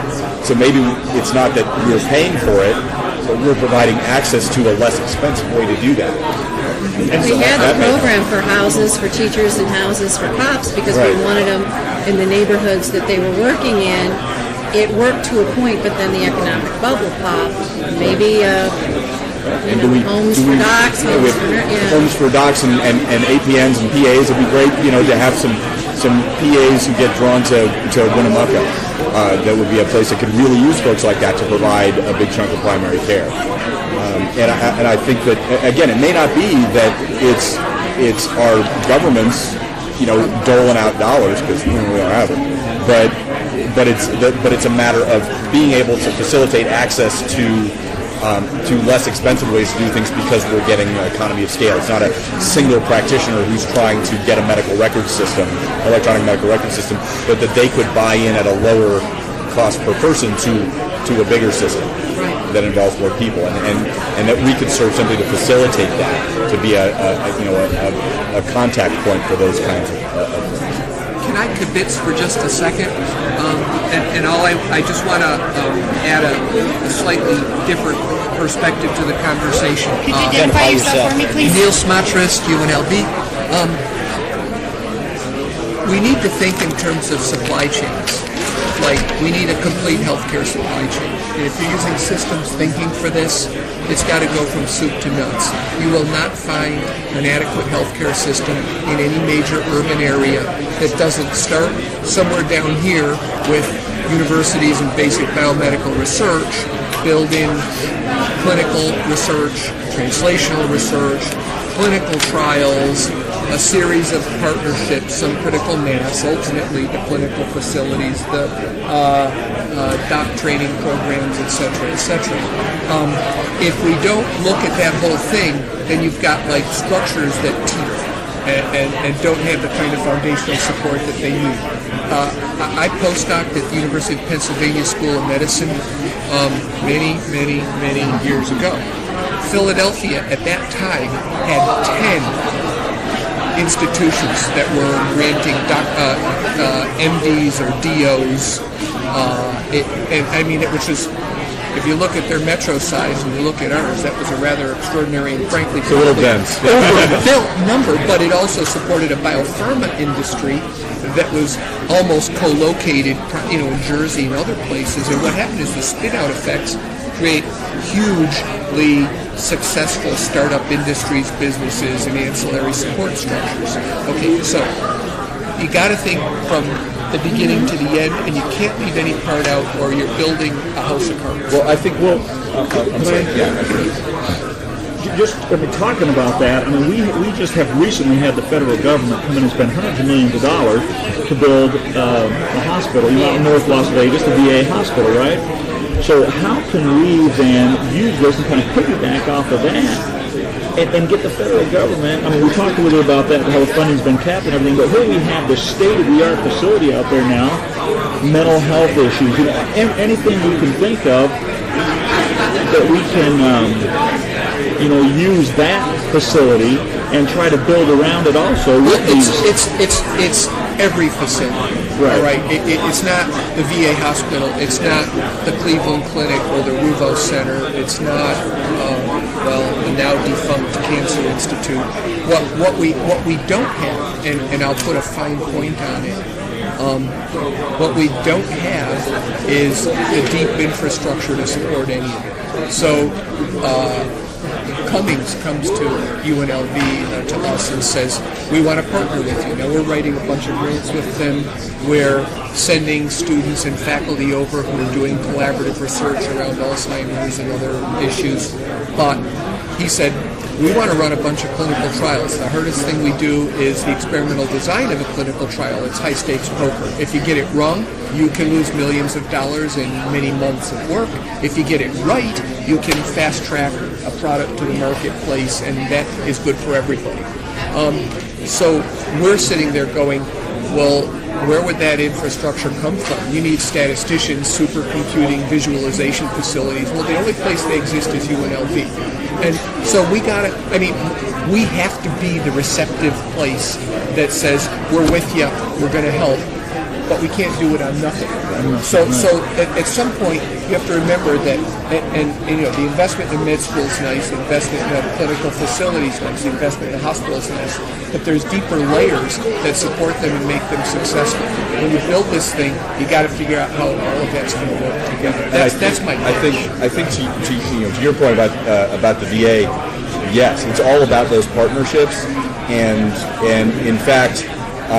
If you spend some time at the VA, you will see medical students, and you will see residents, and you will see PA students, and you'll see that going on. There is some sort of nascent clinical research going on there as well, and so I think that's an opportunity. But to Dr. Smatcher's point, which is absolutely valid, if you ask people, where in the country are the best places to go for healthcare, every single one that they will name will be associated with, if not directly part of, an academic institution. Right. And not just with a medical school, but with the kinds of research infrastructure that Dr. Spencer's talking about. They talk about UCLA, they talk about Stanford, they talk about UCSD, they talk about, I went to school at Northwestern, Hopkins, so private institutions and public institutions, but it's all a matter of having somewhere that kind of infrastructure for the research that starts from the most basic bench research all the way to the leading edge clinical trials in order to make this work. And we have to look at that as a continuum, and it's got to be, frankly, from pre-K all the way through graduate and professional programs with the research infrastructure there as the foundation for all of that stuff to go on. Exactly, and here's the gap. Okay, you ready? We have 28,000 students. We have 700 faculty. The University of Colorado Boulder Med School has 33,000 students and 2,600 faculty. More than 3 times the number of ours for another 4,000 students. If you take a look at we are, and I'm going to put a real sharp point on it, there is no Tier 1 institution by Carnegie Mellon's research firm, they used to call it, institution that I can identify in the country that has less than 1,100 faculty. We have 700. We are not just lean, we're anorexic. Okay, we have one of the worst student-to-faculty ratios. If you look and say, what's it take to build a great research institution, there's numbers that are inescapable. Critical mass of faculty, the right teaching loads, the opportunity to do your research. And the opportunity for graduating students to say, you know what, maybe I'm going to stay on as a grad student and do my research here. Yeah. And tying that into opportunities for economic development. If you look in the Bay Area, if you look at Mission Bay, I mean that's all about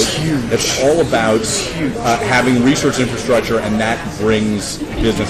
So I'm just going to say we've underinvested in a core asset, and it's hard to build the other assets without having a critical core and a critical mass of the core. And that's not just a whine. I mean, these numbers they're hard numbers. Right? They're inescapable. So we got 10 minutes.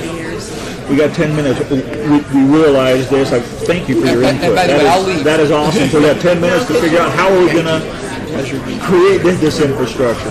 Do we still have in Nevada incentives for doctors? I know there used to be with dentists where they had called it the Witchy program. If you went to school somewhere else, yes, they would pay part of your tuition.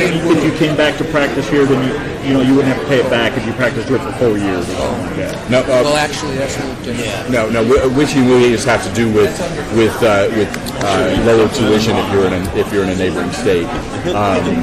Witchy for the graduate stuff and really for undergraduate. But in terms of the kinds of incentives for somebody to start their practice here, no, not really. There's from time to time you'll have. Maybe a hospital or a private practice group that will offer an incentive to someone to do that, but there's no structured program to do that. Do we have anything for our small rural communities? I know there's lots of people that you practice. Well, we've got a good there are a lot of little visa cities. program. There are federal programs. Yeah, there are federal programs For reservations and things like that. I know they'll do that. Yeah, there's federal programs for reservations. There are federal programs for HPSP. I'm sorry HPSO, Health Professional Shortage. HPSA. See, I'm getting confused. Health Professional Shortage Areas. HPSO is an insurance company.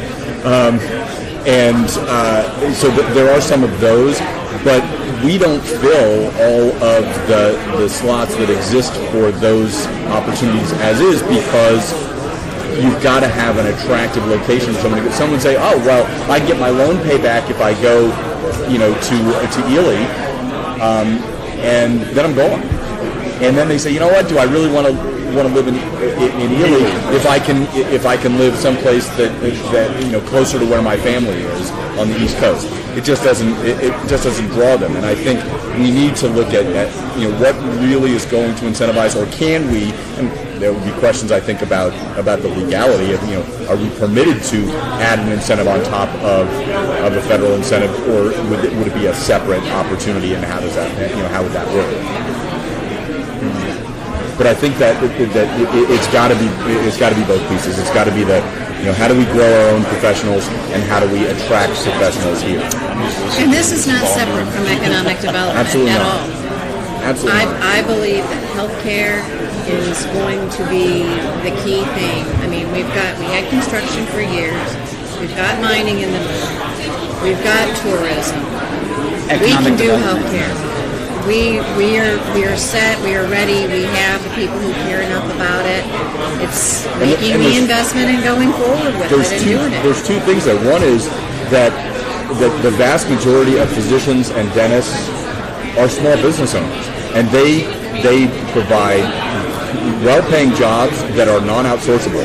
You think about, you open a medical or dental practice, it's not just you got other people there, and those are jobs that can't be anywhere else. And the suppliers. And they pay well, right, and you're supporting other industries. So I think that's a piece in terms of economic development that we need to think about. And another is, that I'd like to just put on the list here, is medical tourism. That for us to be a place, I mean, we've got the rest of the infrastructure here already for someone to come out here to get medical care. It shouldn't be the old joke that, where do you go for medical care in Nevada? You go to McCarran. It should be, where do other people go for medical care? People from around the country, where do they go? They go to McCarran. That I think that opportunity really exists for us here to create an industry in medical tourism. So I might, on the board for economic development, talk about workforce.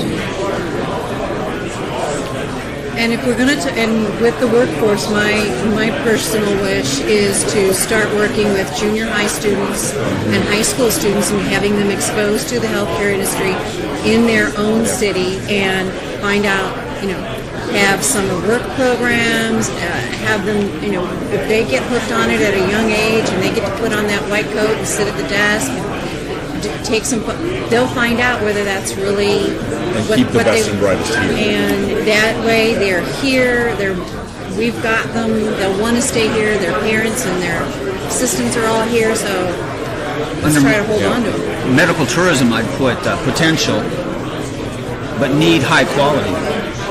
It won't work if you just offer cheap airline tickets or cheap hotel rooms where they could stay. They're not going to come here unless there's a quality to attract them. Yeah, absolutely. And I think part of selling that being clear about that image of quality does tie into the issues about where we are a science research hub as well. I mean, these are not separate issues. All these things tie together. We go from education, K-12 and higher ed, and economic development, and the research that we can offer, and the direct provision of healthcare. All those things connect, and we have to. I mean, we're not going to fix it all, overnight, but we need to figure out where we want to end up, where we want things to look like, and then be able to develop a roadmap for how we get from here to there. It's going to take a long time. and it's going to take some there's some hard work, some serious effort. But if we don't have a plan for where we want to end up, we're just going to keep doing what we're doing. We're spinning our wheels for the last 10 years on this because we've talked about it for the last decade. We've just not gotten there. I think, maybe one summary for all of us that have lived here in Southern Nevada. I think it's a fair statement to say that patient morale is very low, provider morale is very low, and some evidence of that is you have the hepatitis scandal that paints a brush on all providers that we're not trying to deliver high quality care, and that's not true. We know that as providers here. But the patient population, they really have a low confidence of what healthcare is being delivered in Southern Nevada. And that's something that has to be addressed. Those backroom things that are going on, right? Backroom care delivered maybe to the lower socioeconomic class, they might, or culturally, they might think that's appropriate to go to a tile business to have plastic surgery performed. And so I think maybe more public service information out there, whether it be in bilingual too, English and Spanish education. And there is a program that's going to be coming out. The former Attorney General had a working group under current Attorney General Frank Papa and Catherine got together and figured that we had a whole thing last summer, and they're coming out with some public service announcements and reaching out into the Hispanic community. Patient morale, provider morale. And I think that also goes back to what you were talking about earlier in terms of who should be providing care. I think we need to do a better job of educating the public about who are, how do they know what an appropriate provider is? So tied in with that transparency, it's not just transparency for transparency's sake. It's a matter of transparency for an educated population. People who, first we got to let them know who are all the different kinds of providers and what kinds of role can they play. So then when they see that, they know, okay, this is an appropriate person to be providing this kind of care to me. And it's, you can make the argument that anybody should know that the back of a tile shop is not the place to get surgery. But again, if you don't know, you don't know.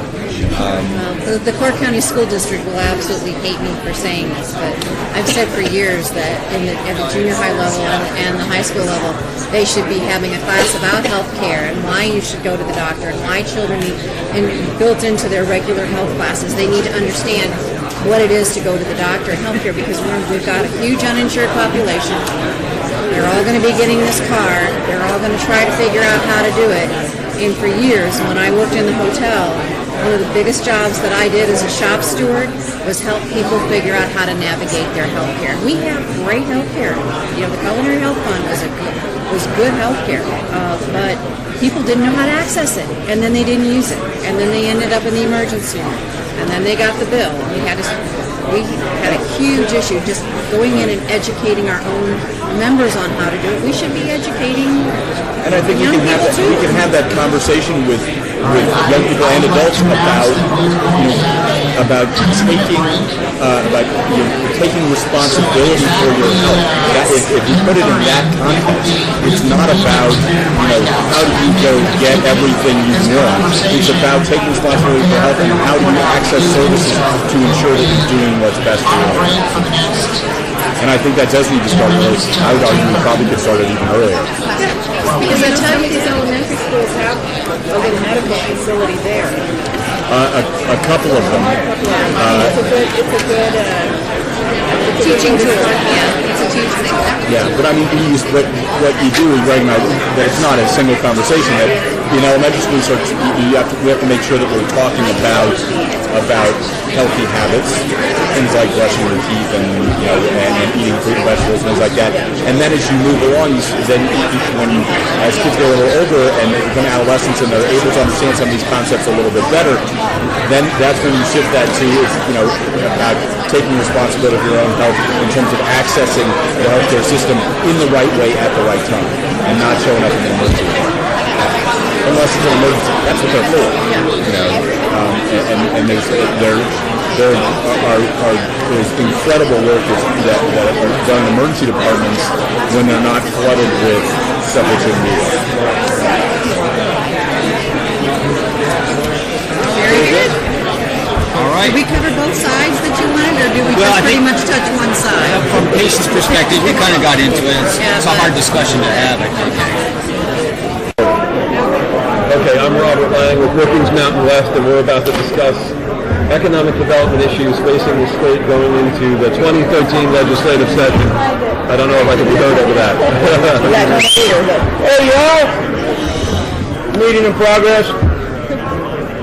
Okay, yeah.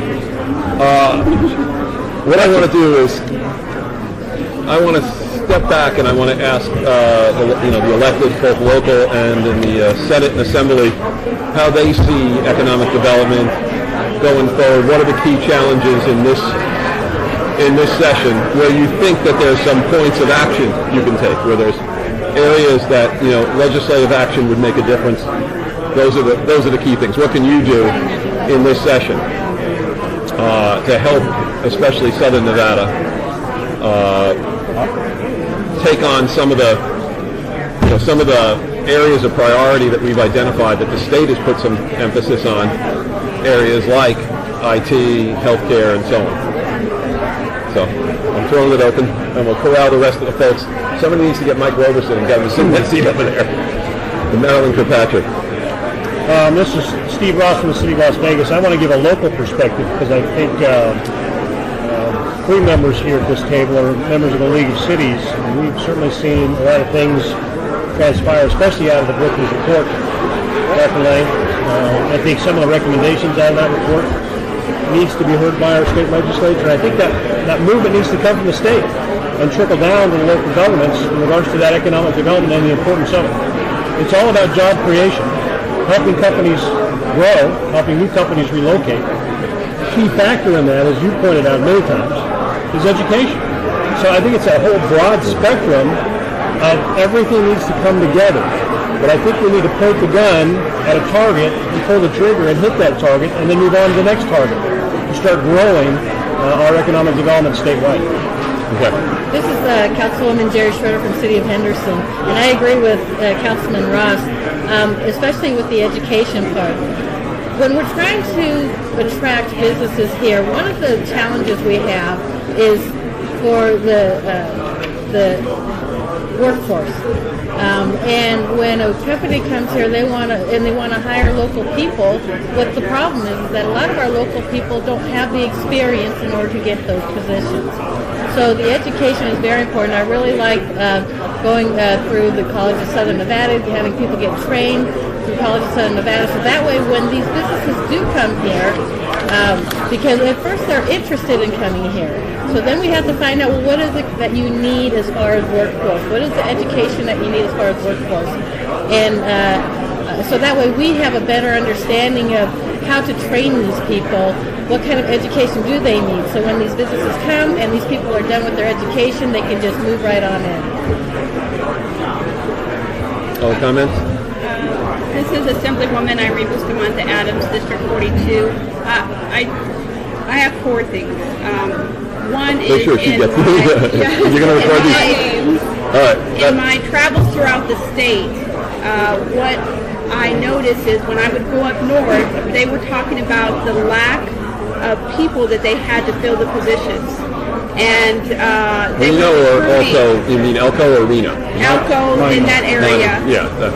And they were, some of them were high level positions, not just entry level. And that kind of disconnect is something that I think if we could address as a state, instead of importing people from Arizona or Colorado or other places to fill the need that we have within our own state. Number two, I'm really grateful for the new regional development authorities.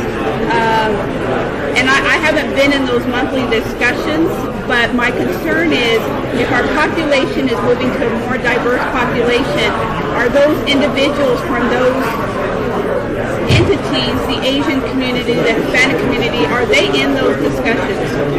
And if not, does everybody look the same? So that's my concern.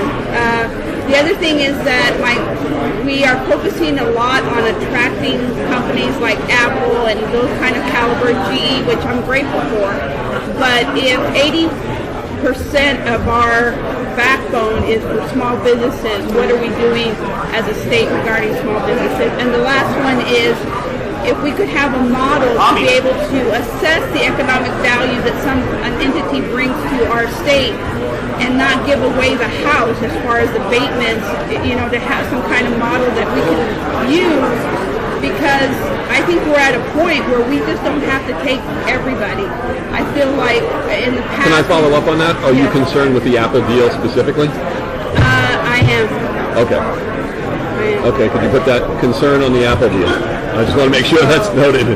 But if we could have a general model that we could use to plug in variables and say, you know what, it sounds good, but on paper, we're going to be sacrificing this. And do we want that as a state? I think we're at a point where we don't just have to accept every person that comes in. And you do that at the regional level, because the inputs are different north and south on that. Right. So those are the four. Catherine Wall? And piggybacking on with that, because we were going to have Amazon come out, and California gave them a great deal on taxes. Right. So I think that's another issue that we have to look at is what are the incentives that we are giving, and I think Irene's absolutely right. We don't want to just give everything away just so we can have somebody here, because I don't think that really helps our economy when they're getting a big tax break and the small businesses are not. I don't think that's quite fair. Well, this is Councilwoman Anita Wood with City of North Las Vegas. I think what we need is some kind of program or structure. I mean, we want to make sure that we have positive enticements to bring businesses here, but they have to be effective for the state and the cities and the local municipalities as well. And that seems to be where there's a huge imbalance. When we do offer abatements, they're not really bringing the number of jobs and bringing as much as we're hoping to get for them, or we're losing them because we aren't offering quite enough to other companies. So somehow we've got to find balance there. Tom Collins, Clark County Commissioner, District B. I served 10 years in the legislature, and now going to be able to spend up to 12 in the Clark County Commission. Been a planning commissioner about 7 years, and been in Southern Nevada a long time. I can remember when funding was made available for Kmarts to be built and bringing businesses to town and tax breaks and so forth. Also, I watched a lot of industries come and go in Douglas County from California that were given 7 to 15 years of tax abatement. As soon as that tax break was expired, they went back home to their place in California and their operations there. I definitely agree that comments made about giving away the farm for Apple, Amazon, whoever. Our legislators, and this is a great summit to combine our feelings and understandings, but Nevada it's really kind of totally unusual from anywhere else. It's a very strong union state, but it's a very strong right-to-work state. So there's the pockets of good labor and good wages that carry the majority of the rest of the folks. And then there's the tax breaks, custom to agriculture, mining, etc. in rural Nevada. And there's a difference in the amount of problems in education because, but the solutions, we can all address a lot of problems and different issues that we face, but the problems all comes back to the dollar. If you give too many tax breaks, then you don't benefit with a company coming to Nevada that doesn't pay a good enough wage for you to recover those tax breaks. You don't get educated folks. The industry here in Southern Nevada primarily has been tourism service industry. So folks that make beds and cook food and haul luggage and park cars and drive cabs, very few people are working out at the IT. Thomas's and them with the switch. Those are some of the unique things that we get, but it's not very labor intensive other than the technical people to install it and very few to operate. Renewable energy. It only takes a few people to operate the plant after it's built. But that is a narrow focus when you look at renewable energy because you bring in less healthcare issues, okay, when you do that. Now, the Affordable Care Act is bringing more insurance, and we had a presentation in the county this week that it's good right up front. The state's going to know that it's good right up front, but in 4 to 6 years, there's going to be a change in the funding currently. Okay, so we've got 4 to 6 years to both legislatively and federally legislate corrections in that for the amount of money paid for patients and for doctors. So we got to look at it, the bigger structure of it, and I'll give you a perfect example. The Clark County Fair and Recreation Board was created by the legislature in, I want to say 47, way back before I was born, a couple of years ago. 20 years ago, they still got about 80% of that revenue from conventions and room taxes to spend in the local economy to bring more tourism. It's been robbed and robbed and robbed by everything from education. The robbing has come from the state, not from the local governments. The robbing of those funds have been coming from the legislature. When they got a shortcome, they go grab a piece of room tax to pay for this or to pay for that. And the fight's going on between the resort industry, between the revenue for conventions, gambling, investments, and the recreation that people come here, the dining and the entertainment. Those folks that invest in our local community see that money taken to the legislature to be spent in Lander County, for example, or Humboldt, or Esmeralda, or Lincoln County, where they're broke because of their own financial, if we look back, 1905, Ely was the biggest city in the state. We've evolved. The presentations from Jeremy Aguero that show the change in the type of taxes collected and the internet issues and so forth. So the solution is the mass transit. Who's going to pay for that? Nobody wants to pay for improvements here. Nobody wants to pay for better schools. Right? Yeah. I think I'll give part of the credit to Ronald Reagan when he changed the federal parks. If you live in Florida, why do you pay for Yosemite or why do you pay for the Yellowstone? The pay structure. How can Phoenix do that? How can Salt Lake do these things and get that done? Salt Lake is more of a charity state and more population, more of a giving than only social services. Only 70,000 more people. Yeah, but the more of social services based, Salt Lake City is more democratic, more liberal than the rest of the state. Utah's a very red state, but in Salt Lake Valley there is much more giving than universities. And those people have prospered. You've got Huntsman and others that have given a ton of money, Levitts and so forth that have given tons of money, and they've created the Norvell computer and so many other things. Phoenix, which is ironic, and Bob Kopp and I were talking earlier, Phoenix is different because it is a very much right-to-work state, low-wage, low-income state that doesn't have as many regulations, conditions, yet they've been able to create something to spotlight. Now, did they make a mistake at Glendale Stadium? Hell yeah. Reno made a mistake on their baseball stadium. But it was very clearly pointed out this morning that we have a unique community that will fill a stadium if we're building. Kind of like Kevin Costner's cornfield, We can fill that, but we've got to have the seed dollars. The state owes the school distributive account over $1 billion. Now, how can Glendale do that? One of the ways Glendale can do it, or Arlington, Texas can do it, is that they get to keep a share of their sales taxes. Mm-hmm. And they build war chests. Like you look at the Dallas region, and people use it for different purposes. Like Plano, Texas put it into the Dallas area rapid transit system. So they extended the rail to them. Just for the record, if you Robert Lang, Brookings Mountain West, sorry, for the record. I'm speaking to the difference between ourselves and Texas. We'd have a place like Henderson would have a stadium. And the reason it was, Henderson's the size of Glendale.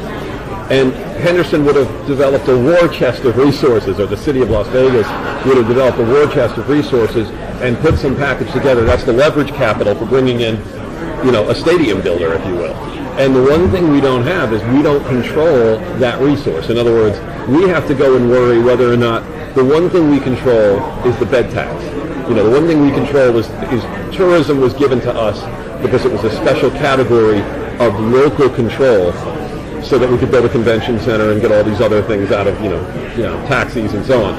But in the general sense, all the people buying a quart of milk in Arlington are paying for that stadium, and so we don't have that resource because we don't have a municipal carve out for any share of the state sales tax, and that's the biggest difference between ourselves and Orlando that built the stadium and Texas and so on. It's not just the professional teams, it's that we literally aren't would a harsh Dillon rule, so harsh that we vacate all resources, it all leaves our area, goes and gets reformulated, we don't get back our fair share. But the redistribution of the seed tax is a perfect example. And a few years ago, when Mayor Montana came to the legislature in support of the changes, I voted against him, said he was a fool then. The cities that grew from that time were hurt the most. And a lot of timing. You know, Henderson, if it would have hit 3 years earlier, Henderson would have been in the bind that Reno and North Vegas are. It just the timing is part of what harmed them. But it's not all the seed tax. You know, when somebody's got a deficit. But going back to the room tax and the revenue from the conventions, the local governments get 10% of that. 75% of that goes into the their general fund, and only 25% back to Parks and Recreation. And the resorts who give part of that money because it's supposed to go to Parks and Recreation are kind of concerned that we're using it for other forms as well as what they're using it for, and when the governors come and take it because there's cash flow there. And so changing that formula, and you're exactly right, as a legislator, and I've been one, to a local government looking at the Dillon's rule, some of the things are silly. On the other hand, as a legislator, local governments can't handle some of the home rule that they're asking for. I'm on the executive board of NACO, so I deal with all the counties throughout the state. Some of them can't handle those things, and the uniqueness is the inconsistent taxes. Mining, when Mark and I were in the legislature, when gold was $200 an ounce, now it's almost $1,700 an ounce. The tax, they're rolling the bucks up there. Okay? Yeah. And they get to keep regionally, they get to keep it. Right. And we don't get to keep what our main engine of generation is in nearly the proportion that the driver and Elko is. The mining tax, the sales tax. If you was a match it would be devastating to the state, because if you said that if you generate local resources in an industry like gaming, that you get to keep the share of it equivalent to what is kept by the county where mining comes from, you'd almost have to switch to a state income tax, because you would empty out the treasury in Carson City. So this Councilwoman Jerry Schroeder. Oh, that was Robert Lang from Wilkinsville. Councilwoman Jerry Schroeder from City of Henderson. So let's say that we ask the state legislature to adjust the taxes to where it's more fair. How is that going to benefit our economic development? And bringing in businesses or retaining businesses, especially the small businesses. What is the way to Can we talk be about able that through special improvement districts? Sure. Because you're looking at one at Union Village, things like that, right? Right. So do you want to discuss that like that? Not. Okay. Is it okay that we hear from the other individuals? Sure. And Mark wasn't here to. This is Assemblywoman Bustamante Adams. Mark wasn't here to hear your instructions. I had to go move my car. I'm in the They didn't tell us where to park. He didn't read that part down. No, I got it printed out. I'm just listening. No, introduce yourself first. Mark Menendo. I'm going to listen for another minute. Well, let's go into the special district. Go ahead, Anita. No, that's fine. Go ahead. Well, go to the special improvement districts is one example, but also go look at, and that's kind of what we try to parlay. But you had the fight between MGM and Caesars. Okay, so what you had the big fight in the legislature on charging us a tax for a stadium.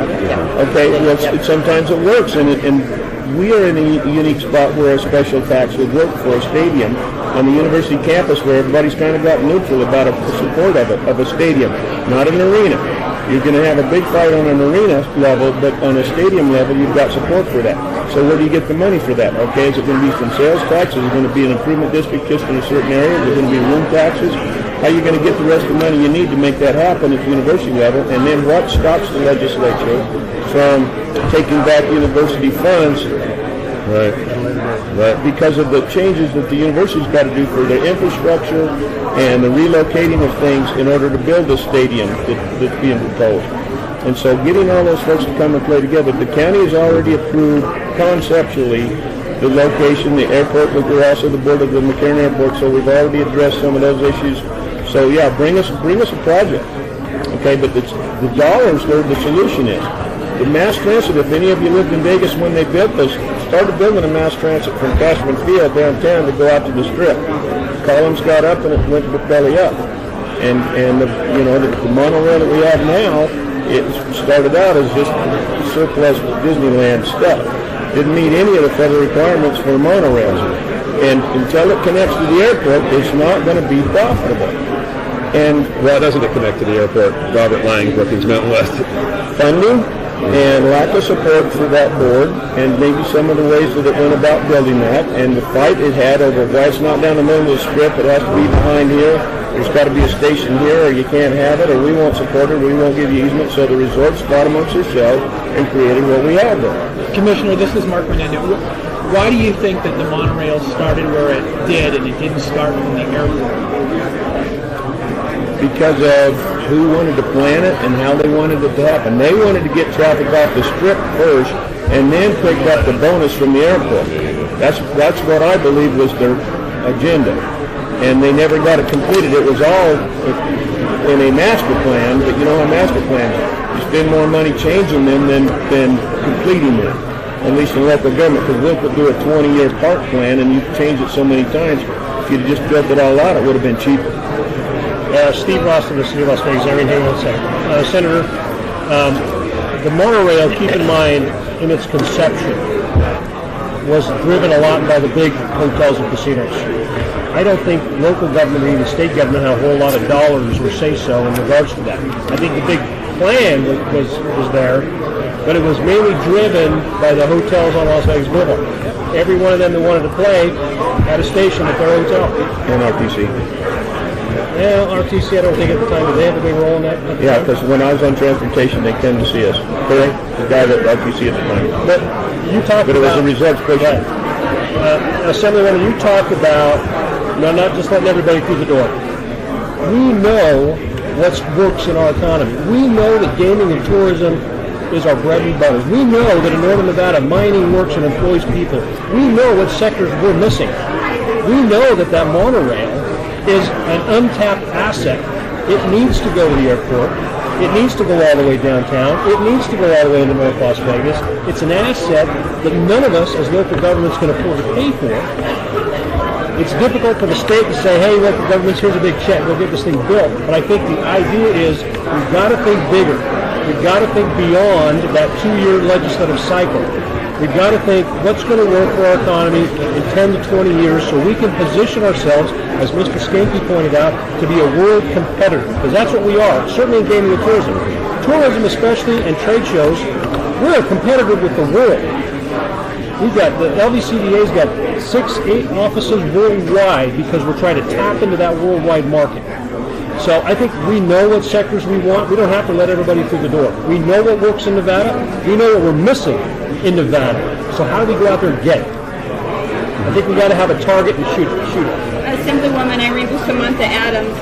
My question goes back to the stadium for Commissioner Collins. So when they came in the legislature last session, they were proposing an 80-20, 80% on the taxpayers, 20%. So it wasn't going to go anywhere, you know. And so now they're coming back around the table to a 60-40 type split. So my question is, at least that's what I understand.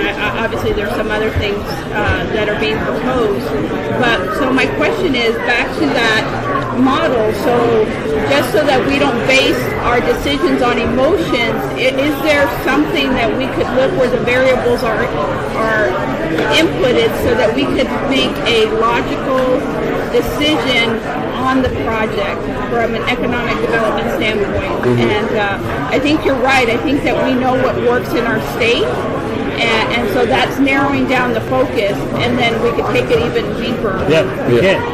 So, Tom Collins responding to that.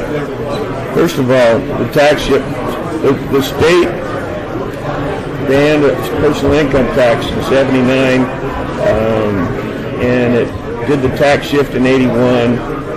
Going to get off of the state's funding back on, off, changing from property tax to sales tax. Sales tax has grown because of other things that we wanted to do. The $0.25 for the RTC, the $0.25 for several different things. The compromise RTC did was the direct bus lines throughout the city versus in the communities throughout versus a hard rail.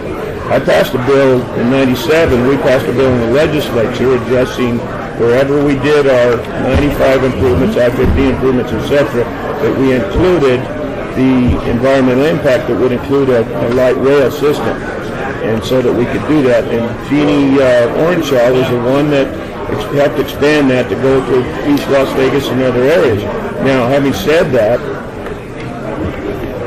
when you ask who benefits from a stadium out at UNLV, everybody in the state does, because of the way revenue's generated, from room taxes to sales taxes to meals to transportation expenses, airlines and cars and buses and so forth, and the jobs they create, because people are going to have relative jobs. And see, it's just like whether it's local government or the state of Nevada, and I'm going to go off a little bit here, when you cut somebody's paycheck, you take money away from 7-Eleven and Target and the veterinarian and the doctor and everybody else.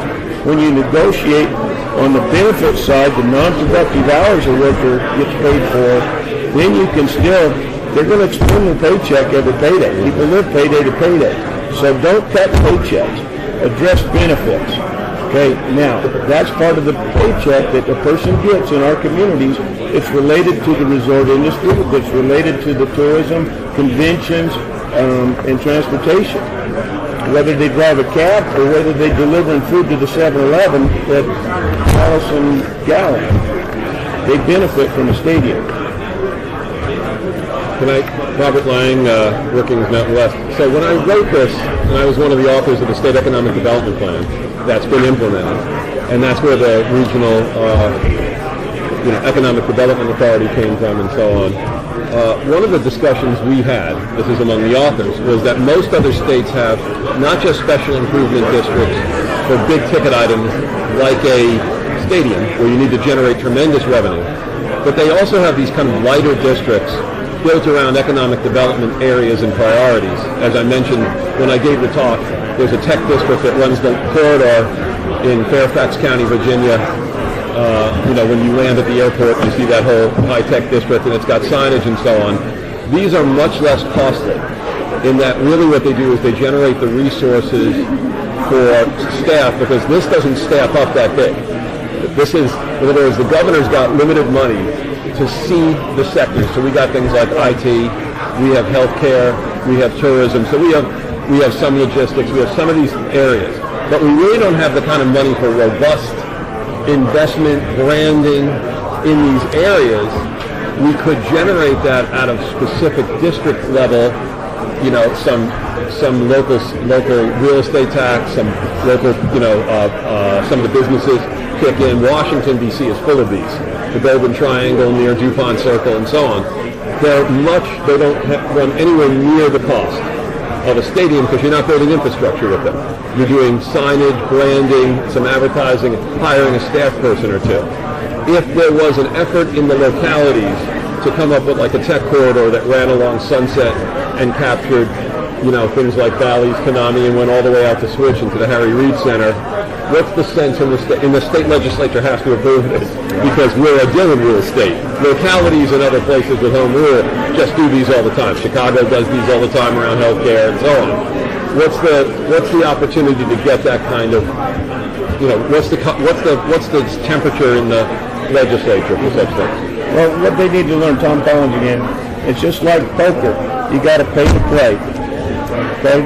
You got to put your money on the table to get something to happen, to get an action, to get a result. And so using these kind of things, we have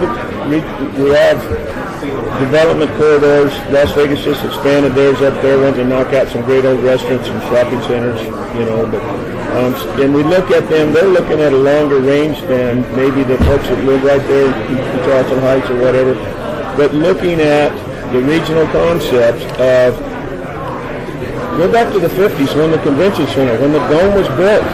Those guys went out there and I think they borrowed $4 million to build that dome. And everybody says, we'll never get conventions here. We're a divorcee capital and gambling place. Cigars and back rooms and showrooms.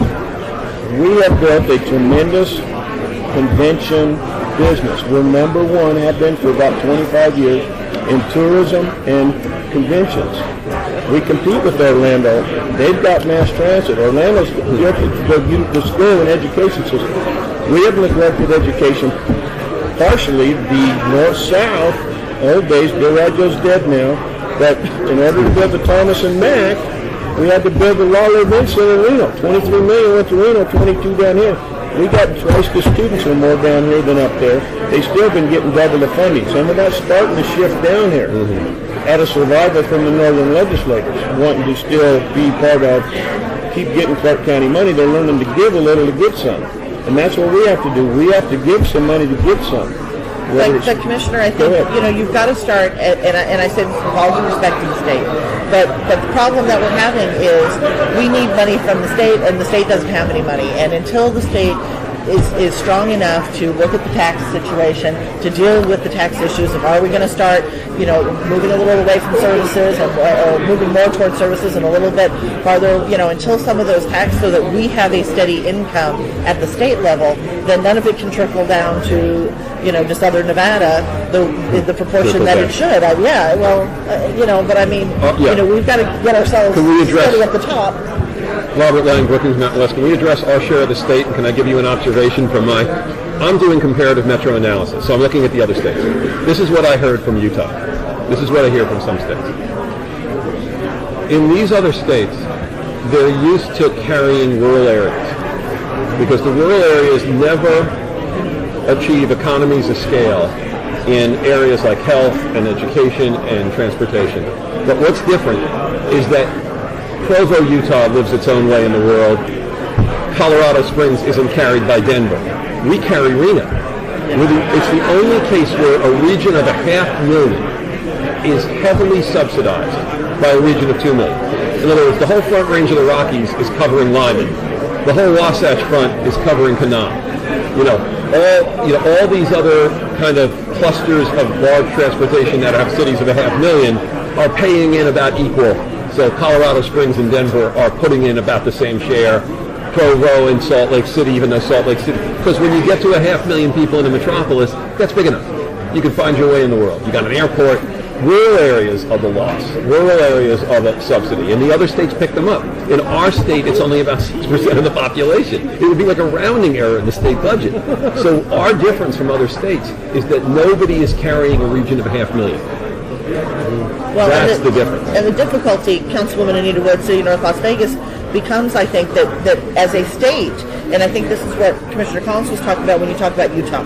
Utah is very family-oriented and services-oriented for its people. And we're kind of missing that. We haven't made education a priority. We have really poor mental health services. We have, so when it comes to enticements for businesses, the services that they're used to seeing in the other states, we just don't have them. When you talk about, like I said, for mental health and just those basic services, we don't offer those to our residents in the same way that you'll find in a competing state like Utah. And that's where you've got to have the money at the state level so we can start fixing this imbalance if we want to ever become a state that is truly competitive against the other states, at least in my opinion. Tom Collins again, and you can probably go back 50 years or longer, go clear back to the 50s when education was in such bad shape, the state finally passed a sales tax. I mean, we were almost 100 years as a state before we even did a sales tax. 2 cents went to education. Now, going forward, we're one of the few states in the whole country that doesn't require developers to contribute enough to schools. We let a developer, and the local governments, it's crazy because local government says you got to have a 2-car garage, you got to block wall, you got to have all these things for your house, so you become a fortress instead of a community when you build a subdivision or a housing tract. Okay, now other places they're not as big on all of those things that they make a builder do. They're more about having a community where people know their neighbors instead of drive up, click the button, go in the garage, and you don't know anybody's out there, and you got a barking dog or a gun or an alarm system. We're not a community in that sense. But additionally to that is that local governments don't require enough from the school district from developers for schools. Okay, the RCT, residential construction tax, it is not adequate. It's capped. Okay, another thing that legislators have got to realize in 2005. Because this is exactly what we want. But I do want to give you guys about a 10-minute warning, so if you could work on wrapping up your conversations, that would be great. In 2005, the legislature capped property taxes. We was at a summit in Carson City. Andy Hafen made a very good statement. It's going to take 23 or 24 years for local government to get back to where they were in 2006 because of the stupid property tax caps.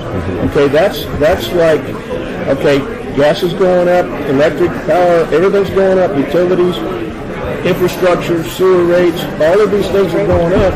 Property taxes are capped and still going down, which makes local government hands tied. You got to have the courage to take that off and let it go back to assessor's rule. Local governments make their own property value assessments. And what's so ironic right now is a perfect time in the last year or so to start passing taxes at a local level because people are paying half or less for their properties. I am. The whole state is 52% down from what it was 7 years ago. Your property taxes are half in most cases. Well, okay, they're putting that money in their pocket. The homeowner is. And the apartment rental guy is. And their commercial properties. They're putting that money in their pocket. And they're not paying it to local governments to support local government. So we don't have enough cops. We don't have enough park service. We don't have enough animal control, code enforcement, or anything else. But Commissioner, I think it's kind of a mentality. I mean, in North Las Vegas, using us as kind of the example, we get asked the question a lot as we're kind of strategizing. You know, do we dare ask for the same standards that they have in Henderson?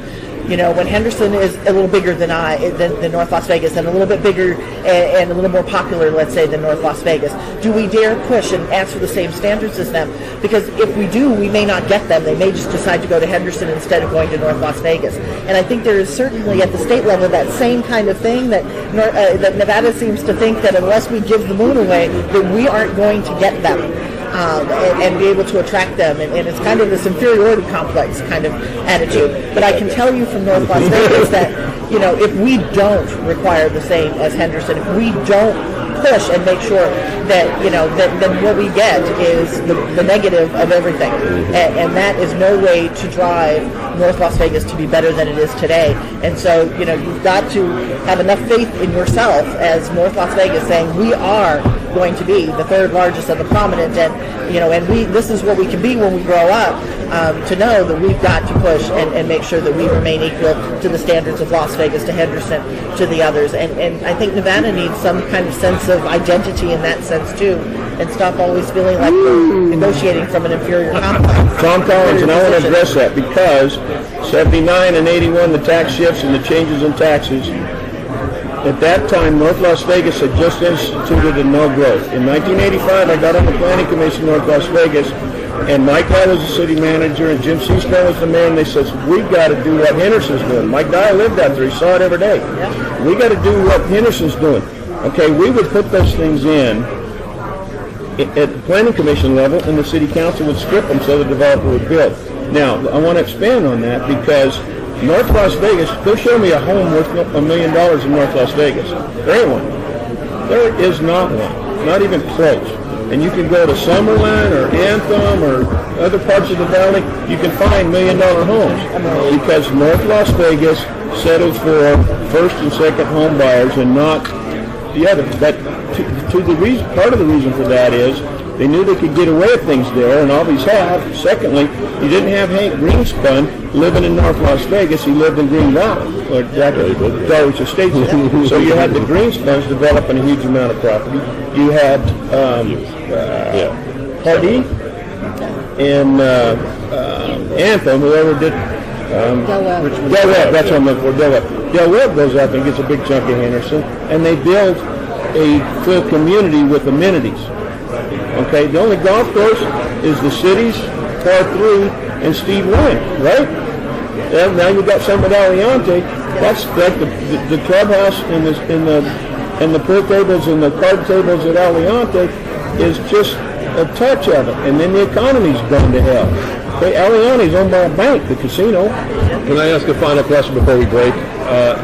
Do you think we have the tools for economic development necessary? Do you think that the infrastructure, the kind of governance infrastructure is in place? This is Robert Lang again, Brookings Mountain West. Do you think that's in place? Or is there something else we need to do in this legislative session related to economic development that's missing? What other action items are there? Because you know we changed the structure pretty radically in the last session, and we acted on it, and we implemented, and there's been success in terms of the implementation. But you can't get everything when you do that. We couldn't think of everything. Anything missing?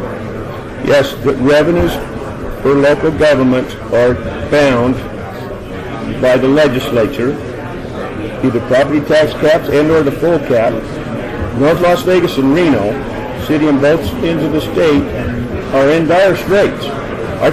My goal right now, as far as being a resident of North Las Vegas more than half my life, is just keeping their identity. I don't think they're going to survive as a city without major changes from the legislature. In a lot of areas, beyond the C-tax is $3 million, that's 10% of what they need. Okay, Reno's in worse shape. Okay, so fixing those local government availability to revenue to solve the problem. North Las Vegas taxes are going to go through the roof, or they're going to be unchartered, and all of Clark County is going to cover that debt. Okay? And what can the legislature do? The legislature can relieve the restrictions on the taxation abilities and the ability to fund programs that will make those cities prosper. Can I say that again? Oh, pardon me. You just said it one more time because she wants to take it down. Okay, the legislature's got to give local governments the ability to be able to survive releasing the tax caps and the restrictions on their revenue. Tax cap. She gets the tax cap. And I'll give you a perfect example. Sparks raised, the city council of Sparks raised their taxes, 15, 16 years ago, and 3/3 of them, everybody but the mayor got unelected. Okay? The one guy voted no out of the 5 members, and that's the only one that stayed on that board. Okay?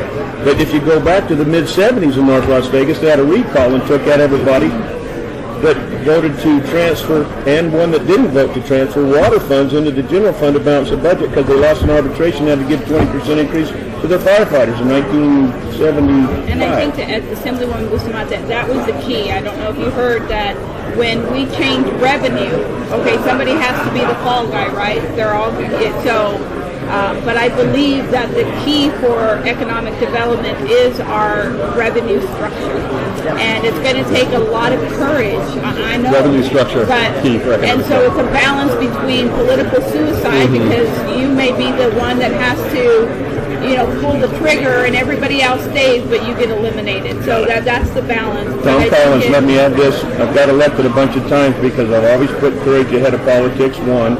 Secondly, you've got the leverage of Southern Nevada legislators. The governor's agreed to sign the 4% increase for cops, more cops down here. It's been misused by some of the local folks, but we're getting over that because we need to provide public safety as a local government. The changes you make in the legislature on a tax reform needs to be tied to that 4% sales tax because the governor is going to run for re-election and he wants public safety to be a priority. And so if that tax bill includes that 4%, you've got more leverage and maybe get a couple more votes and maybe get rid of a veto.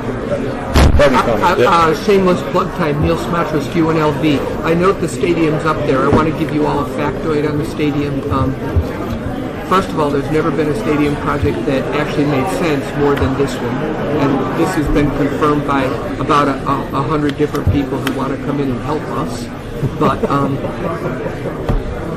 if you take all the events that Las Vegas Events runs right now, every event that they run for the city, you generate less than $300 million a year. If you take this center and we took a conservative estimate and we cut it in half and we use Las Vegas events that they turn down because they can't seat them, and you say, what does this stadium do? You generate more than all events Las Vegas event currently does all at once in one chunk, minimum of $400 million a year, highly conservative estimates. Again, we can play with numbers we didn't play with. Probably closer to 600 million export economy a year. So there's my plug for the stadium. It's huge. It is economic impact. It does support the core industry, but it also gives us the critically missing piece of the puzzle, which is the ability to convene 60,000 people, which we can't do.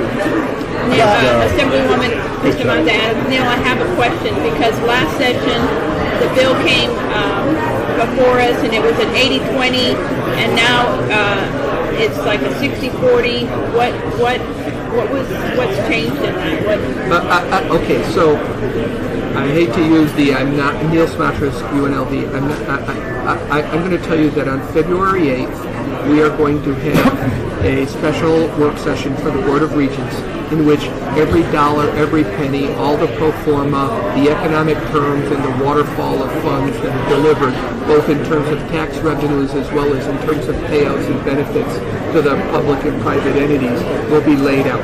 February 8th. I'd love, in private, I can talk to you about it. I won't go on the record because I want to make sure every number I give is accurate and right. But here's what I'll tell you. There's never been a 60-40. That's the least amount of public contribution that we've ever found. And honestly, this thing's just plain good for everybody. It's good for our students. It's good for us. It puts us on the map. It builds a new local university. And what's most important is in a state that doesn't appear to view higher ed as an investment, it allows us to generate revenues that we sorely need to be able to grow and meet all these other wonderful needs. Well, and can I add to that too? This is Councilwoman. It's also don't forget for UNLV in the long term that, when we talk about the Truly Springs legislation, that includes 2,000 acres to go to UNLV for them to build a secondary campus out in North Las Vegas. And so the revenue from that project can also help them in building this new campus out in North Las Vegas. And it's so critical when you talk about training that workforce. On this one. You've never ever did. I'm going across the city, so maybe we'll have time. As the power shifts to southern Nevada, we'll get more done. Good plug. We will. Kind of like Denver. Denver runs the state, and they're what? 10% of the area. Yeah, and thank you for coming. Is the K-12 group.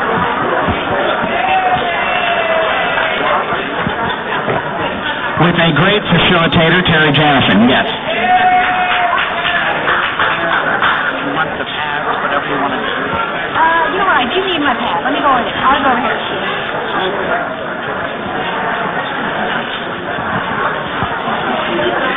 I'm going to...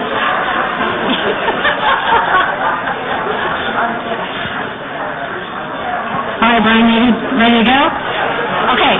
So if I can get your all's attention, I'm Terry Jannison, and I'm with the K-12 table, and I will share with you that if you thought chairing a school board meeting was a challenge to keep everybody on the same table and topic, you should have sat at this table. But what I really want to say about the group is that I appreciate the comments and the time and, more importantly, the passion. Because even though we were kind of going all over the place, it really showed that the desire and the need to work together down here is prevalent, and I know that they are going to work well together on K-12 issues. So we really only got to about 2 or 3 topics, and the first one was the funding formula.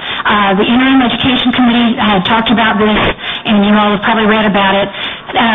The overall arching comments on this is that the funding formula as it stands right now was made in the 1960s, so it's really time because it affects negatively the children in Clark County hugely disproportionately. So we really want to push that from the south to make sure that the needs of the children in Clark County are met. At the same time, we want to make sure that we don't hurt those in the rest of the state. And so it's just a discussion that needs to be had, but we feel pretty strongly about it. One of the things that kept coming up was about the rules and making sure that the rules were not affected negatively. But it was pointed out that Clark County has rural schools. So we need to keep that in mind as we move through that discussion on changing the funding formula. The other thing was we talked about, we know this is not going to be an overnight situation. A lot of it's going to have to occur when the money comes back, but it needs to be addressed, it needs to be changed, and also it needs to be looked at, whatever the final decision is, it needs to be made long-term so that when things change in another 5 years, 10 years, then it's not affecting someone else disproportionately. So tough discussion. Godspeed to all of you who are going to make that decision. The other conversation we had was brought up that's from down here from the Clark County School Board was currently if we're doing virtual education, it's required that there has to be a licensed teacher in the classroom as well as a licensed teacher on the other end at the virtual. So the request is going to be that we have that licensed teacher who's at the virtual, so on the other end doing the actual teaching, but to help save money that you wouldn't have to have an actual licensed teacher in the classroom. It would be a licensed employee, but it might be an aide that would be there to assist. And so that caused some interesting discussion at our table. And so, again, that should be one to follow, but I think it will help save some money, but not at the expense of the education of the children. The other topic that we had talked about, was that it, you guys? I think that was it. Okay. Anything else from my table? All right. K-12 is finished. Thank you.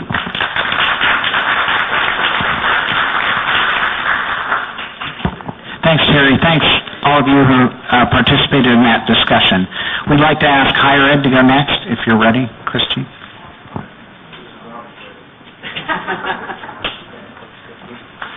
Good morning, everybody. I had the opportunity to work with a wonderful group of people.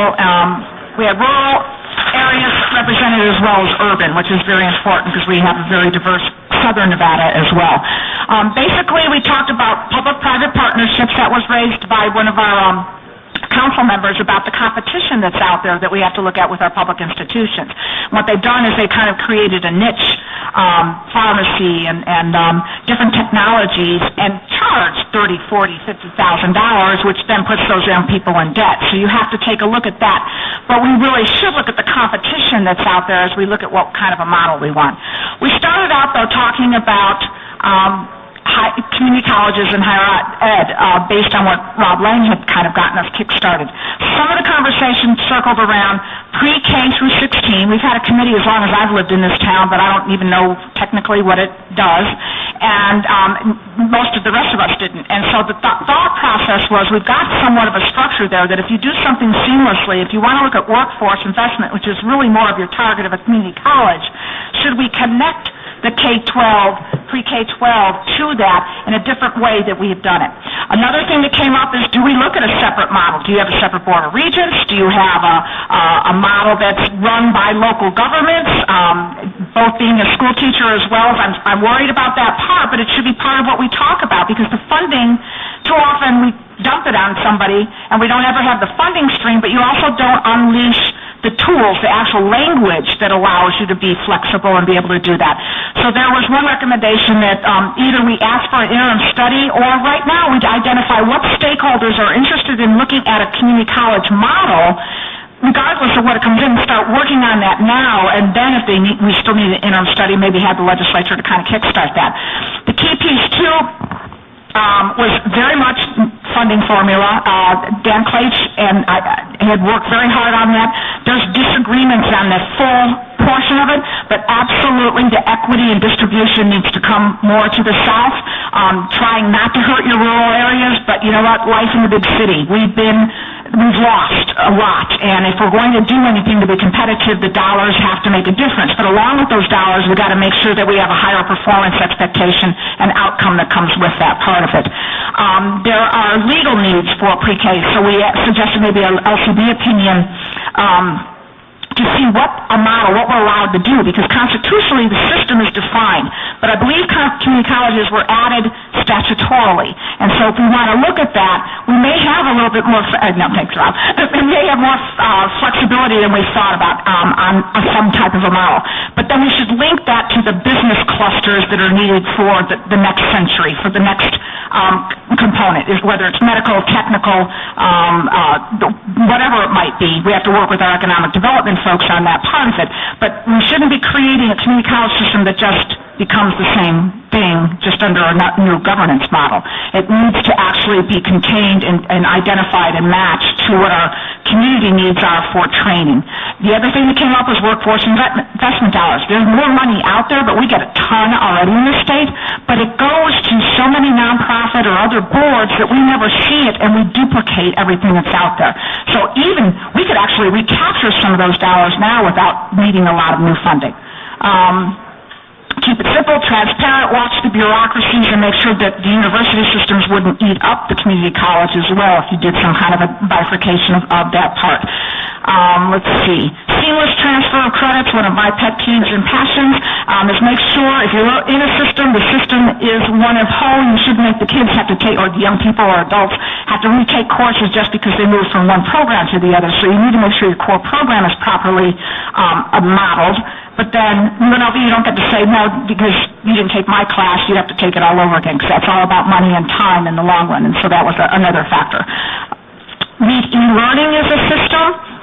I believe Chancellor Clay mentioned that there's a state longitudinal study that will be released soon, and that will begin to give us some recommendations. Commissioner Sisolak brought up that some states have gone to where they require for part of your course content you have to take a certain number of e-learning classes in addition to in-room, and that might be a concept to take a look at to at least force us to have a more integrated system.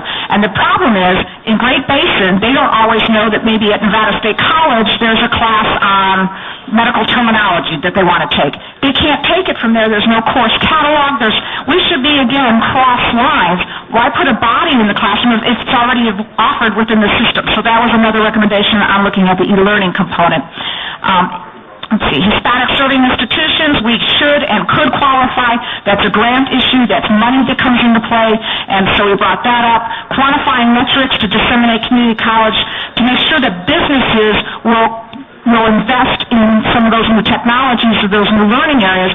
But what was brought up is if government doesn't show the investment, why do I expect private sector to show an investment? And so we have to do the job first to initiate that, and then you could probably get somebody like a Rob Roy or folks along those lines to say, you know what, you're doing this, here's your cluster, here's your program, I've got the people to train you, here's here's your coursework. Then you have that linkage between public and private systems. Flexible schedules was another thing that we're not competing with the private sector in. That's where a lot of them are doing a very good job. They offer weekends, short-term, nighttime, daytime, 2 o'clock in the morning, I don't know, whatever they do in order to accommodate a 24-hour town, and we are not doing that within our system, so that's got to be part of what comes in. Older students that are exiting the workforce in the rurals, Alan said that their average age is 19. In CSN, 35. So, you have to look at your programming needs, but also not everybody wants a degree and not everybody needs to get one. They might just need the certificate. They just may need 3 courses in order to complete something or redo a technology that their employers come up with. We have to start making sure that we have no barriers there, and that's going to be the key part of it. I think it was... Sorry, Rob. Serve the minority populations more. That's where that longitudinal will help us. It'll help us identify if the Latino community is a higher percentage of dropout, and when are they dropping out. We should be knowing that information and being able to then create programming or support systems in order to make sure that doesn't happen. Or your African Americans, or your Asian, or your women, or your men, whoever's in the single family.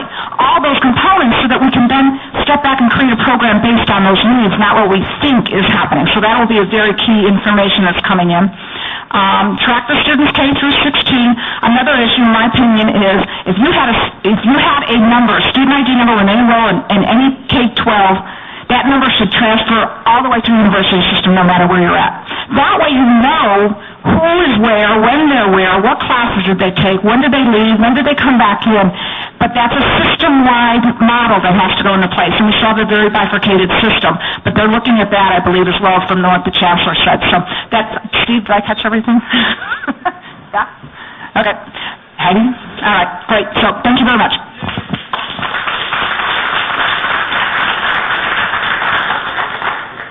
Thank you, Commissioner Jim Kiliani. We appreciate that, and thank you to those who participated in that panel.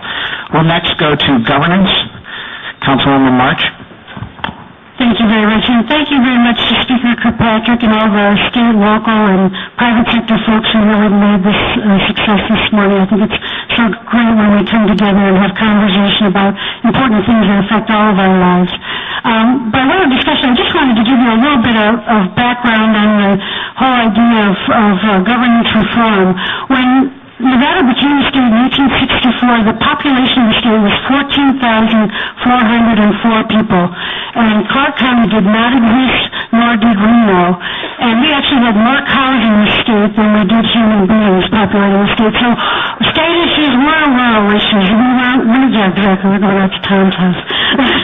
State issues were rural issues. And the government, the state government felt that they needed to control local government because it was unruly. And we're a far cry from where we were in 1864. We today have almost 3 million people in the state, and Clark County actually has about 75% of the state's population. So we're dealing with issues that maybe, as we set up a legislature in northern Nevada and set up governments in northern Nevada, the issues up in northern Nevada are very different, and in rural Nevada are very different than they are here. And I've actually lived in rural Nevada, and I've lived in northern Nevada, so I've had the benefit of living around the state, and truly the issues in each of the areas are very different. And so as legislators and as local government officials, we all have to be cognizant and thoughtful of each other's needs, but at the same time ensuring that we're promoting the economic diversity and health of our state. So our committee looked at governance reform, and one of the things we suggested and had a conversation about was reinstating ACER, which is the Advisory Committee on Intergovernmental Relations. In 2009, we studied intergovernmental issues and concerns, and it was the SB 264, and we're suggesting that maybe through strengthening the relationship between state and local government and having better conversations, not only during the session, but between sessions, we might be able to resolve and address some of the concerns and issues, and also keep our state and local government officials up to speed by using this as an educational tool for our elected officials. NACO, in the next session, will be bringing forth a bill on functional home rule, and obviously local governments would love to see functional home rule, which addresses the needs of local governments. But we also understand that maybe this is something that needs to be phased in and transitioned in, and that maybe what we need to be doing is a better job of defining what functional home rule is for not only the legislators but for the local government officials. And we can look at the past BDRs, and apparently 20% of all of the bills that come before the legislature actually have to deal with local issues. So that's quite a bit of the work that the legislature deals with during the session. So we're suggesting that we need to study past BDRs so that we can help to classify it and make that job a little bit easier for our legislators as they address these concerns. And then also, one of the important issues that did come up, and I think it's a conversation that we need to have ongoing, is the concerns about abuse of authority, that if the legislature grants authority to local governments, will we abuse that authority? And so possibly through the ACER committee, there might be, or some other committees of the legislature, there might be an opportunity to monitor the activities when additional authority is granted to local government, and then be able to claw back that authority. I know the state of Oregon, actually, in implementing a functional home rule in their state, retained the ability to claw back, and then in fact did claw back some of the authority that was granted. And so there is case law and proof that you can take back that authority that you gave to us. So I think that really covers generally what we wanted to talk about. There's a lot of other issues that we did touch on, but these were the major issues that I think we'd like to see the legislature do something about in the next session. And as president of the Nevada League of Cities, I hope to see all of you in the next session, and please count on me as a resource. So thank you. Thank you, Councilwoman March, and to all those who participate in the Government's Reform Table. I'm now going to ask Don Snyder from the William F. Harrah College of Hotel Administration at UNLV. Thanks. Very good. Thank you. Sure, you can all see the chart we have here. We really did have a very active conversation. This infrastructure is a far-reaching area. We talked about something like 6 or 7 different categories. We didn't talk about everything, but we did talk about the Mega Event Center. We talked about I-11, expanded that conversation to I-15 as well. We talked about high-speed rail. We talked about transit, and we talked about water. And all 5 of those things were teed up in both Rob Lang's comments and Tom Skanke's before we got started today. But we also talked about something more generally related to physical infrastructure assets and the need to do some things there. I'll talk about that in a minute. And we talked about the overriding issue of funding. It largely does come back to money at the end of the day, and so we talked about the overriding issue of infrastructure funding. The things that we didn't talk about are the airport. That's an important part of our infrastructure, but I think that that's well in hand, and certainly with the addition of Terminal 3, where I think we're pretty well covered there for a while. And the LBCVA is an important part of our tourism infrastructure, and we didn't talk about that. And of course, this incredible infrastructure that we have in the tourism industry, the 150,000 hotel rooms, 11 million square feet of convention and meeting space, and all the things that go with that industry. We didn't talk about that, but that's obviously an important part of our infrastructure. We also didn't talk about things like social infrastructure, philanthropic infrastructure, and things like that. So we narrowed the focus to those things that I just mentioned. The Mega Event Center, I live in that world today as a result of being very much involved in the project. But Bob Lang did as effective a job of talking about what the Mega Event Center is and why it's important.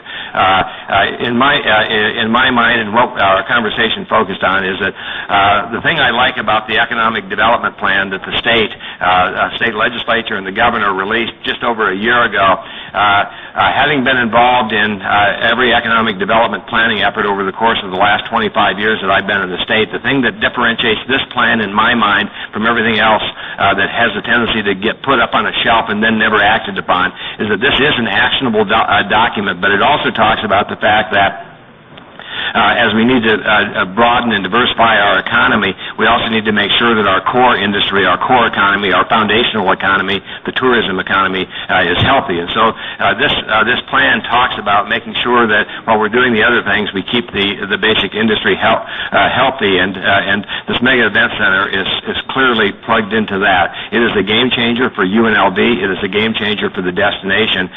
It is tied into the economic development plan for the state in a very, very effective way. And so it's a classic example of 1 + 1 + 1 equals a lot more than 3. But we had a conversation, thank you, we had a conversation along those lines. I-11, started with I-11 as I mentioned, but it very quickly got to I-15.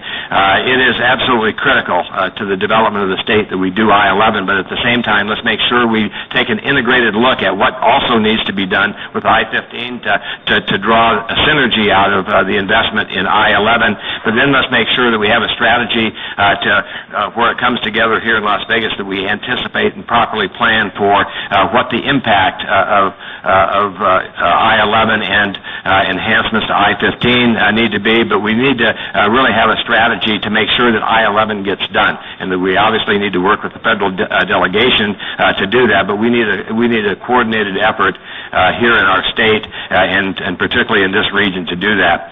It demands an opportunity. We need to make sure that we, in planning, that we integrate it with other modes of transportation and transit and things that tie our community together. This is really one of those things that has a lot of moving parts to it. We need to make sure that there is a plan for connecting those moving parts. Yep, I am.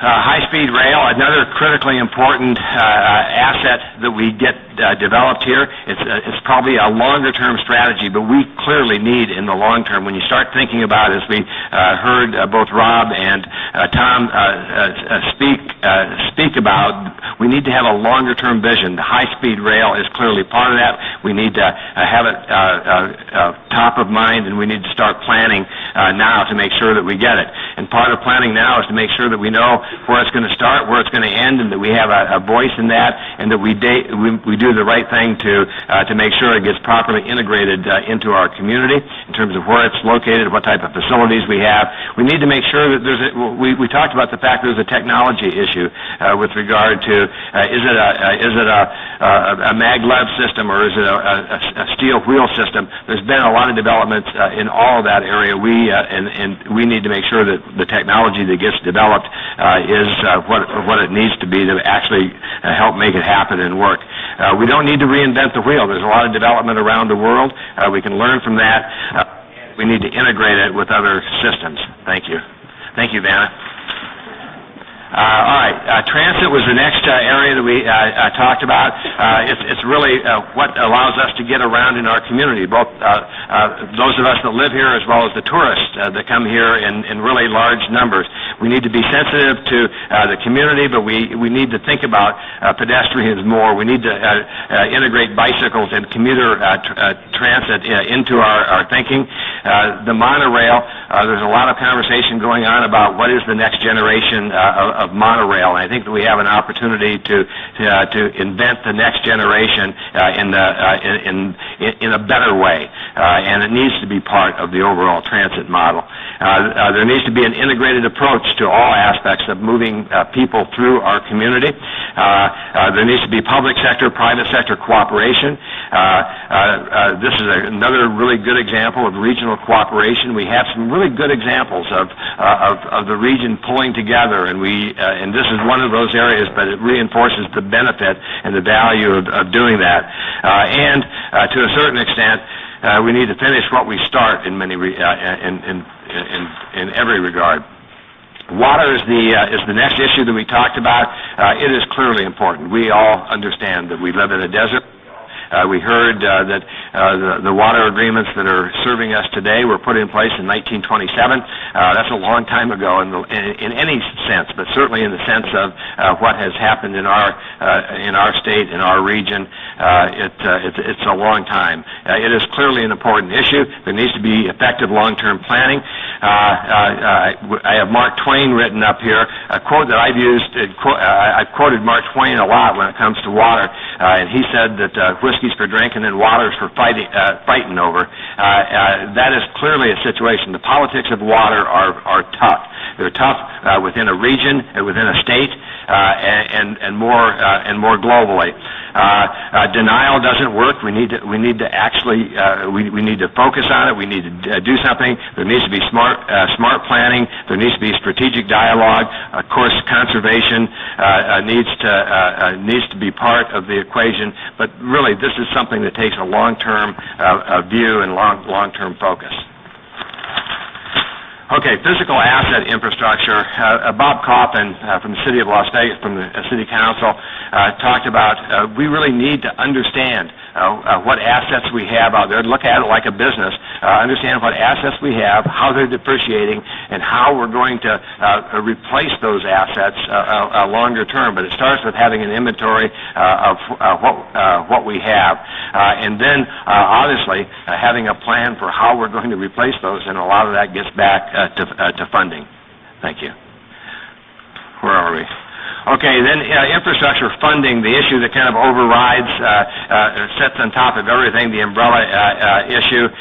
We really do need to elevate the dialogue. I've said many times from the time that Brookings Institution came to our state that one of the real values that we're gonna see over time, and 20 years from now we're going to look back and say that the quality of the conversation, the intellectual content, the intellectual integrity of the conversation will be enhanced by them being there. I think that's an example, but we think whether it's Brookings or whether it's somebody else, we need to elevate the level of intellectual dialogue and honesty that takes place on all of these issues with regard to what we need to do, how we need to fund it, and so on.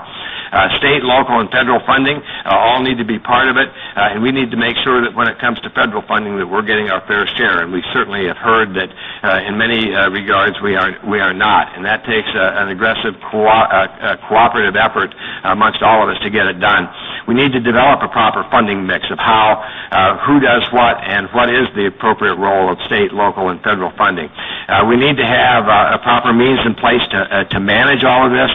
The world is changing too, and we need to anticipate that. We talked about as cars become more fuel efficient, that has an impact on fuel tax and how that funds transportation systems and so on. And there's examples like that.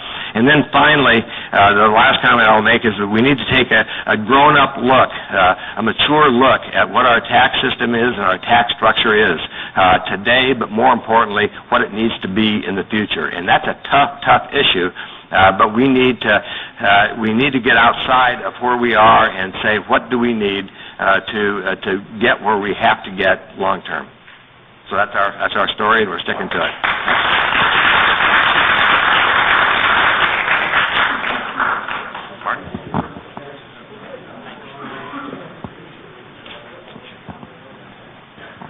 Our topic that we discuss is healthcare. I'm Mark DeBravo, one of the regents for the university system. I'm also a physician in town.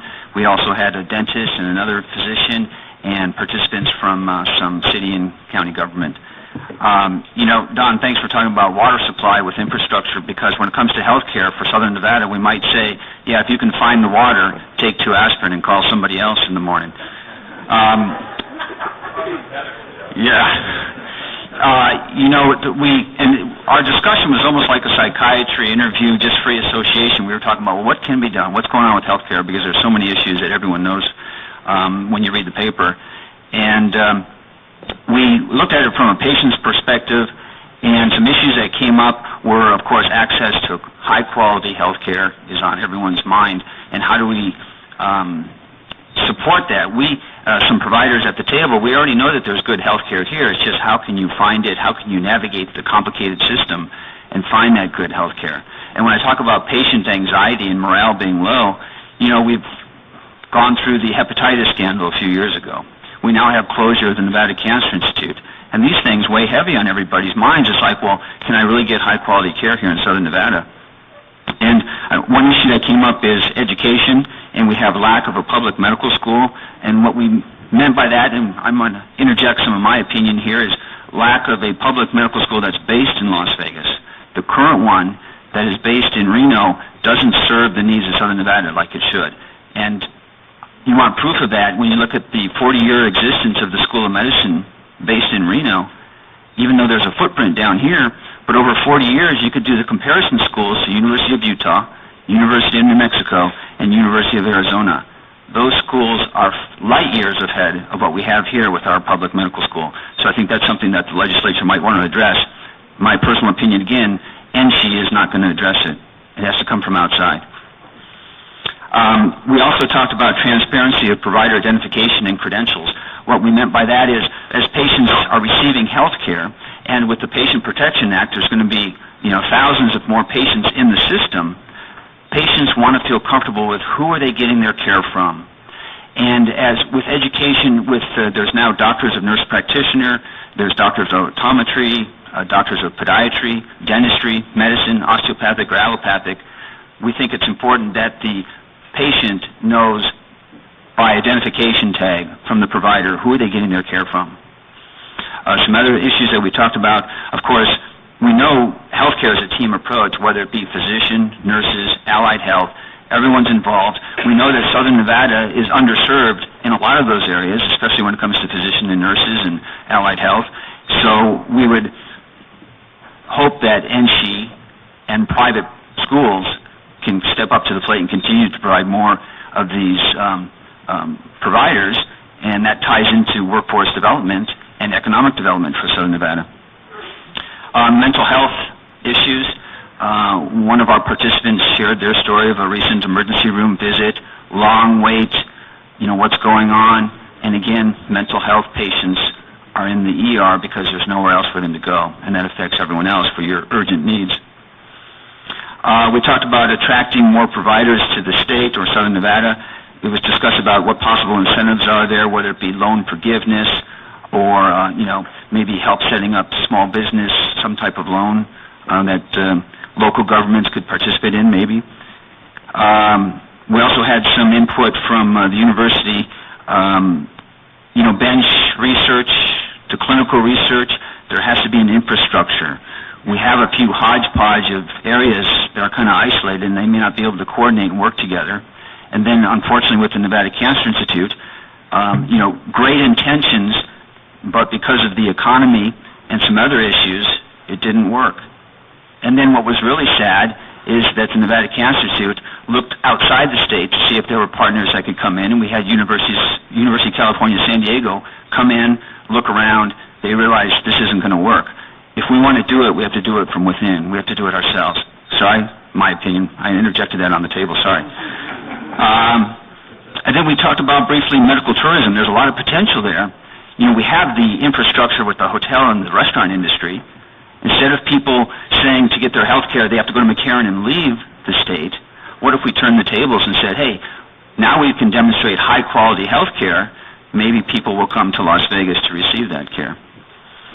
And I kind of touched on a few things that pretty much covers it. It's a complicated issue, as everyone knows, and there's not an easy solution. Okay? Thanks.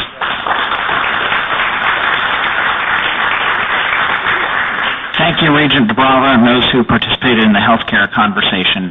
Dr. Lang, I think yours is over here. Let me pull it out for you. Well, I'm glad I go last, because all of this is economic development. In fact, that was the discussion that we had, which is that it started with this kind of energetic, free-ranging discourse on, what are the services in the state, what is the education infrastructure in the state, and a concern that we weren't competitive in those areas. In other words, that, one, we're not well matched against a state that's comparable in size like a Utah, where they've made serious investment in all these quality of life areas like education and healthcare and services. And then also that we do some damage to ourselves. And I think this is a good point made at the table, that we have a, quote, inferiority complex, which leads us to do things like cut a deal with Apple that when you start to drill down into the details, people are left wondering. Okay, we'll say that as a euphemism. And that, that's not the way to proceed. In fact, a good point was raised at the table, which was we need a model for figuring out what benefits us and plugging that in and determining what we can really give somebody by way of a concession. In other words, instead of this ad hocery of just turning around and saying, well, we have to come to you, we're like Blanche Dubois, we live on the kindness of strangers. Instead of being like that, what we know ourselves so well that we know that if you make us an offer, what we can be fair to you about and what we need to get out of the deal. We need a model for implementing that. And some of the discussion was there's clearly areas like in tourism, because it's such an important core to our regional economy. You can see, as when the stadium came up, as when the mega event center came up, that you could see how that would have an impact, and then it's an easy sell because there's so many points of connection that it makes to the rest of the regional economy. So much of the infrastructure exists already scaled to that level that it constitutes an actual deficit in the total sweep, the total sort of offerings that Las Vegas has as a world-class destination. So that was an easy reach. But what about the sort of mid-range, more complicated, how much do we give away for IT? How much of a focus is that, and so on. We also had a discussion about some of the tools available about special improvement districts and some of the big heavy lift special improvement districts that are necessary and the resources necessary for something like big infrastructure projects. Transit came up. And, one of the vulnerabilities we have is when you look at a Salt Lake or a Denver or a Phoenix in the Mountain West, they have completed their transit systems in a way. All of them, for example, have light rail, and all the light rail goes to all their airports. We have the best airport, and it doesn't connect to anything. And I was this summer, just as a side note, I was with the mayor of Salt Lake City. The mayor was there as well as Denver. We got on this little doohickey, and we're the first trip out to the airport. And this guy said to me, I would almost give this up to have your power of your airport. What we have is that when you get to our sort of half dinky airport, you can get around. What you have is your airport flies over oceans. But when you get there, you're in a taxi, and you're on a long taxi stand. And sometimes when I fly from Salt Lake, it takes longer to wait for a taxi where I see Mandalay Bay and I'm going there than it does to actually fly from Salt Lake City. We got kind of comments like that. So that was part of the, do we have those tools? Do we have the little tools to do the health districts, the special improvement districts, where it's not the big infrastructure costs, but you get to do branding, you get to do signage, you get to hire a couple of staffers who tasked with hustling some of this business, because what we did in this report was just suggest the seeds to that. In other words, we can't rely on the state. The state's not going to give us a lot of support in areas like tourism when, let's face it, they make a lot of hires up north in tourism, and the focus recently of the tourism person is a specialist in small-town tourism at the state level.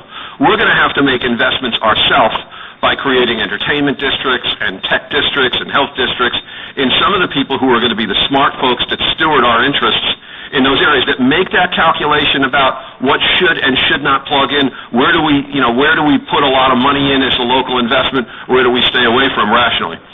And finally, I raised the question about, do we have the right tools in this report specifically?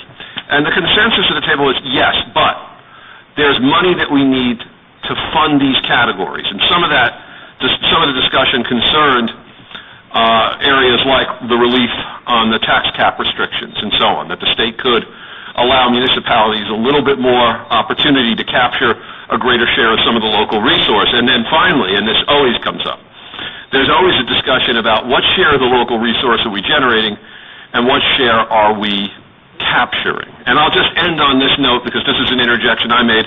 I'm like Mark DeBrava. I'll throw a point in here and I'll say it's from me. I said, in doing this sort of metro comparison, that's what Brookings is really set up to do. It's a Mountain West center. So I'm really looking at these other states. So I'm looking at Denver. I'm looking at, Colorado as a whole. I'm looking at Arizona and Utah and so on. Here's the difference I see with the other states. And this came up actually in a meeting dramatically for me while I was in Utah, and there was a member of their state legislature who was a rural person. And what the other states do is they recognize that rural areas need help. They do. They do not have the scale to provide the basic sort of amenities that people need, services people need in health, education, transportation. What's different in our state is that Las Vegas is carrying a city of 500,000. So Provo is not carried by Salt Lake City. It is an equal contributor. Salt Lake City and Provo carry Kanab and Moab. All right?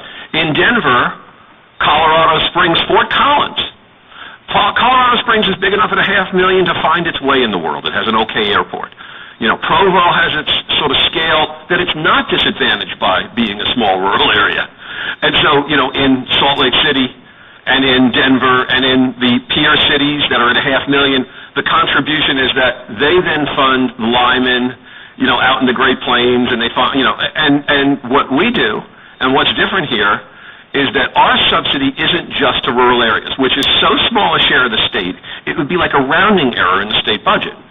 Our bigger challenge is that another big metro relies for a deep subsidy from us to provide its bottom line. And that unweaning is one of the most complex political dances we're going to have to do, because that frees up a tremendous amount of resource to invest back in ourselves and develop the competitive advantages that we have inherent. We've been fortunate in that we've had so many key assets that have been the envy and the branding globally of our product. But we've thrown away some of that advantage by allowing a state structure that accesses more of this resource and distributes it further into the rest of the state than is the case with our competitors. They're not carrying those other cities. Thank you.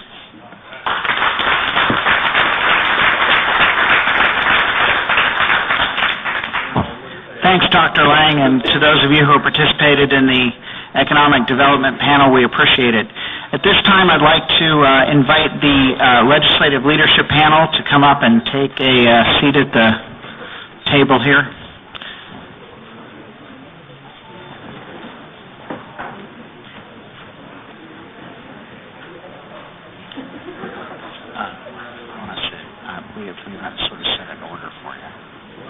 Yes, sir.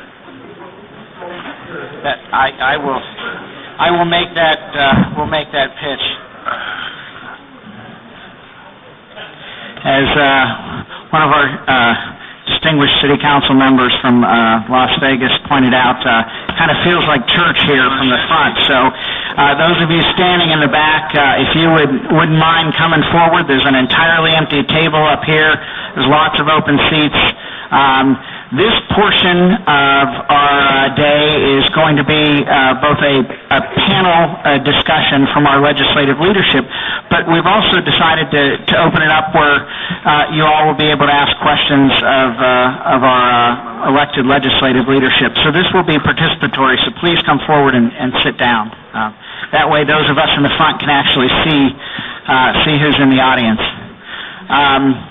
I just want to do a quick introduction and kick this portion off.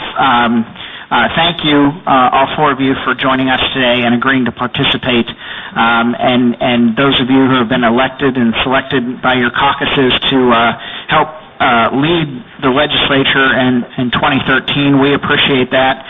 All of us have worked with you before and know how different this legislature will be, because we will be able to work together on these issues, and we appreciate that. Let me start on my, well, everybody's to my left, so I'll just start with Senator Dennis, who has served as a leader in last year's legislature and in the Assembly previous to his selection as the Senate Majority Leader. We look forward to working with him and his caucus. I know he has his members all lined up, and committee chairmanship decisions have been made, and I know we've got over 800 and some BDRs to deal with this coming session. We appreciate you being here, and thank you for the discussion that will take place. To his right is Senator Roberson, who has been selected by his caucus to lead the Republicans in this next legislative session in his really his first term up in the Senate. So we look forward to your leadership and working with you this next year. And of course, Speaker Kirkpatrick, who has done a tremendous job with all of these issues and leading two committees last year, Assembly Taxation and Government Affairs. So we were all very busy in front of her many times, and we know that she will be tackling these issues in an appropriate way. And of course, Assembly Minority Leader Crescent Hardy, who will be has always been a great guy to work with on these issues. We know you understand all of these, and you also understand them from a bit of a rural Clark County perspective, which is extremely helpful in the discussion.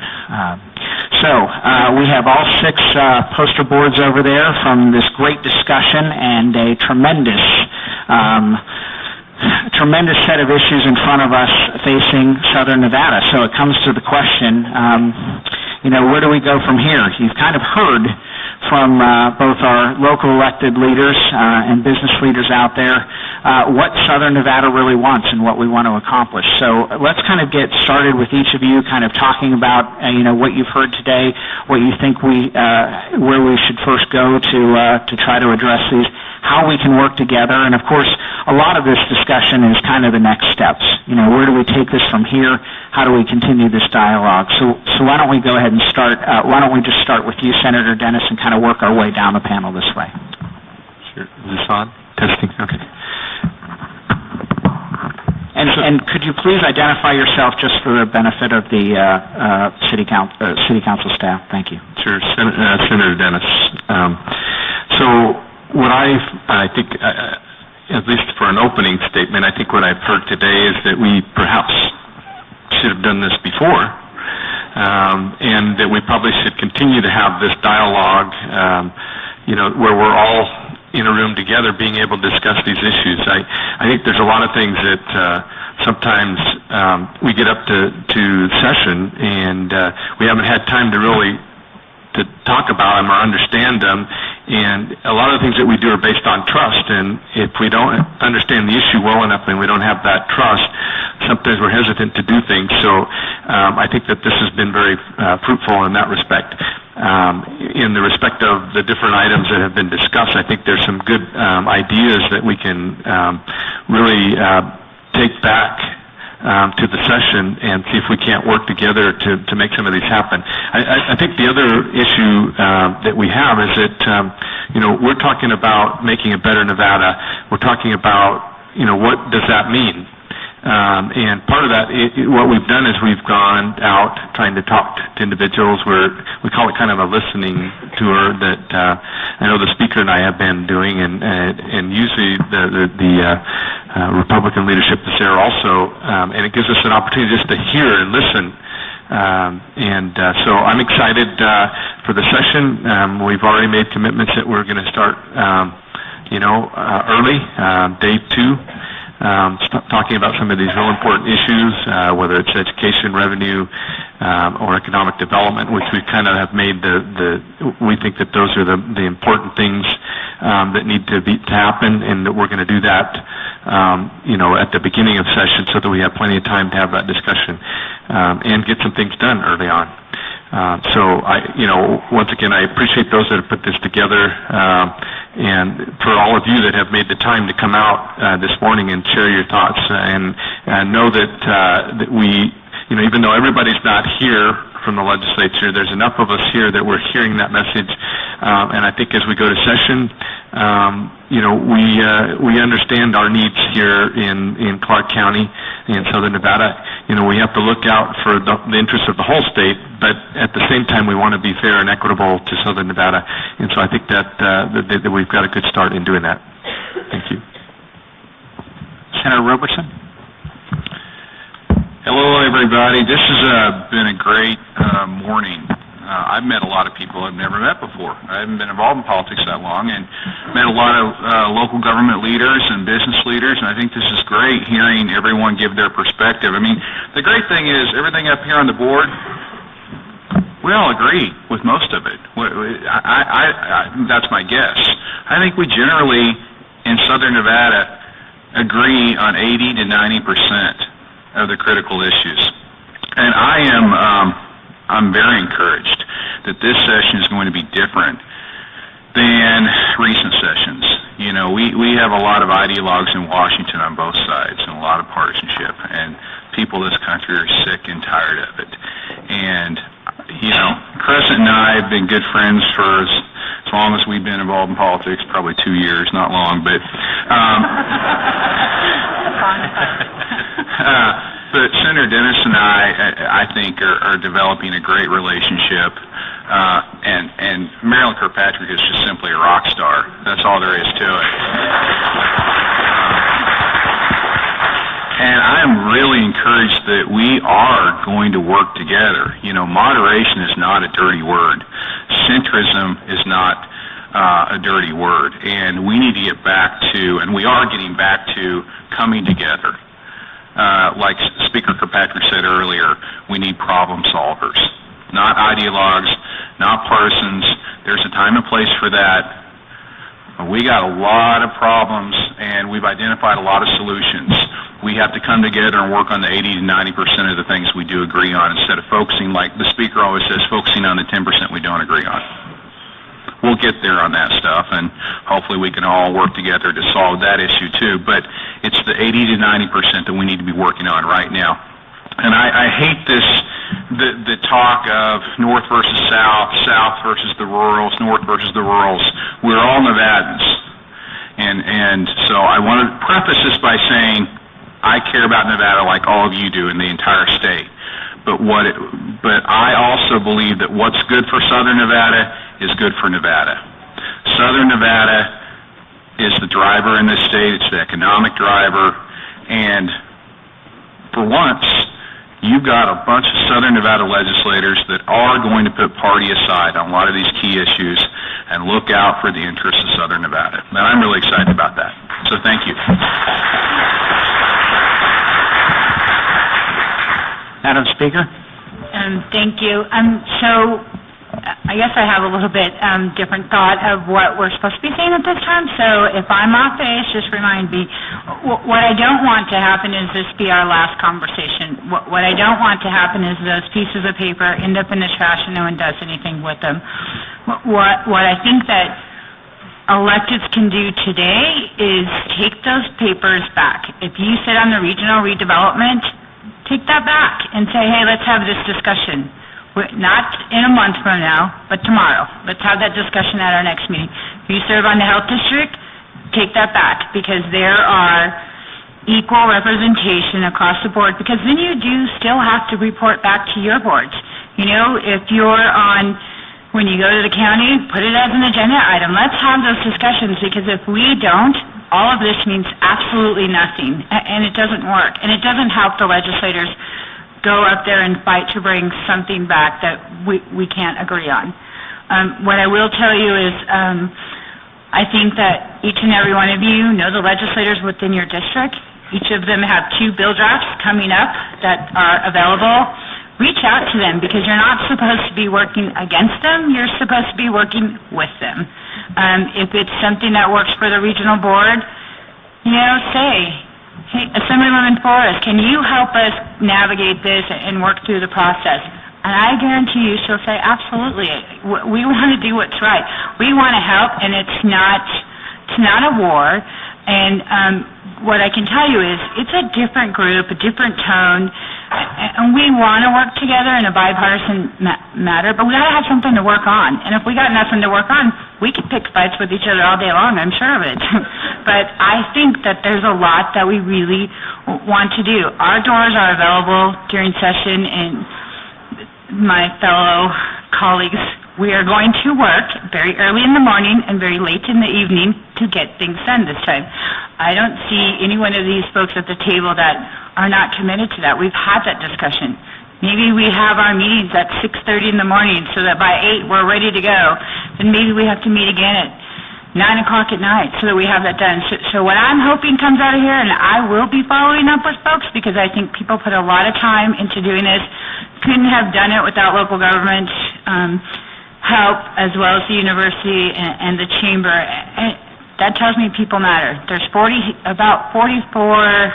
between 44 and 47. I quit counting after 40 because I thought it was ridiculous that we had that many Southern Nevada legislators and we couldn't all get to the same place at the same time on many issues. So as elected locals, we want to help make Southern Nevada successful. But I'm telling you, my analogy has always been, if Southern Nevada gets a cough, the rest of the state gets a cold. And I think that in the last 2 years, we have seen that. Southern Nevada took a huge... most of the cuts came from Southern Nevada when we had to make them, and it was painful. It was terrible to have to make those, but Southern Nevada needs to do better for the rest of the state to do well. So I hope I didn't speak out of turn, but I'm looking forward to having questions from you guys, but really we need a plan. Leaving here at 12 o'clock today, what are you going to do? So I bet that there's leaders at every one of those tables that will take those things back, put them on the agendas, have the discussions, because the business community, the kids of our Southern Nevada, they all want to know what are we doing in Southern Nevada to make a better Nevada. Thank you, Madam Speaker.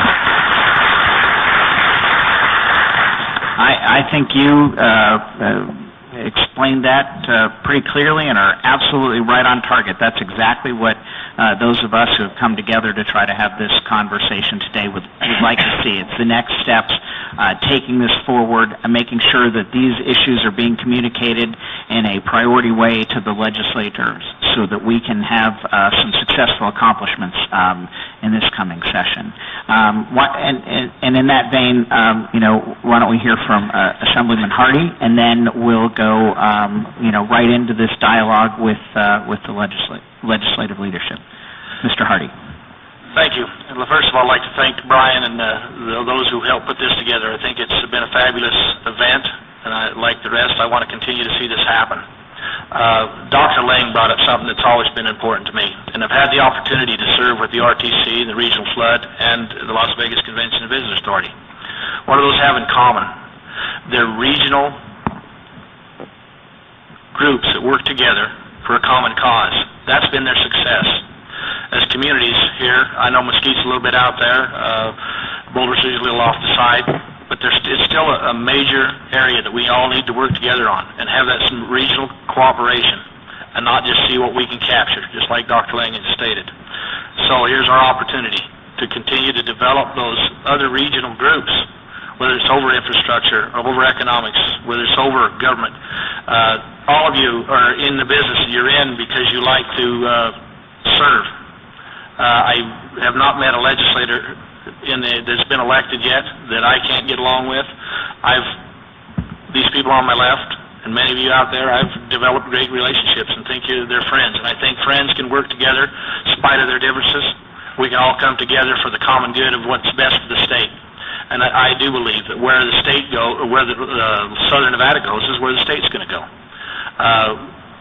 Maryland's asked that we try to have a Southern Regional caucus for our assembly members. I'm going to try to head that up. She's asked me to do that. I will do so, and I think many of you out there need to continue to be involved in that. We need to constantly be involved not just during session, but after session. Where are we going? So I worked hard on a couple issues all through this last 2 years, even after session was over. And I think that's what we need to do, all of us, is to find that success. So I am excited to have Marilyn head up the assembly side. She is one of those individuals, she stated from the first time I met her, she wants to do what's best for the state. And what's best for the state is best for us down here in the South also. So thank you for being here. Well, before we start the questions, why don't we start with that particular item right there, this Southern Nevada caucus. What from your perspective, this is something that hasn't necessarily been formalized before or tried. How would you like to see us do this? How would you like the participation from the business community, the Southern Nevada lobbyists that will be up there, the local governments. How can we make this happen and be a breathable working organization for you both during the session and afterwards? Because I think I hear pretty strongly that that's what we need to do. So let's start with that discussion, and then we can kind of broaden this to everyone. If I may begin this conversation, the first thing that Marilyn's asked me to do is we've been talking about it for the last couple of months, and we just haven't got together because she's been so busy and I don't do much. But she's asked me to reach out to Chris Giuliani. I guess apparently she's been involved in this in the past. It was around a number of years ago, but I don't know why it dropped. But she wanted me to get with her and find out how this works, and maybe she'd like to just step up to this mic and tell us a little bit about past successes or failures or what we need to do. I don't know. I don't mean to put her on the spot, but that was one of the avenues she wanted me to talk about. Let's put her on the spot. I've always wanted to say that too. We have some microphones in the audience here too. I know there's one over there. There's one over here. When we start to have this conversation with our leaders and this dialogue back and forth, why don't we please step up and start using those? Here, Chris.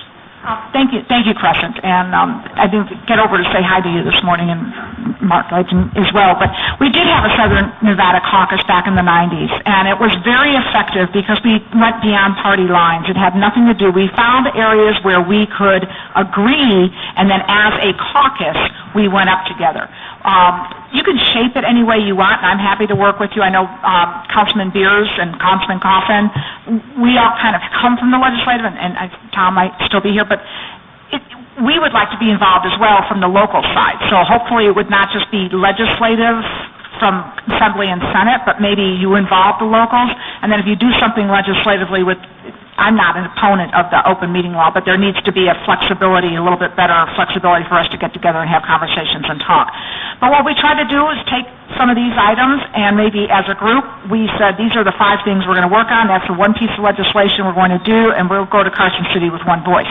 In the 90s, that's what we did on the fair share fee. When we restructured the funding formula, we used the caucus as part of that part of it because it was a Southern Nevada issue. We recognized we still couldn't hurt the rurals and the other groups, but it was called fair share. That's how we identified it for the public, so they understood that we were exporting more money than we were returning back. And we knew that the formula would become somewhat out of tact, but unfortunately leadership never looked at it to make the adjustments to help us return funding to Southern Nevada that actually was exported from here. So that was one thing that we used that caucus for. So there were things, because you're right, 10% of the arguments, you'll have your personal things, but really let's focus on what Southern Nevada, because as you said, it's good for the state. We grow, they'll grow. And so we took, 3 or 4 ideas and actually agreed as a caucus that that's what we would work on and made that into legislation and moved that agenda.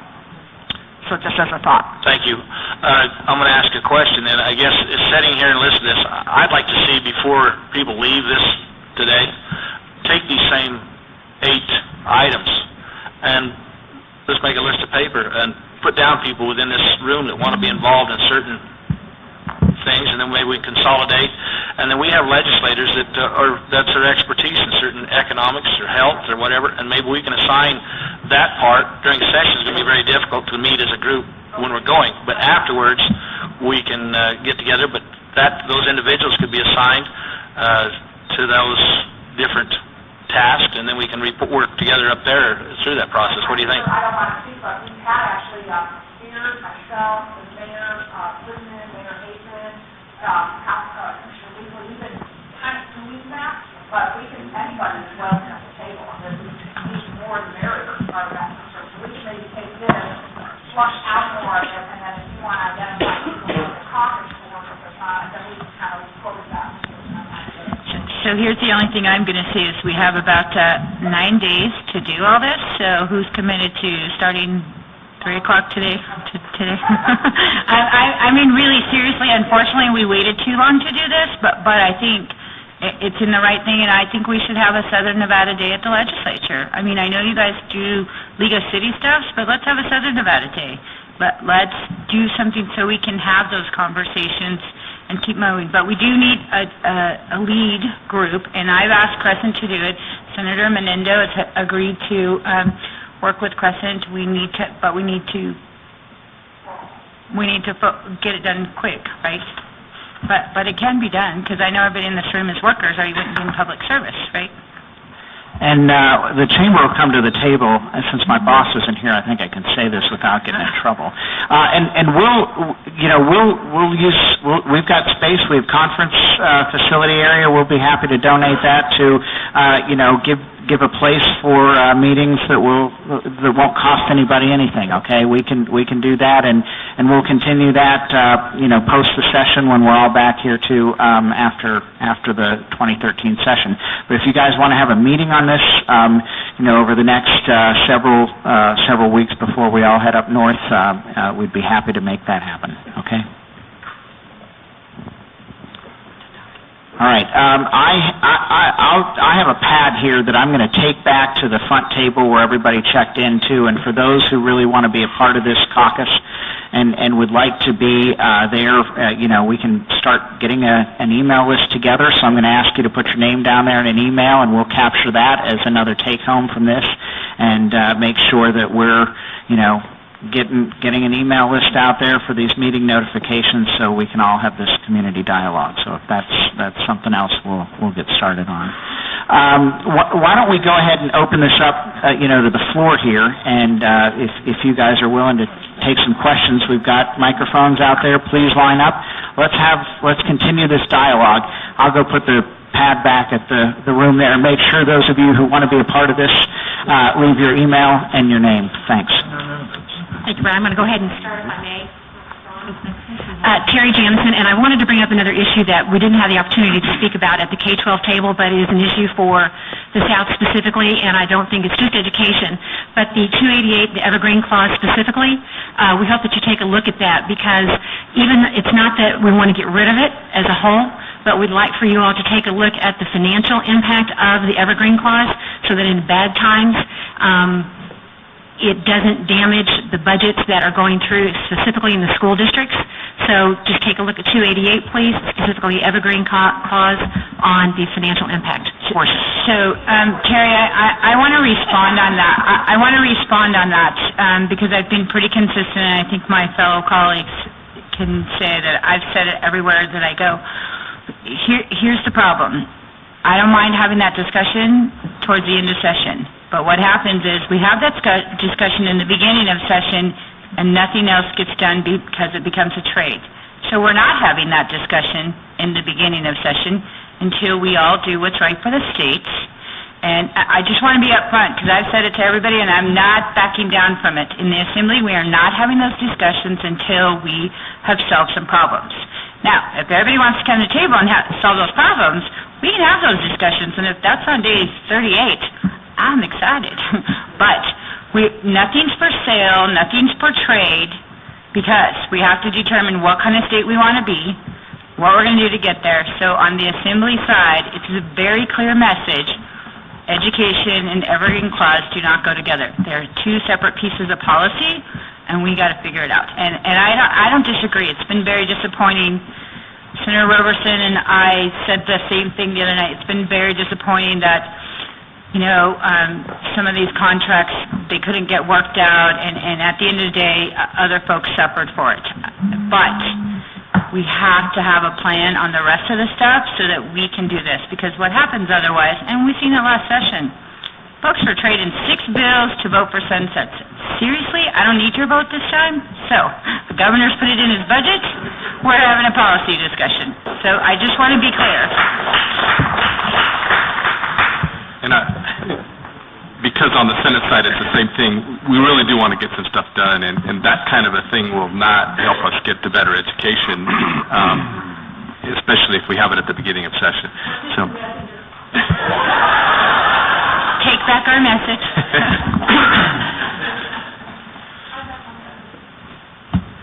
One thing I neglected on our K-12 is to look again legislatively. Years ago, Ann O'Connell had worked with myself on the cap. And if there's not an appetite to raise the taxes, to look at what's contained within the cap. Because when the original 1981 tax shaft, depending on how you want to look at it, was put into place, education was supposed to have been pulled out of that. So you didn't have forced local governments to bump up against that part. And you've got a lot of your rurals that are there.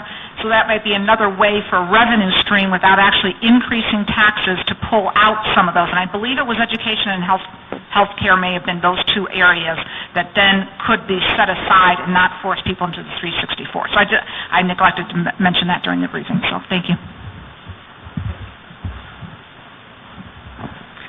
All right, who else? This is not our meeting, this is your meeting, this is all of our meeting. Who else wants to get into this discussion? What we can do, how we can work together, next steps? No one? Come on. So here's what I'll say. It's been a long day, and everybody's done a really good job of coming together. And I don't know that we want to force you to ask questions, but I do think that there's been good dialogue in this room. So, we're all happy to go on to our day jobs. You guys are happy to get on to other things.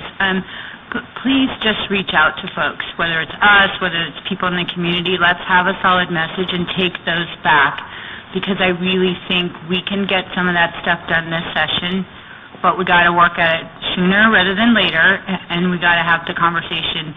And I don't know that having the conversations in a meeting is feasible for a lot of folks. I know people that have been meeting with me got to meet at 6 a.m. now because there's not another hour in the day. But we could do a phone tree, we could be on the phone with people, we could be emailing back and forth. But I hope that folks will sign up today to want to keep a little task force, if you would say, going back, because this is bipartisan. We want to work together, so I'm happy to leave and go home, but I myself will be, I'm not going home, I'm going to work, but I will be watching, because the proof is in the pudding. If folks really want to step up, the business community, I've met with a lot of them, and they said, hey, we want to see something done. What are you going to do? We're tired of the same old rhetoric. So folks that you work with on a regular, they want to be included. It doesn't matter if they're the smallest farmer in Mesquite, or if they're the CEO of some hotel, or they're a student. What can we do to help this time? And if we don't seize that opportunity, we might as well just stay home next session. That's the truth. I'm very frank, because I think that's the kind of discussion people want to have. So, as you're having those conversations, have real dialogue. We can agree to disagree, and maybe we get 2/3 of a bill that everybody wins. The best legislation is something where not everybody agrees to, because we got good policy. So thank you, and I'm going to say good night, or good afternoon. All right, I'll offer this up to anybody else. Last chance from the audience. Can I make one? Yes. I guess I have to ask one last question. When I come away from this little meeting here, what I've heard at every table, there's somebody addressed education.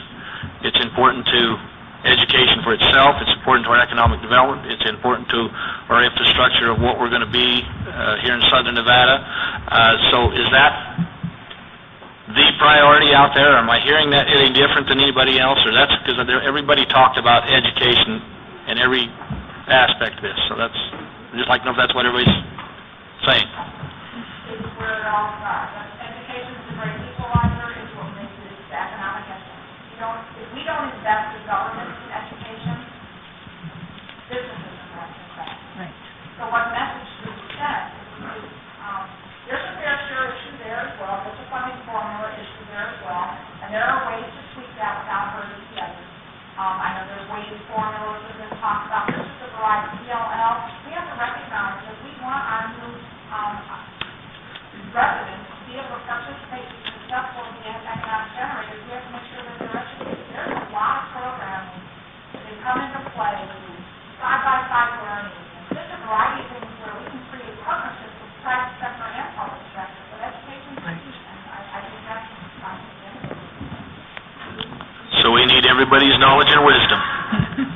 And from a business community perspective, if I may try to represent that as broadly as possible, I think we look at what's going on with our K through 12 system in this state and know that we have great leaders in Southern Nevada and Superintendent Jones, and know that we have great leaders in the Washoe County School District, and they are doing the right things to make education in our community much better, and improvements are happening. I know Superintendent Jones has his State of the District address next Monday, and we'll probably hear some innovative things that he's working on.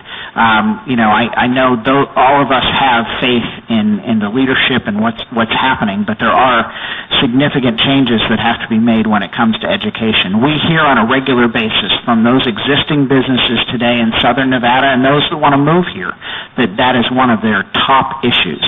And we have got to make sure that we are improving our education system in this state as a whole, and specifically in Southern Nevada. So yes, Assemblyman Hardy, I would say that is a top priority, and that has been a part of all 6 of these breakout sessions. And I'm sure those who are not here today would reflect the same thing. That's probably the first thing that the Southern Nevada Caucus ought to sit down and talk about. That, in addition to coming up with whatever day we want to use as a Southern Nevada focus day during Carson City. And again, we're happy to help with providing facilities and making sure that those conversations happen. We look forward to that. I do think we want to offer Senator Roberson and Senator Dennis any other comments that you'd like to make from the panel before we move on. Thank you, Brian. I won't speak for the Assembly, but I'm sure Maryland probably feels the same way. We have a lot of new people in the legislature. We have new leaders, new people, and we are doing everything we can to try to bring our folks up to speed and help educate them. But anything you can do to help us so that we can educate and they can come up to speed on understanding these issues is important. We don't, a lot of times people will come speak to leadership, and it's important to do that. But we also need you to speak to our chairman. We need you to speak to our members so that they can learn these issues and understand them. We have term limits now, and people are changing all the time. So we need to make sure that we can get people up to speed as quickly as possible as we move forward. So, and if not most of you do that, but I just wanted to put that extra plug out there. This is an exciting time for Nevada. I think we're going to see some great things. Thank you, Senator. Senator Roberson?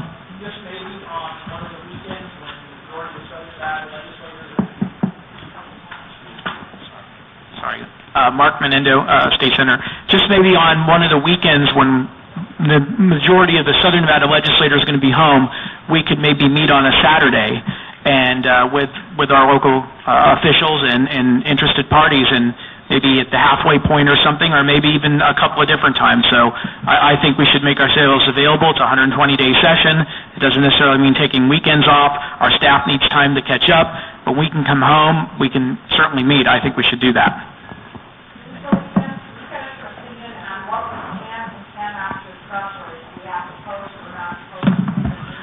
I say we call it a Southern Nevada barbecue and whatever. I'm just saying. And we'll all bring a dish. It's a Southern Nevada potluck, right? We're just getting together. So as long as we're not reaching a decision on something, so I think that's allowable. But there are those that interpret it even more restrictive, and I think we should talk. Well, I think you heard from the speaker. We're going to fix that this session, right? I'm not going to say anything that hasn't said already today, other than let's get rid of the labels for a short period of time and work together. We got a lot of work to do, and a lot of smart people in this room, and a lot of great ideas. So let's just put the labels aside, sit down, and figure this out. Thanks.